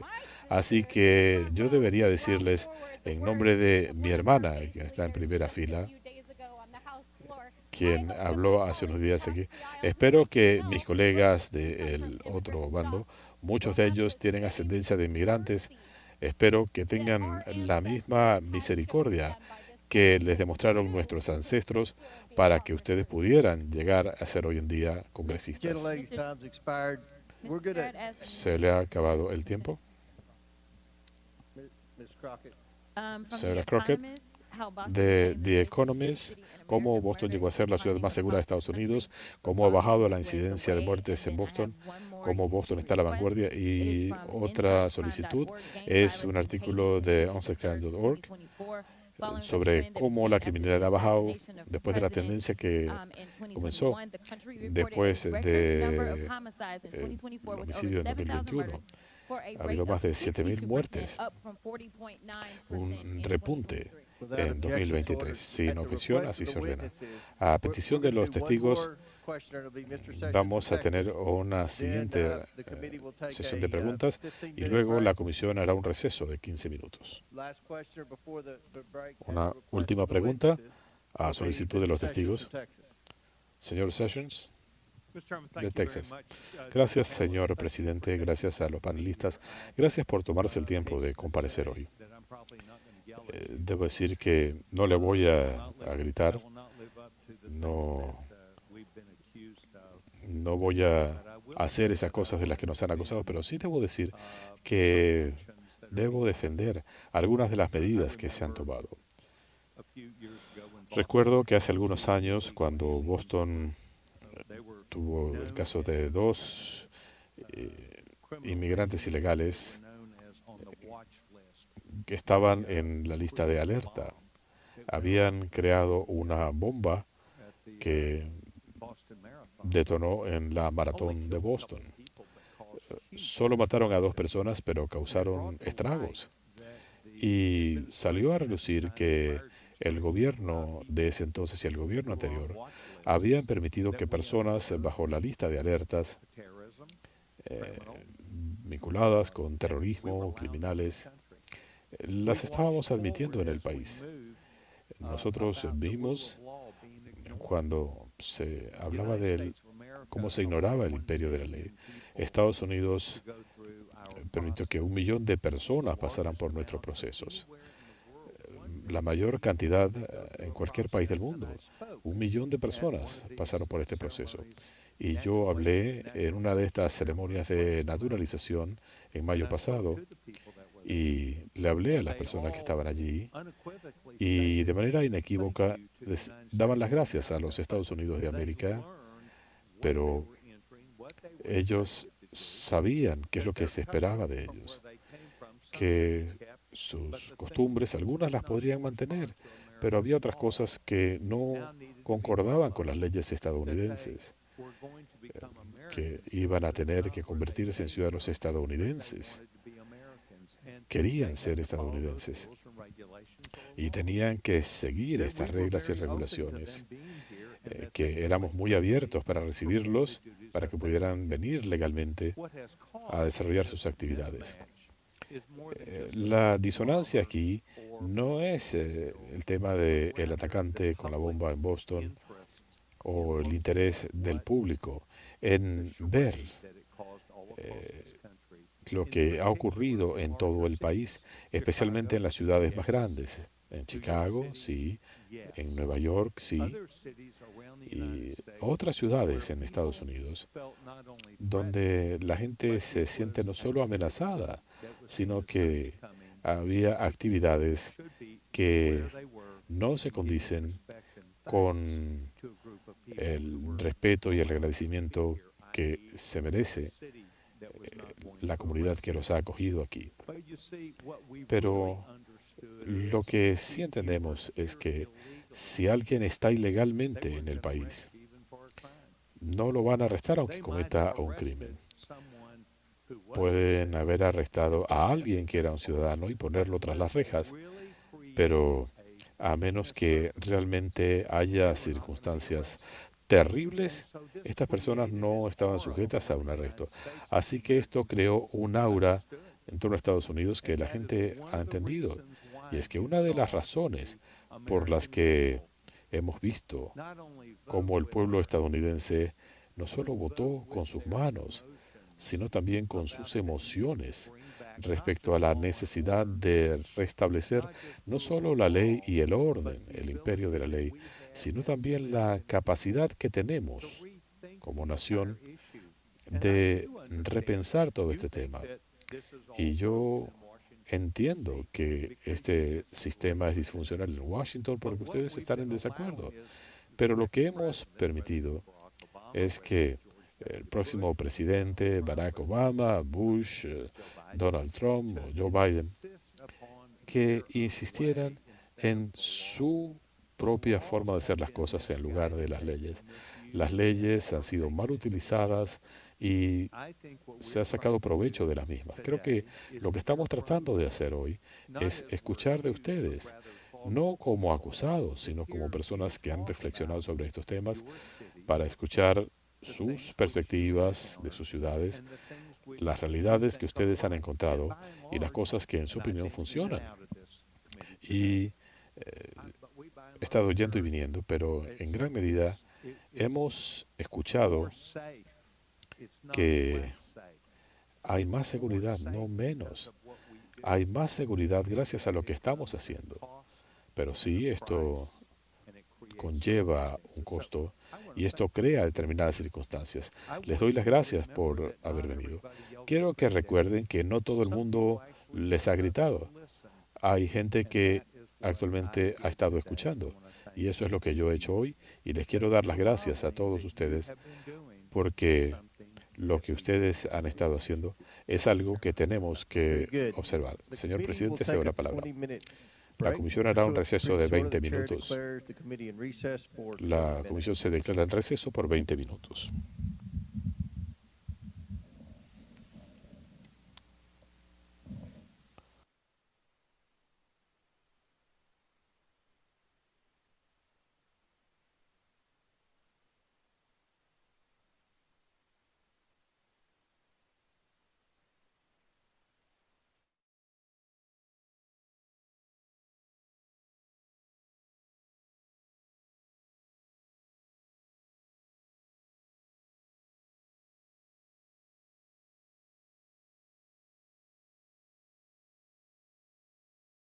Immigrant that has had 34 felony convictions that has still been able to roam around in your cities? Anyone? No, ma'am. 34 felony convictions No, from the Congresswoman. immigrants?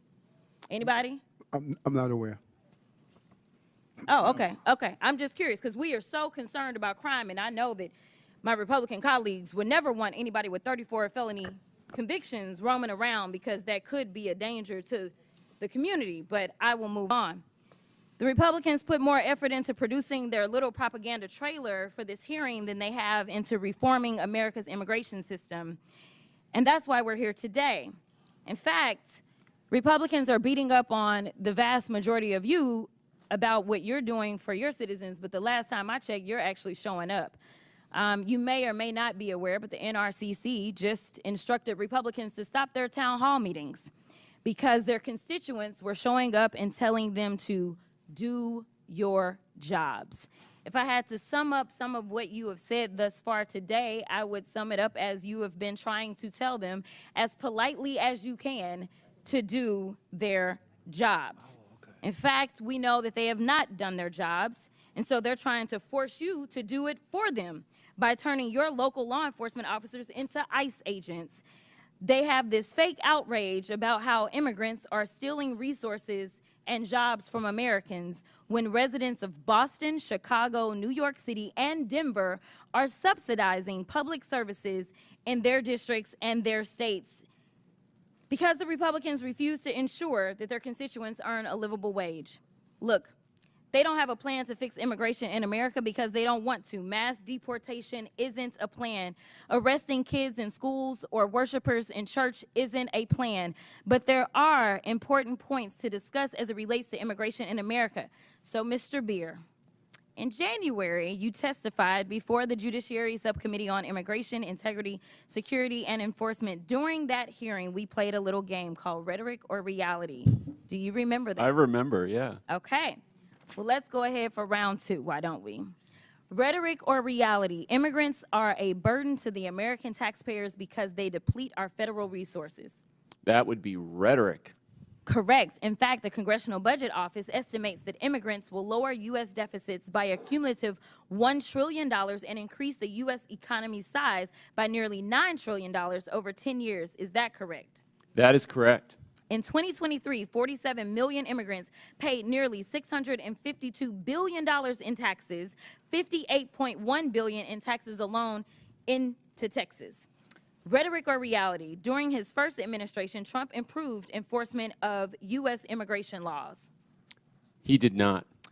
In fact, President Trump closed almost all immigration courts for removal proceedings, cut prosecutions for unauthorized entry by 87%, cut ICE removals to the lowest level in the history of the agency, and released 9,000 people with violent crime convictions back into our communities. Is that correct? That's right, yes. So rhetoric or reality? President Trump's immigration policies make American communities safer. No, they don't make communities safer. In fact, nearly 100,000 unauthorized immigrants have obtained legal status through their cooperation with law enforcement. And local law enforcement agencies have more than 300,000 pending requests for immigrants seeking legal status based upon their cooperation with law enforcement, according to the Department of Homeland Security. Is that correct? That's right. Immigrants work with law enforcement to stop and solve crimes. Thank you. That was one of my rhetoric or reality questions. Sorry.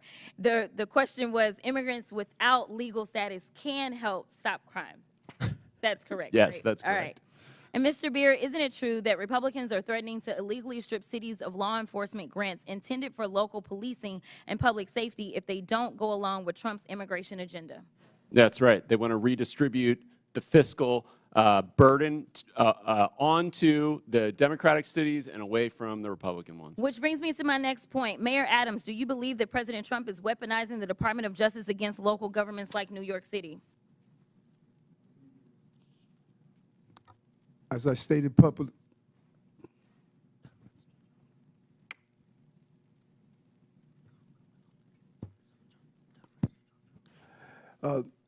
thank you for the question, Congresswoman. And as I indicated previously, this case is in front of Judge Ho, and I'm going to allow the judicial process to go forward.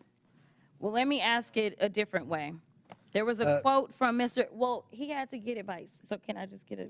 What's that? He was getting advice, so can I get a little bit of time? I didn't interrupt while he was getting advice. Because they were advising him. Go ahead. Okay, this is the last one. There was a quote from Mr. Homan, I believe, where he said he will be in your office and up your butt if there was a problem with whatever agreement. We don't know what it was. My question to you, I know you've been asked about it a couple of times today, is was he lying when he said that you made an agreement that would cause him to be up your butt if you failed to uphold your end of it? And gentlelady's time's expired, but if the mayor wants to answer that, he can. Congresswoman, I answered that question, and it appears as though we're asking the same questions over and over and over again. My comments are not going to change. No quid pro quo, no agreement. I did nothing wrong. Chair recognizes Mr. Langworthy from New York. Thank you very much, Mr. Chairman. Thank you, mayors, for being here. You all represent cities that should be beacons of opportunities for young professionals, entrepreneurs, and hardworking Americans that want to make it in this world. Not the laughing stocks that they've become in many ways. New York was once hailed as the capital of the world. Boston was admired for its founding role in America. Chicago was the gateway to the West and the icon of the Great Lakes. And Denver was admired for its natural beauty. Now all these cities are seen as a place where illegal immigrants, violent criminals, and gang members thrive, breaking our laws and spreading fear throughout our communities.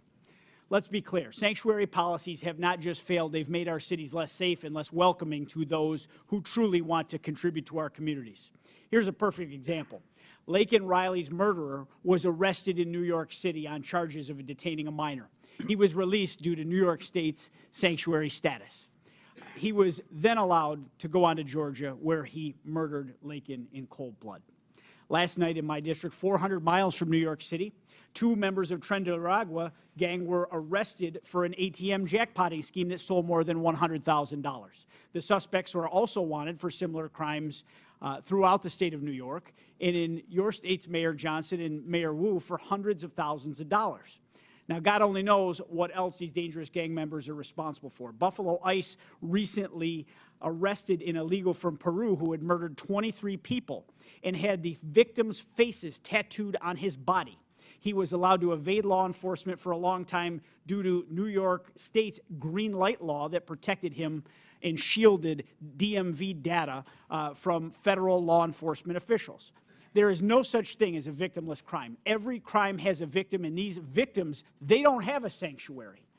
They have to live with the pain and the trauma of something being taken from them, their safety, their security, their property, and to add insult to injury, the witnesses before us have protected the perpetrators. Mayor EE.UU, the other day, you stunningly expressed sympathy for the man responsible for the knife attack, not the brave officer who stopped him. Where is the sympathy for the men and women in law enforcement trying to keep us safe? Congressman, Where check your is this? facts. It's my time. Check your facts. Watch the video. It's my time. I did not express sympathy for that Where is the individual, but sympathy for their for the family. victims? And any individual I haven't whose asked life you a is question. lost is a It's tragedy. appalling to me that we even have to ask for sympathy for victims instead of violent criminals, but here we are. And to all the mayors before us, hindsight being 20/20, is a blessing and a curse. You can't go back in time, but it should give you clarity for the future. Laken's murderer, Jose Ibarra, had demonstrated he was a danger to society.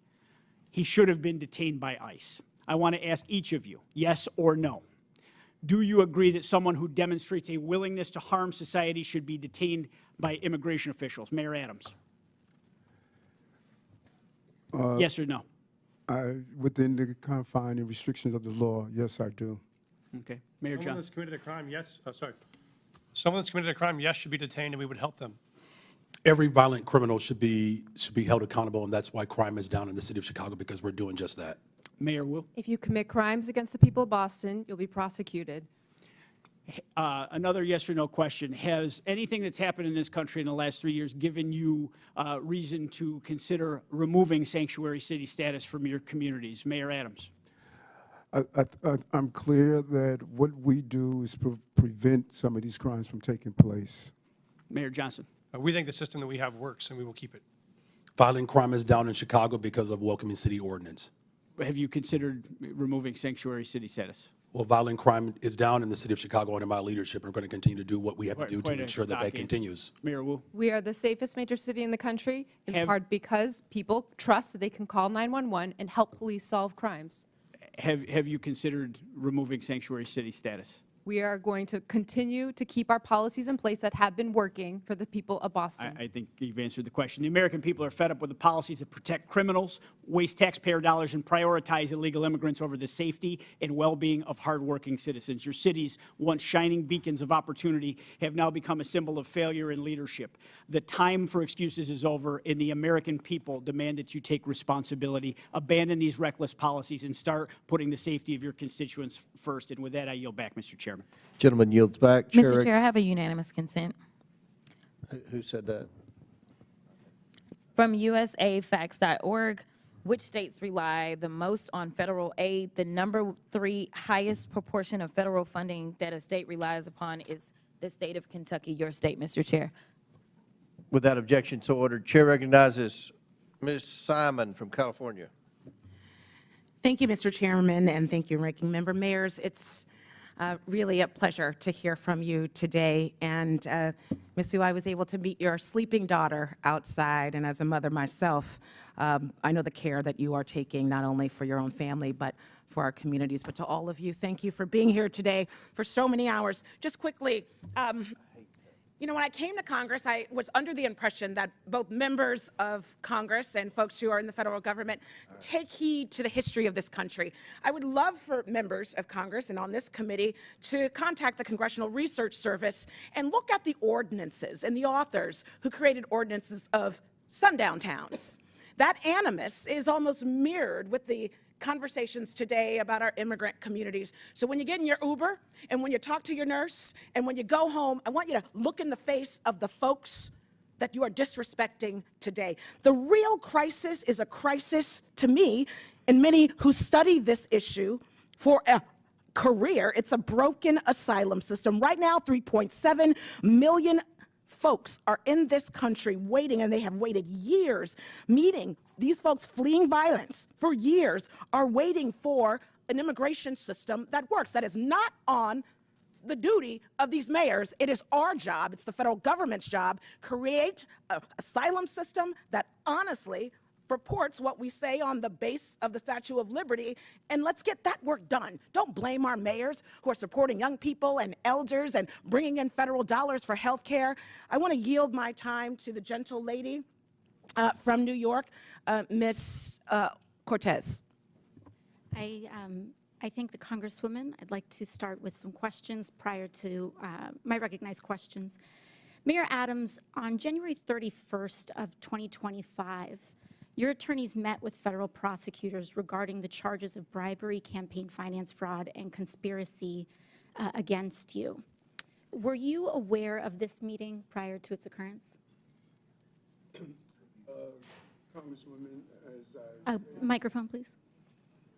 I'm sorry.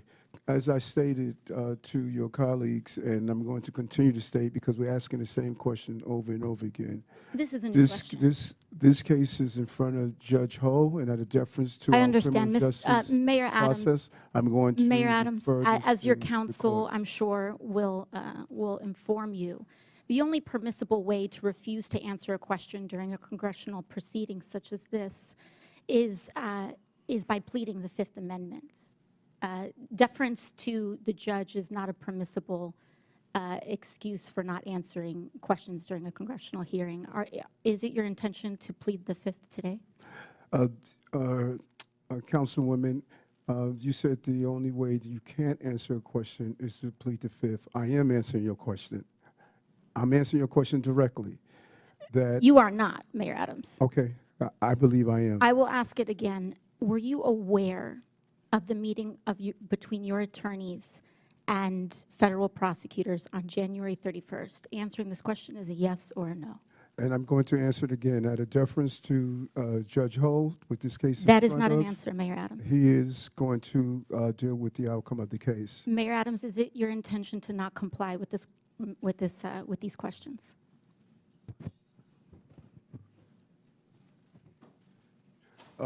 As I stated, I'm answering your questions, and what you're doing, let's be clear on, you're asking me about communications between my attorney and I. And I don't think I'll that move is on to the next appropriate question. If to it's be about- if asking a it's- question if it's between about- me, our attorney, and I, because we are in a country of law and order. I understand. And your So, Mayor relationship Adams, and who communications is with your your attorney should be respected. Who is your attorney? Alex Spiro. Alex Spiro, thank you. Now, Mayor Adams, have your attorneys ever met with city officials? That is not covered. I'm not asking about your conversations with your attorneys. Have your attorneys met with city officials, New York City officials? Any communication or activity between my attorney yes or and I no? is Have up to your- our attorney have your and I. personal You can reach out attorneys to, met with New York City officials? Alex Spiro, my attorney, to deal with those communications.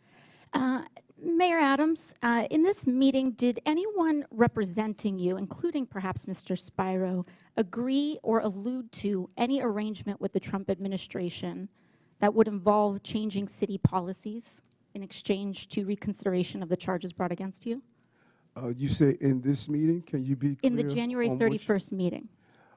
Again, there was never any agreement, never any quid pro quo. and That's I not what did I'm nothing asking. wrong. Never any agreement, never any quid pro quo. Was there an and allusion nothing- to and a nothing shift that in I've New York done City wrong. policy? Gentlelady's time's expired. And I just want to remind her, Mayor Adams is here voluntarily, and we appreciate that. The topic of the hearing is about our illegal alien problem and the drain on the cities and what the solution is. So Chair now recognizes Mr. McGuire from Virginia. Thank you, Mr. Chairman, for convening this important hearing. The American people deserve answers on the disastrous policies of sanctuary cities. As a veteran, as a Navy SEAL, I hope what I'm about to say is common sense. If somebody saved your life on the battlefield, you wouldn't care if they were pink or blue or male or female or Democrat, Republican, or independent. We're all people. This is not a race, religion, or creed thing. This is our American people, we the people, are being robbed, raped, and killed by these criminals that are coming across our border. My first question is just a yes or no. Do you believe that someone who breaks the law is a criminal? Mayor Adams. Yes, I do. Next. If you've broken criminal law, Just yes. simple yes or no. Did you answer? Yes, sir. Okay. Could you repeat your question again? If you commit a crime, are you a criminal? Yes or no? If you commit a crime, you should be held accountable. Absolutely. I don't use that label depending on what it is, like a speeding ticket, for understand. example. Next. Well, I got to tell you guys, thank God we have President Trump in the White House. Thank God we have the border czar, Tom Homan. Thank God we have Mike Johnson as a speaker. Thank God we have Leader Thune in the Senate. And thank God we have Hegseth, Rubio, and everyone else. Over the last 4 years, the American people have been robbed, raped, and killed. And the left doesn't talk about that. They want to say that people might be scared in their homes. Well, what about the families whose members have been killed and persecuted? The border has been cleaned up in just a matter of weeks. Border crossings are down 97% in just a matter of weeks. And over the last 4 years, we've been getting lip service like we want to secure the border. 80% of Americans believe we should secure the southern border. We are all elected leaders, and I assume you all sought these positions to help your citizens improve the quality of life in your city. It appears to me that left-wing activists want to create wedges in our society and cause the mayors of our great cities to ignore the oath of office and to support rule of law. Each of you took an oath that included an oath to support the Constitution of the United States, correct? Yes. Yes. Yes. Are you aware Correct. that Article 6, Section 2 makes laws of the United States supreme, known as the Supremacy Clause? Is everybody aware of this? Yes. I'm shocked Yes. that you all, as elected leaders, flaunt violating federal laws as if you are running a political campaign. We are a nation of laws. We lose credibility as a nation when we disregard or ignore the law and the people die. As of July 24th, there are more than 660,000 illegal aliens from criminal backgrounds roaming the United States. It is estimated that a total added cost of illegal aliens nationwide is $150 billion per year since the start of 2023. The federal government has spent more than $1.45 billion reimbursing local jurisdictions and non-governmental organizations that provide travel, shelter, and other service to illegal aliens. What about homeless veterans that are living on the street? What about Hurricane Helene victims that are still suffering in North Carolina? What about those folks that are suffering from the forest fires in Los Angeles? Chicago has spent over $639 million. Denver spent over $365 million. Boston is spending potentially, well, about $1 billion annually. And New York City estimates it could potentially spend $12 billion on illegal aliens from 2022 through fiscal year 2025. If you were the president and you found that your cities were spending billions of dollars against the interests of your citizens in violation of the Supremacy Clause, don't you think you would have cause to consider withholding federal funding? Yes or no? No answer? No, because we've not violated any federal law. Yes, you are making the taxpayers of this nation foot your bill for your potential whims that you don't agree with is wrong, and that is getting people killed. Mayor EE.UU in the Boston area alone, Tom Homan, said there are at least 9 accused child rapists. That is who inaccurate. That is false. My time. That is false. Local I'd like authorities to see the refuse facts turn on over that. Again, US put him under Immigration oath and ask the Customs questions Enforcement. here. How could you do that to your citizens? It sounds like you care more about your politics than the safety of your citizens. Imagine the parents of those children abused by someone you all released into society. Congressman, our It safety could have been statistics prevented. are the lowest in the country, In my lower than your district. A little girl was age 14, was raped by an illegal alien. He was released from jail 4 times because it seems, in a lot of you guys on the left, you believe that criminals are good, police are bad, and no one cares about the victims. This horrific crime was avoidable, but it was sanctuary policies like yours that allowed the offender to travel to the U.S. and end up in my district. And with that, I yield. Gentleman yields. Chair recognizes Mr. Min from California. Thank you, Mr. Chair. I want to take a moment just to note that once again this committee is failing to do its job and actually exercise oversight in the way it should. My phones are ringing off the hook with people who are angry as hell about what they see as the rampant corruption of this administration, the illegal activities of Elon Musk and Doge, and the massive cuts to Medicaid that Republicans voted for last week. Literally not one person has called to ask about the immigration enforcement priorities of the cities I represent, let alone Boston or Chicago. This hearing is an attempt to distract from the actual waste, fraud, corruption, and abuse that is happening at unprecedented levels in this country right now. So thank you to the witnesses. I want to start off with a few simple yes-no questions for you all. First, please raise your hand for the mayors if you are aware of any laws or policies that prevent federal authorities from enforcing immigration in your city. Okay, no hands are raised. Please raise your hand if you're aware of any cities or states in America that have laws or policies that prevent federal authorities from enforcing immigration law. Any cities or states. Okay, I just want to note for the record again, there are no hands up. And as your answers make clear, this whole sanctuary city, quote-unquote, debate is a sham. There's no place in America, not one, that actually provides sanctuary from federal law, period. The real issue here is whether state and local governments should spend scarce taxpayer dollars to help the federal government enforce its immigration priorities. Whether local police should spend their time focused on their actual jobs, keeping our streets safe, apprehending violent criminals, solving crimes, or whether they should be deputized to help enforce federal immigration laws. And a lot of cities and states, including my state of California, have made the very reasonable decision to say, hey, we want our teachers, nurses, doctors, cops, firefighters to focus on their actual jobs and not be dragged into this Republican war on immigrants. And let's be clear, the Republican immigration policies being pushed forward right now are counterproductive and will make us far less safe, something several of our mayors pointed out in their testimony. Look, I support a 100% ban on all illegal border crossings, but the reality is we already have over 10 million people here in this country without proper immigration status, many of whom have been here for decades. And if you have ICE agents patrolling our courthouses, police stations, and hospitals, that means that those undocumented immigrants are not going to go anywhere, but they are going to stop reporting crimes or seeking medical care, and this makes us all less safe from the rapists and murderers out there. Now, recently, my Orange County Sheriff, Don Barnes, a staunch conservative, issued a statement outlining his position on immigration enforcement. And here's what he stated. The Orange County Sheriff's Department does not enforce federal immigration law. It is not part of our primary mission, and we remain focused on violations of state and local laws. The department will provide for your safety and respond to your calls for service regardless of your immigration status. We do not and never will ask the immigration status of victims, witnesses, suspects, or those who call to report crimes. We enforce state and local laws equally without bias and without concern for your citizenship. Now, I actually think this is a pretty good summary of what each of you are describing happens in your cities, a situation where the federal government enforces immigration law while states and local authorities enforce state and local laws, and it makes a lot of sense. I don't know what my colleagues on the other side think, but I don't want my police focused on immigration status and asking people about that. I want them focused on preventing violent crimes. But with that, I want to shift gears to address Mayor Eric Adams. Mayor, as has been well discussed in this committee, you are the first sitting mayor in modern New York City history to be indicted while in office.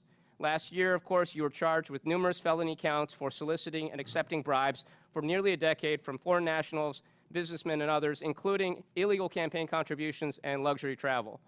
On February 10th of this year, the Trump Justice Department instructed federal prosecutors to drop charges against you.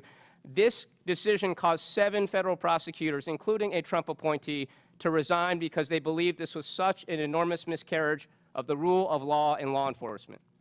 Now, as some of my colleagues have pointed out, this was widely reported as a quid pro quo. I know you've denied that. I know you're probably limited in what you can say.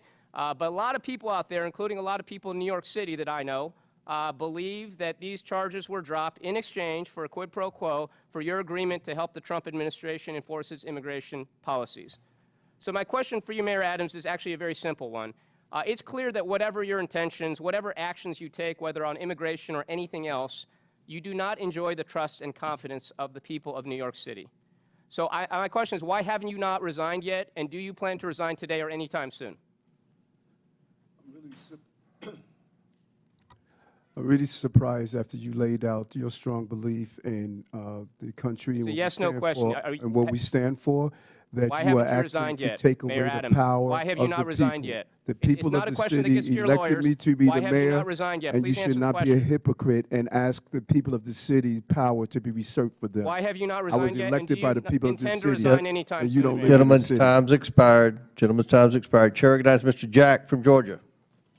Mr. Chairman, thank you for convening this hearing, and I'd like to begin by offering some thoughts about our colleague from Texas, Congressman Sylvester Turner, who sadly just passed away, as some of you may know. Congressman Turner was a former 2-term mayor of Houston, and as our witnesses can no doubt attest, being the mayor of a big city is not easy. Congressman Turner was a member of our freshman class, and his office is right next to mine in the Longworth House Office Building, and as such, I had an opportunity to walk with him to and from votes, found him to be an incredible gentleman with respect and courtesy. My colleagues across the aisle, particularly the freshmen, knew Congressman Turner better than I, so I certainly yield to them on this topic, but I wanted to at least mention my own thoughts for the record. Now, to the topic of today's hearing. I prepared for today's hearing by chatting with some of the mayors from my district, from those who represent just a few hundred to those who represent a few thousand, and I found a common theme of frustration. They, along with me and many other constituents I proudly represent in Georgia's 3rd Congressional District, want to know why policies are in place that benefit citizens of other countries at the expense of citizens of our own country. So if I could, Mayor Johnson, I'd like to start with you from Denver. I know Chairman Comer, in his opening line of questioning, discussed an ordinance passed by the Denver City Council in 2017, and I recognize you had just left the State Senate by then. But this ordinance prohibits city and county employees from assisting the enforcement of federal laws or inquiring about a person's immigration status. So I just have to ask, do you see a benefit in learning whether or not someone charged with a crime is a citizen of another country? Thank you, Congressman. I do just want to say Mayor Turner hosted me in Houston when I first became mayor, so that's a powerful statement for me. Thank you for acknowledging it. Thank you, sir.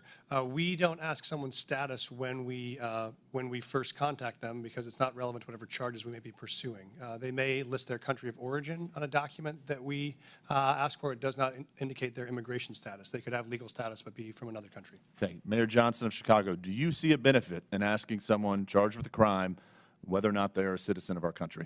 The benefit of community safety is trust between local residents and law enforcement, and that relationship is critical to driving violence down. Under my leadership, violence has gone down in the city of Chicago. And Mayor Johnson, if I can ask, have you ever disciplined, fired, or arrested law enforcement officers or correction officers if they notified ICE or other federal immigration officers of an illegal criminal alien in lockup or courts in violation of your sanctuary city policies? Have you ever disciplined, fired, or arrested a law enforcement officer that worked with ICE? That is not, I don't believe that's under the jurisdiction of the mayor. I don't arrest people or. Are there issued memos in which you direct Chicago officers from not assisting with enforcement in immigration law or helping ICE identify folks who may not be here illegally? We do have documentation around making sure that the residents of the city of Chicago know their rights. That's important because it builds trust between law enforcement and community. By having that confidence and trust, people are more likely to come forward to report violent crime regardless of their immigration status. Well, I have to submit to the record, Mr. Chairman, an article from News Nation Now, January 21st, 2025, in which it says Chicago police reminded they cannot cooperate with deportations. And if I may ask, Mayor, are there any memos? Thank you. Are there any memos that direct Chicago police to not cooperate with President Trump's deportation plans? Well, so local law enforcement, we're not federal agents. So local law enforcement in the city of Chicago, they do not dub as federal agents. But that having been said, from your mayoral office, have you ever issued memos to the police department instructing them not to cooperate with President Trump? We remind people of what the Welcoming City Ordinance entails. Would you submit to the committee any written documentation to the Chicago Police Department as it relates to this? For the Welcoming City Ordinance, we're happy to make sure that this body has that ordinance, and that policy has been around for 40 years. Thank you very much. Mayor Wu, back to my line of questioning with Mayor Johnston and Johnston. Do you believe that if you are asking someone who's been charged with a crime, whether or not they're here in our country legally, is that a proper and beneficial thing to do? The laws of Massachusetts and the Boston Trust Act help Boston police solve crimes. We do not ask for immigration status because it allows for people to trust that when they call 911, when they have information that might help bring justice to another family, that they feel comfortable sharing that. Thank you. And Mayor Adams, in closing, obviously you know the police very well. Do you see a benefit in asking folks who've been charged with a crime whether or not they're a legal citizen? Yes, I do. With that, Mr. Chairman, I yield back. Thank you. Gentleman yields back. Chair recognizes Ms. Gillen. Thank you, Mr. Chairman. I think one thing everybody seems to agree on here is that our immigration system is broken and desperately needs to be fixed. And I ask my colleagues on the other side of the aisle to work together with us to fix our broken immigration system, to fix our broken asylum system, which isn't fixed by firing the top immigration judges who can actually help us fix this problem. But my focus here today is the effect on my constituents on Long Island.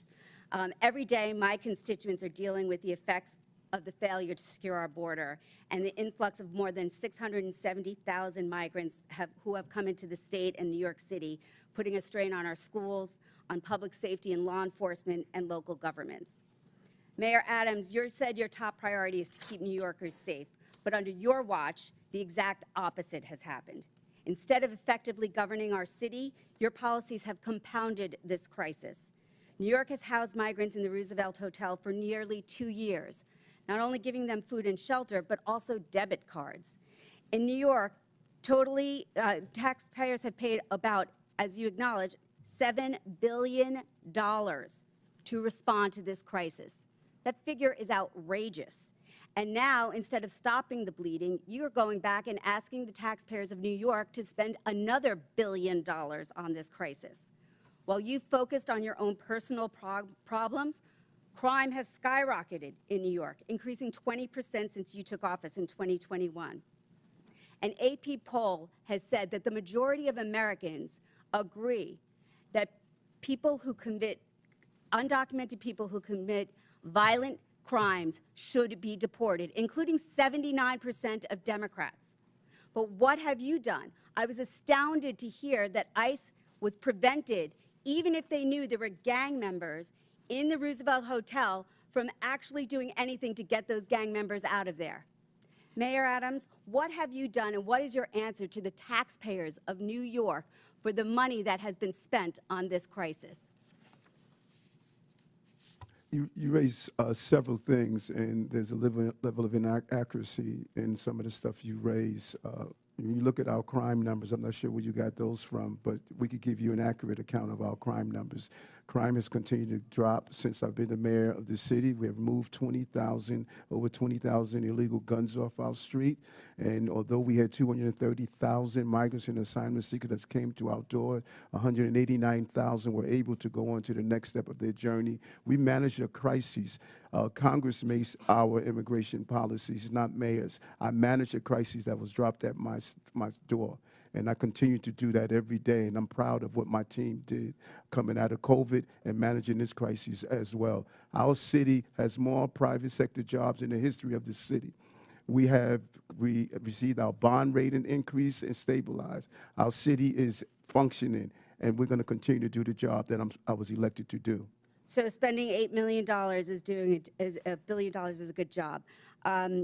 Mayor Adams, what you said today has given me no confidence in your ability to continue to serve and lead our city. But you don't live in New York City. You live on Long Island. You don't vote for me. Mayor, and you should resign. And I said that before you made your deal with Donald Trump. Thank God you don't live in New York City. You live on Long Island.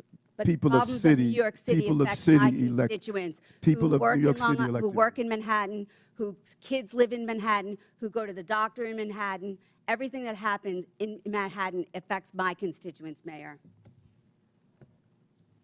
I yield back. Would the gentlelady yield to me, please? I thank the gentlelady. My question, Mr. Beer. We've heard a lot about crime. So the overwhelming majority of crime in the United States is committed by undocumented individuals whose immigration status is dubious. Is that correct?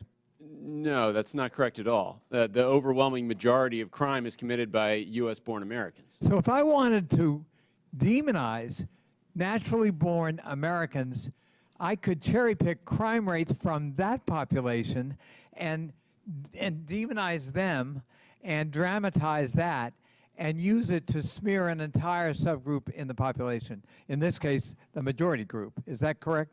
Oh, absolutely. You could look at people with driver's licenses and say, man, they're committing a lot of crime. We should stop issuing driver's licenses to people. I think that's really the sham and the shame of what people are doing in terms of political exploitation of a population this country needs if we're going to grow and protect the social safety net for the future. Thank you. Chair recognizes Ms. Green from Georgia. Thank you, Mr. Chairman. Thank you for coming before our committee today. In the past 4 years, our nation has been invaded by millions and millions of people who have crossed our border. There's also millions of what's called known gotaways.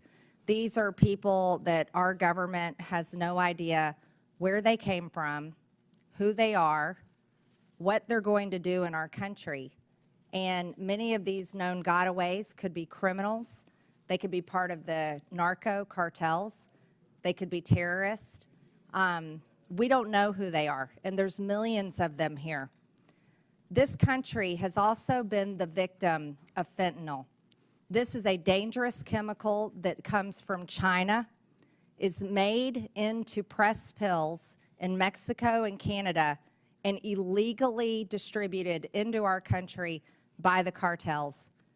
On average, 200 to 300 Americans die every single day from fentanyl. Not die, they're murdered. They're murdered.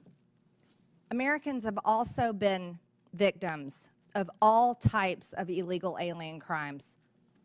One family in particular, Laken Riley's family, I know them personally, and her death was absolutely horrific.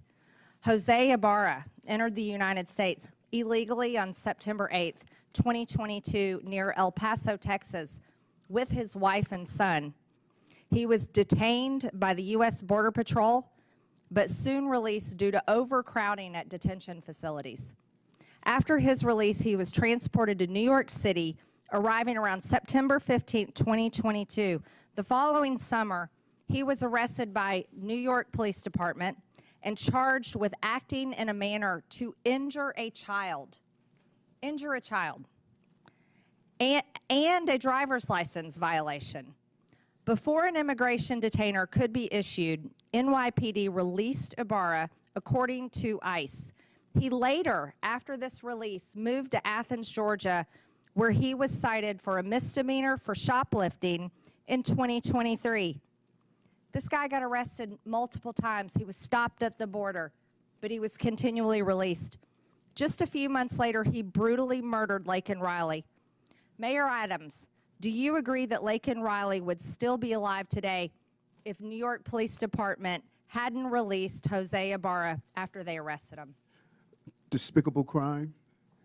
And as a former law enforcement officer, I respond to these crimes as the mayor as well. And I believe people like that should be held accountable. And I've advocated to stop this revolving door criminal justice systems like him to come out and hurt innocent people. I wish we would have had the power to prevent that from happening. Mayor Adams, will you continue sanctuary city policies in your city? That policy is by law. I do not make the law. I must operate within the confines of the Constitution and the law. Mayor Adams, will you advocate to get rid of sanctuary city policies in the city of New York? I have made it clear on a portion of the sanctuary city policies that I believe we need to alter to prevent crimes like this from taking place. Federal law under 8 U.S.C. 1324 makes it a crime to knowingly harbor and shield illegal aliens from detection, but your cities refuse to work with ICE detainers to help them find these criminals. I'll go one at a time. Mayor Adams, will you work with ICE in New York City, yes or no? ICE is part of our criminal justice apparatus, and I will work with my city, state, and federal agencies to keep our cities safe, no matter who they are. Mayor Johnson, will you work with ICE to protect your city? We do work with ICE right now, Congresswoman. When they send us information about someone they would like access to, we send them notice when and where we will release them, and they can pick them up. We've done that 1,226 times. We will keep doing it. Will you end sanctuary city policies? We think the policies that we have right now allow us to work with ICE and to stop crime, and we'll keep doing that. Mayor Johnson, will you work with ICE? Our local law enforcement, Chicago Police Department, we work with federal agents on a variety of issues: drug trafficking, sex trafficking, getting guns off the street, and we will continue to work with federal Will agents. you to stop keep people safe. harboring illegal aliens? Will you end sanctuary city policies? So the city of Chicago, we do not harbor criminals. We do not harbor undocumented individuals. We comply with all laws. Mayor Wu, will you work with ICE to protect Americans, legal Americans in your city, and end sanctuary policies? The Boston Police work with ICE and federal agencies every single day on criminal matters and hold people who are committing crimes accountable. Chairman, if I may, I'd like to enter for the record, according to the U.S. Constitution, giving aid and comfort to the enemies of the United States is an act of treason, and those that violate that should be Without held objection, so accountable. ordered. Thank you. Chair Dale recognizes Ms. Ocasio-Cortez. Thank you, Chairman. Now, Mayor Adams, are you aware that the former acting U.S. Attorney Danielle Sassoon was present at the January 31st meeting between your lawyers and federal prosecutors? As I stated, and you, Congresswoman, you appear to want to ask the question over and over again, and so I could only No, give these you are the very different appropriate question questions, over and over again. That this Okay, case is I in front of understand. Mayor Judge Adams, are Ho, you not and answering Joe this Ho question because you believe you will be able incriminate to respond yourself? to the movement I of this understand. case. Mr. In Chairman, I deference would him, like I to would like submit have him to handle the it. congressional record Danielle Sassoon's resignation letter from the U.S. Attorney.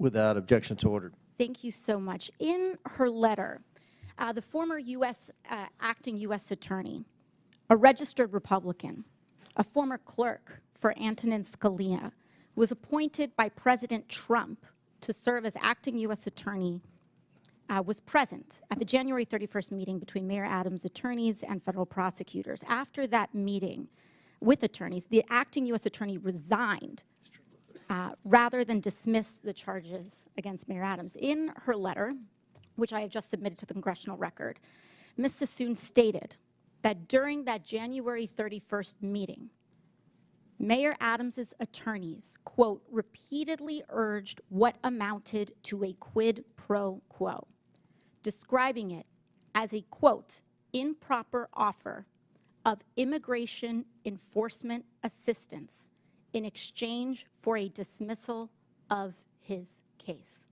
end quote. The acting U.S. attorney has submitted a former acting U.S. attorney has submitted a letter. And Mayor Adams, do you know how many federal prosecutors total resigned rather than file the motion to drop the charges? It was reported that 7. 7, correct. Mr. Chair, I would like to submit another letter from Hagan Scotton, his resignation letter. Without objection, so ordered. Mr. Scotton was an assistant U.S. attorney who also attended the January 31st meeting between your attorneys and federal prosecutors. He also resigned rather than drop the charges. In his resignation letter, he stated, and I quote, "Our laws and traditions do not allow using the prosecutorial power to influence other citizens, much less elected officials." 7 federal prosecutors, the acting U.S. attorney, the assistant U.S. attorney, all gave up their entire careers, Republicans included, then drop these charges because of what they saw transpire in that January 31st meeting. This is important not just for the city of New York, but for the people of the United States of America. Because what is being alleged is genuinely not just about what may or may not have occurred from the mayor's office and with the mayor, but what is happening at the Department of Justice. And that's what I want everyone to understand. These are not Democratic U.S. attorneys. These are Republican U.S. attorneys that have trained under Republican-appointed Supreme Court justices who have stated that there is and suggested as well, that the prosecutorial power at the Department of Justice may be influencing what is occurring. And instead of carrying that out and carrying out the erosion at the Department of Justice, they would have preferred to give up their entire careers. 7 lifelong public servants involved in law enforcement, mind you. And to that, when it comes to the fact that this may or may not have anything to do with this hearing, respectfully, Mr. Chairman, this is about specifically immigration enforcement in terms of that. And this right here is the 4-alarm fire that everyone must be paying attention to. Because if it's not just in the mayor's office of New York City, what other city, what other individual, what other municipality leader can be next? For a party that talks about states' rights and municipal rights, we must defend, yes, the rule of law, including in the Department of Justice. And with that, I yield back. Gentlelady yields back. Chair recognizes Mr. LaHood from Illinois. Thank you, Mr. Chairman, and I thank you for allowing me the opportunity to wave on to this important committee hearing today. I want to thank the witnesses. I represent a district right outside of Chicago, the excerpts of Chicago representing Rockford, Bloomington Normal, Peoria. And I want to thank you, Mr. Chairman, for having this hearing. It's past time that individuals like the mayors we have before us come before us and explain to the American people why you continue to fail to enforce the laws of our country and allow illegal immigrants to flood into our communities. And it's clear to me that sanctuary city policies have significantly harmed our once great cities, which is very, very unfortunate. During my time as an elected official, I have strongly condemned the policy around sanctuary cities and the impact it's had on the state of Illinois. And I believe every sensible resident in Illinois knows these policies have further harmed the economy in Illinois, increased crime throughout our state, and endangered hardworking, law-abiding Illinois citizens. I want to turn my attention to you, Mayor Brandon Johnson of Chicago. As I've watched you over the last 2 years that you've been mayor, I've been amazed at how tone deaf you have been and how oblivious you've been to the decline of Chicago. And I say that looking objectively at a number of things. Out of control crime in Chicago, people scared throughout neighborhoods on the west side, south side, north side. Morale has never been lower with law enforcement and CPD. Record number of police officers leaving the force. We have been hemorrhaging people out of the city of Chicago to the suburbs and elsewhere where they feel safe. Record number of businesses fleeing the city of Chicago. You couple that with record deficits. $2 billion deficit, the $2 billion deficit line of credit that you just had to take out this week. But you've spent $300 million of taxpayer money on illegal immigrants. And when I think about all of those things and I look at the strategy you continue to take, I mean, you're putting the interest of illegal immigrants above the interest of taxpayers in Chicago.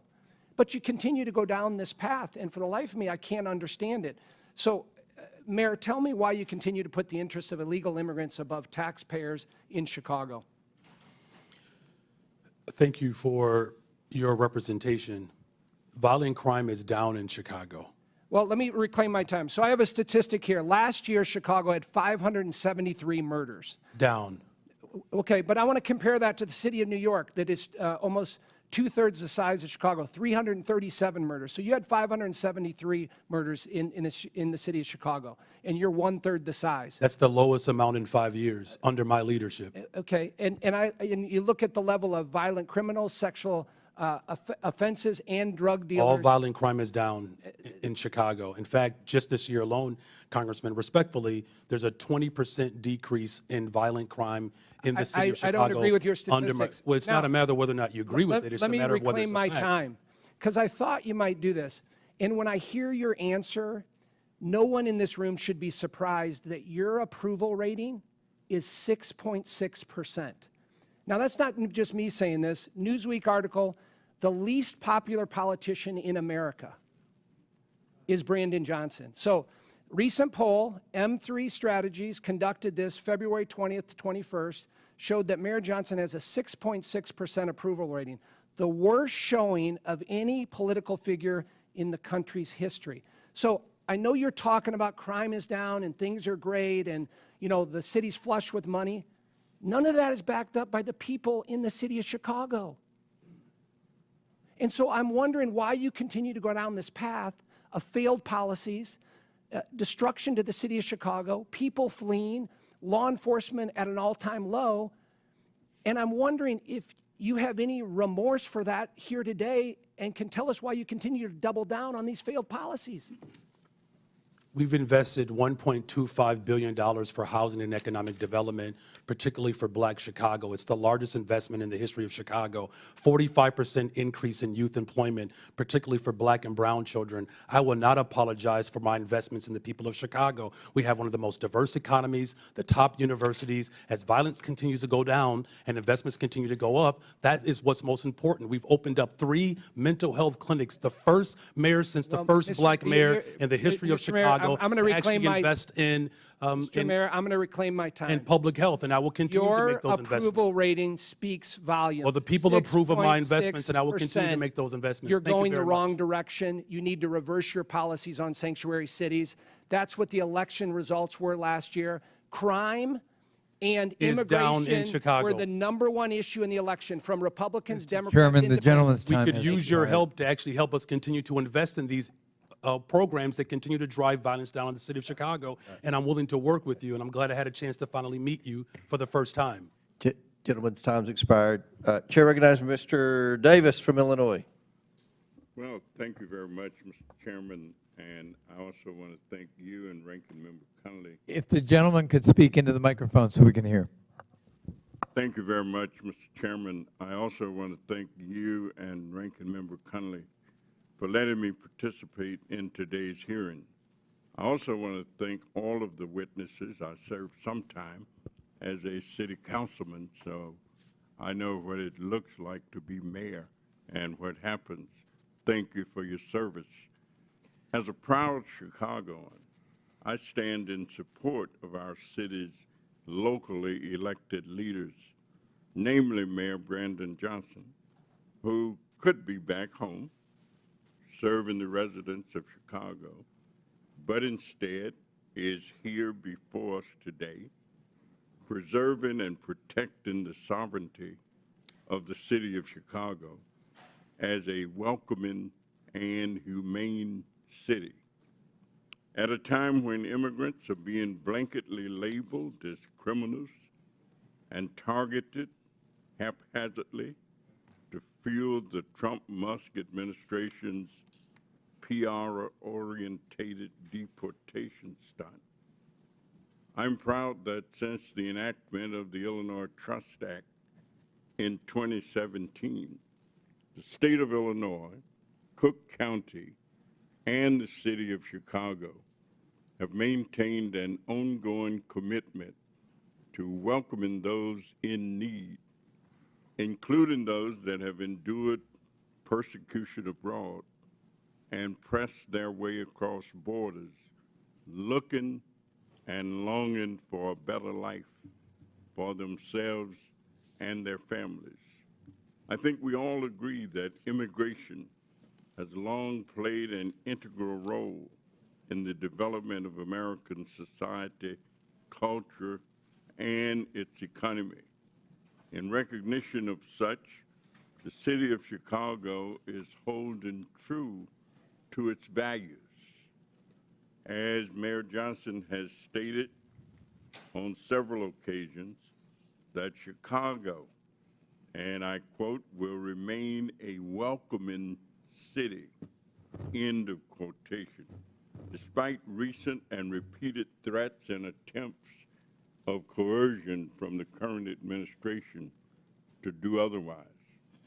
Likewise, H.R. 32, the supposed No Bailout for Sanctuary Cities Act that undergirds today's hearing, is drafted in the same threatening, intrusive, and non-constructive manner, as the measure unfairly calls for welcoming jurisdictions to be stripped of federal funding that we just heard often goes towards supporting critical public safety initiatives and local programming needs.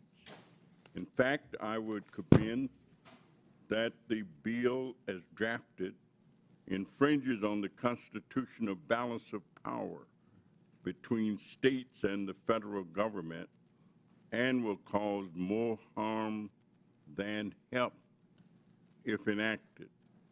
So, Mr. Mayor Johnson of Chicago, the Windy City, the city of the big shoulders, would you share with this committee what principles and concepts guide your thoughts and actions as you go about your task of being mayor for all of these people in Chicago? Thank you very much, Congressman Davis, for your leadership, and it's good to see my neighbor here today. You know, look, the city of Chicago, we reflect and we represent the best part of America. It's a diverse city, again, a city that was established by a Black Haitian immigrant and a Potawatomi woman, a city that has invited immigrants from around the world, a city that was built by the formerly enslaved, my ancestors. And it's a very proud moment to not only represent the city of Chicago, but it is my honor. What we've experienced over the last 20 months since I've been in office, first of all, the city of Chicago is safer. We have violent crime has gone down in the city of Chicago by over 20% just this year alone. We've invested in housing. We've invested in mental health care. We've invested in youth employment. We've invested in our overall community safety plan. plan, 200 more detectives to solve crime. We are headed in the right direction, and I'm grateful for your leadership, and I will look for this body to continue to support these efforts for all of our cities. Thank you. Mr. Chairman, and I yield back. Thank you. Chair recognizes Mr. Evans from Colorado. Thank you, Mr. Chairman and Ranking Member, for allowing me to wave onto this committee. And of course, thank you to the witnesses for taking the time to come and have this conversation. So, Denver Mayor Johnston. I'm a Colorado native, grew up in and around the Denver metro area, also Latino, grandson of an immigrant from Mexico, and I also served for 12 years in the U.S. Army, Colorado Army National Guard, and in the Denver metro area for another 10 years as a police officer. And unfortunately, as a Denver metro area police officer, I've seen firsthand how public safety in Colorado and in Denver is plummeting. When I started my law enforcement career, Colorado was ranked 31st in the nation for our crime rate. We were ranked 3rd in the nation last year. Denver, 6 years ago in 2019, they didn't even make the top 50 most dangerous dangerous cities in the country list. This year in 2024-2025, U.S. News & World Report ranks Denver as the 10th most dangerous city in the country. Denver has twice the homicide rate as San Francisco. We've lost more than 7,000 Coloradans to illegal drug overdose deaths since 2020, with a significant percentage of that coming from illegal drugs like fentanyl.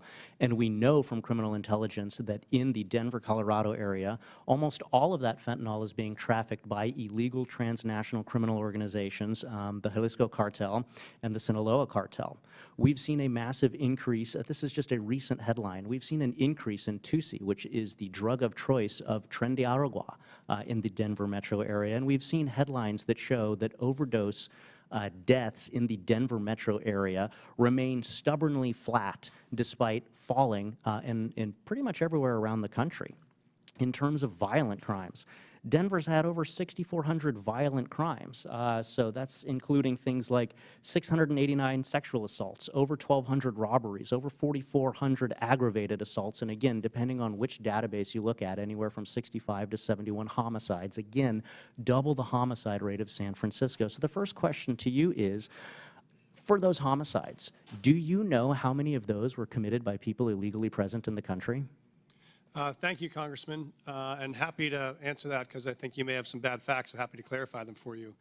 In terms of what's happening in Denver right now, as we know, crime is down in Denver from last year to this year. Reclaiming my time, Meyer. Do you know? I do want to answer the question you phrased. Reclaiming my time. Do you know how many of those 65 to 71 homicides were committed by people illegally present in the country? And I'm happy to show all of the sources for my facts. We don't ask anyone's status at point of arrest. We do not know someone's status and when they're charged. Thank you. Thank you for the answer, Mr. Mayor. And I'm glad you've brought that up because, as you can see displayed here, we actually have a training bulletin to the Denver Police Department dated January of this year, which pretty much says what you just said, which is that Denver Police Department is prohibited from asking for any information about the national origin, immigration, or citizenship status of any individual, and that's a problem because of the second item that we're going to display here, which is the standard FBI fingerprint card, something that I filled out for over a decade when I was a police officer, which has those items as mandatory fields, location of birth and then the citizenship. And so I've heard, being a cop in the Denver metro area, that police officers in Denver are being told not to fill out those mandatory fields in the FBI fingerprint card, which could potentially indicate why you're unsure of how many of these crimes are being committed by illegal immigrants in your city. So the second question is, will you allow Denver police officers to fill out all of the information on an FBI fingerprint card, to including asking for and recording the citizenship status? Thank you, Congressman. Right now, under city ordinance, we do not ask someone's status at point of contact, and that does not prejudice in any way our prosecution. We believe it doesn't matter where someone's from, thank you, Mr. what Mayor. crime they've committed. So you're not so you're not filling out the FBI fingerprint card as required? Right now, we are filling out information when folks arrive, and none of that information prevents us from prosecuting them to the full extent of the law, which is what we do. Thank you, Mr. Mayor. So not filling out the FBI fingerprint card, which would directly contradict your statement that you want people who are illegally present in the country and committing crimes to be held to account for those crimes. And I think that the statistics that we've gone through in the space of crime show why Denver is specifically cratering in their public safety statistics as compared to major cities around the country. That's just factually false. I can show you my statistics. And as a police officer, I am here to make sure that we are uplifting the voices of the victims of these crimes who are being taken advantage of in communities that provide sanctuary to dangerous illegal criminal gangs like Tren de Aragua, which your jail released just last week. We talked about somebody back into the community. We must take care of our victims. I brought legislation, the Uplift Act, to focus on this. We're here to protect the victims, and Mayor, I would ask you to join me in that. We've already done that, and we'll keep doing that. Thank you. I'm happy Chair to answer. recognizes Mr. Crank from Colorado. Mr. Chairman. Oh, wait, one moment. Just quick UC. I would ask unanimous consent to enter the record an NPR article entitled Criminal Records of January 6 Rioters Pardoned by Trump Include Rape, Domestic Violence. And I would also ask that correspondence between a number of us and the new Attorney General, Pamela Bondi, be entered into the record at this point. Without objection, so ordered. The Chair. Now, Chair recognizes Mr. Crank from Colorado. Thank you, Mr. Chairman. Thank you for allowing me to wave on. This is a very important issue to the state of Colorado. And Mayor Johnson, thanks for being here. I know for all of you it's been a long day. Appreciate you being here. Mayor Mike Johnston, Denver has an ordinance that prohibits city and county employees from assisting in the enforcement of federal immigration laws or inquiring about a person's immigration status. We've just talked about that. The city of Denver also has a legal defense fund to support individuals facing deportation. Denver's received more than 41,000 illegal aliens over the past 2 years, and due to its sanctuary status, has become a popular destination for illegal aliens. It's estimated that Denver spends more than $180 million a year supporting illegal immigrants. And in rare cases where ICE is able to apprehend an illegal immigrant in Denver jails, Denver forbids that transfer from taking place in the jail. Now, I just did a ride-along with El Paso County Sheriffs. That's my home county. Colorado Springs, just an hour away. I just did a ride-along with them for the safety of their officers, and the ICE officials. The community and the detainee do transfers in the jail with El Paso County officers present and with the handcuffs on. Now, that El Paso County method has never, ever resulted in the injury of an officer during the transfer. However, in Denver, you require that Denver Police Department release Tren de Aragua gang members to the quote-unquote streets, uncuffed, and hope that ICE agents aren't able to apprehend them on their own. That's the hope. Let's just be honest. With no Denver Police Department officer there to assist if the situation turns violent, that's irresponsible. And to be clear, there's no federal law that forces you to do it this way, Mr. Mayor. This policy and the danger that it creates is wholly a result of your policy as the city and county of Denver. Just last week, it resulted in an illegal Tren de Aragua member assaulting and biting an ICE agent because he was uncuffed and he was released by Denver to a parking lot. Now, you're putting police officers who you're sworn to help protect as their mayor at risk to score political points. And I think it's outrageous. It's unbecoming to your office, and it's a danger to the people of Colorado and the citizens of Denver. Now, we have this case, and I know you've talked about it today. Abraham Gonzalez, suspected TDA gang member, released from Denver County Jail, as I mentioned, due to Colorado's sanctuary policies. This is a post by ICE. Was forced to arrest him in public. ICE was forced to arrest him in public where he assaulted officers, sanctuary policies, endanger communities, and law enforcement. That's their post. I'd ask that this be entered into the record, Mr. Chairman. Objection, so ordered. Mr. Mayor, yes or no? Would you feel safe if you were alone in a parking lot with a Tren de Aragua gang member? We did not put a situation where someone Just yes or no. Would you feel safe if you were in a parking lot alone with the Tren de Aragua member like you make your police officers do, or like you make an ICE agent do? Yes or no? There were 6 ICE agents on the scene. Could you answer when my he was question? Would released you feel safe without in- any weapons? Would you in feel a safe? secure location Reclaiming my time, thank you. with Would a fence around Coloradans, reclaiming my time, Mr. Mayor, you're not going to answer the question. Would Coloradans be safer if ICE had full cooperation from Denver to remove Tren de Aragua gang members, yes or no? We currently honor those notification requests. We've done it 1,226 times. This is the first time I've ever been aware of there being an incident, which is why I reached out to ICE Full yesterday. cooperation would be allowing them to come into the jail and doing it in the jail, not in the parking lot. Will you change that? For the safety of your officers and those ICE agents, would you change that? I reached out to the ICE officers as soon as I heard about this. I have a meeting with them in the coming weeks to talk about the procedure. We have 2 jails. 90% of the pickups are from the other jail where we've never had an occurrence Would you like this. change it? And so I'm going to sit down with the ICE officers and see if they're It's just common sense. You don't do a transfer in the middle of a parking lot when you can do it in a jail. It's common sense. It's common sense. It's been Is your- common sense 1,226 times it's worked, and so we're going to Is figure your, out what happens. Mr. Mayor, is your highest priority as mayor the citizens, the safety of the citizens of Denver? My priority as mayor is to protect public safety for all of our Okay, residents. last question. Have you apologized to the federal law enforcement agent who was assaulted by a Tren de Aragua gang member because of your failed leadership? Yes or no? I reached out to the ICE officers yesterday, and I've asked to sit down with them to talk about this procedure and how we can align systems to make sure no other officers get injured. Thank you. Chair recognizes Mr. Burleson from Missouri. Thank you, Mr. Chairman. From what I gathered from this hearing, the term sanctuary cities seems to mean a sanctuary only for criminals.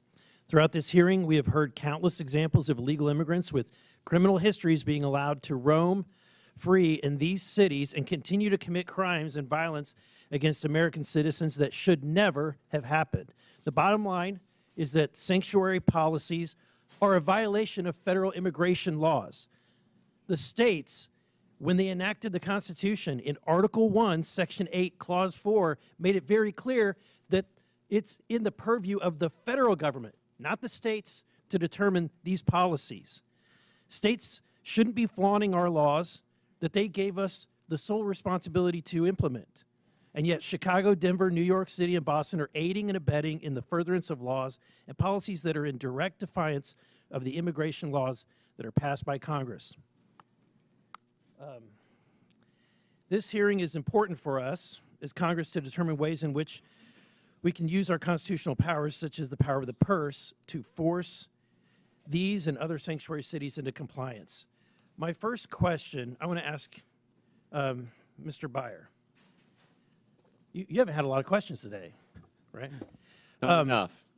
I want to ask, okay, so are you aware of how much it costs the American taxpayer per illegal immigrant in the United States, roughly? Not on a per capita basis, no. Okay.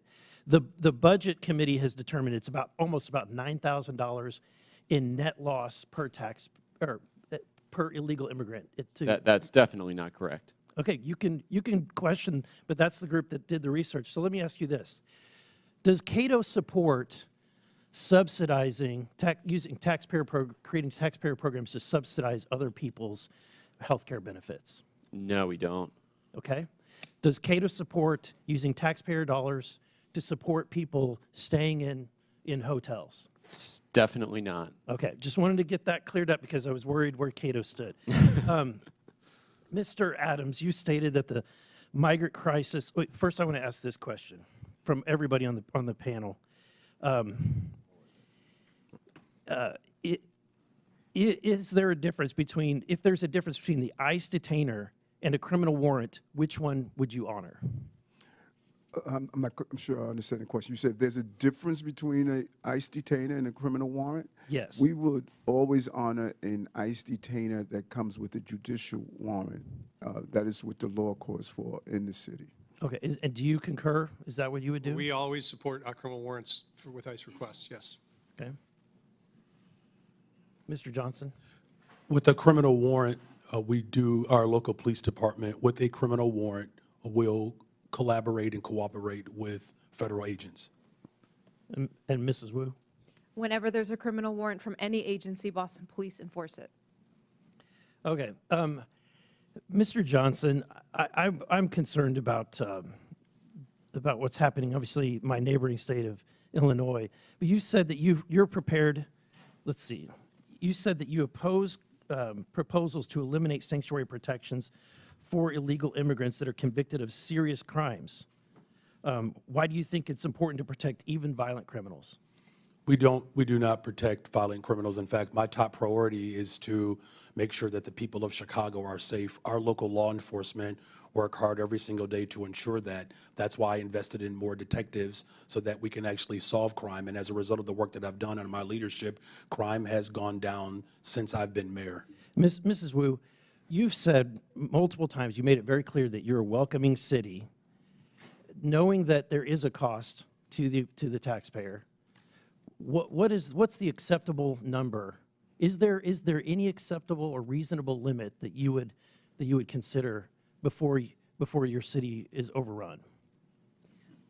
We are a city that is the safest in the country because everyone feels connected to city services. Everyone can So call there's 911. you have no answer. There's no capacity that's too much. Congressman, respectfully, I'm the mayor of Boston. I don't get to decide who comes into our country and where they go after that. Our job is to keep people fed and healthy and safe when they arrive in our city. And we do that in order to make sure that everyone across our community is safe. Resources are strained, but I would ask you to please do your job and be part of passing bipartisan legislation that would allow us to do what We passed H.R. 2, but what's been made very clear is that we don't need to pass laws. All we need is a new president. My time has expired. Gentleman's time's expired. They've called for votes, but we have one last question. Mr. Hurd from Colorado. Thank you very much, Mr. Chairman. Good afternoon. Mayor Johnston, it's nice to see you. Thanks for coming. I have a question about Denver's policies that I fear made it a magnet for migrants and have drawn tens of thousands to Denver in a short amount of time. Given the strain that's being placed on city resources, is there a limit, and this might be similar to a question that was just asked before, if another wave of arrivals begins, does Denver have a contingency plan, or is the commitment to being a sanctuary city truly open-ended no matter how many come? Thank you, Congressman. And we have adjusted our policies when we were facing some of the fiscal crisis around this. We were hoping for the Senate bipartisan immigration bill to pass, which would have provided some resources to interior cities. When that didn't, we had to make adjustments. And so what we've done now is we've really focused on connecting people to work. So those folks that arrive, we think the most important thing is for them to be able to work and support themselves, pay their own taxes, pay their own rent. And so we've run work authorization clinics to help people get legal work authorization. If this body could help us accelerate the rate of work authorization, we would not need to spend any public resources at all because folks want jobs they could support themselves. So that's been our real focus. The more folks we work authorized, we've been able to then need to provide fewer resources around housing, shelter, food, et cetera. Are you concerned that Denver could be reaching a breaking point soon? Thank you, Congressman. We actually are seeing dramatic drops in arrivals since June of 2024. So we are not in a moment of crisis right now. We don't have migrant encampments. We've closed all of our shelters. We've actually dropped our spending on migrant supports by 90% from 2024 to 2025. So our expenditures are down dramatically, and we'd love to see it stay that way. How about my concern about incentivizing certain actions? Do you have any concrete evidence that sanctuary policies have not made Denver more vulnerable to crime? Thank you, Congressman. We do have concrete evidence that even as 42,000 newcomers have arrived in the city over the last 18 months, crime has gone down in Denver. And so shootings are down 24%, homicide is down 17%, auto theft is down almost 30%. So we've seen all those major drivers go down at the same time we've had new folks arrive. And that's because of the sanctuary policies or in spite of them, or what would those numbers be absent the policies in Denver that incentivize these behaviors? Thank you, Congressman. We see them as unrelated. We are continuing to make a strong stand on public safety. We're continuing to find ways to integrate folks who have arrived on our city in the middle of the winter with no clothes or support, and we've been able to do both. We've also made historic reductions in homelessness at the same time that we were facing this. I declared an emergency on homelessness because that was our top priority, and we've become the largest big city in America to end the cycle of street homelessness for veterans. So that's been equal part of our focus at the same time. So just so I'm clear on your testimony, you don't believe that there's any evidence that the city of Denver's policies have made Denver more vulnerable to crime? No, sir, I do not see any evidence that it has. Okay. If violent criminals are exploiting these protections, are you willing to reconsider aspects of the city's policies to prioritize public safety? Thank you, sir. We are very aggressively pursuing violent criminals right now. In fact, we're doing it in collaboration with many federal agencies. We have a Raven task force we launched, which has been focused on disrupting gang activity. That's why we've been so successful in managing and reducing the presence of TDA in the city. It's how we helped reduce the presence of MS-13. So we have aggressive actions going here and partner with federal agents, and that's working. One of the concerns that I've heard, Mayor Johnston, in Western Colorado and Colorado's 3rd Congressional District and also in Southern Colorado is that there are illegal immigrants here that are coming to, or that are in Denver that are then relocating to Western and Southern Colorado.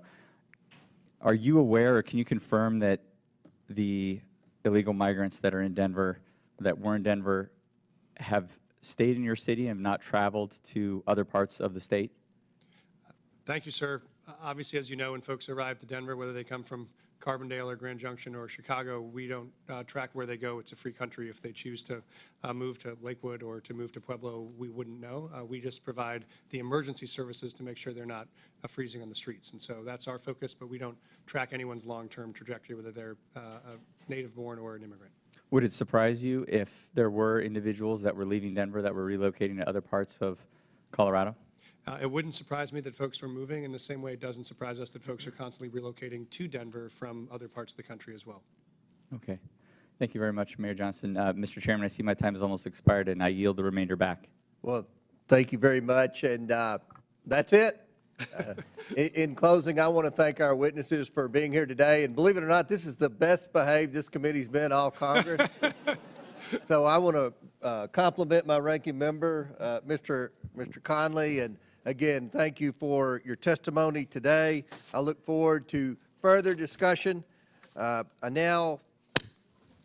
With that and without objection, all members have 5 legislative days within which to submit materials and additional written questions for the witnesses, which will be forwarded to the witnesses. If there's no further business, without objection, the committee stands adjourned.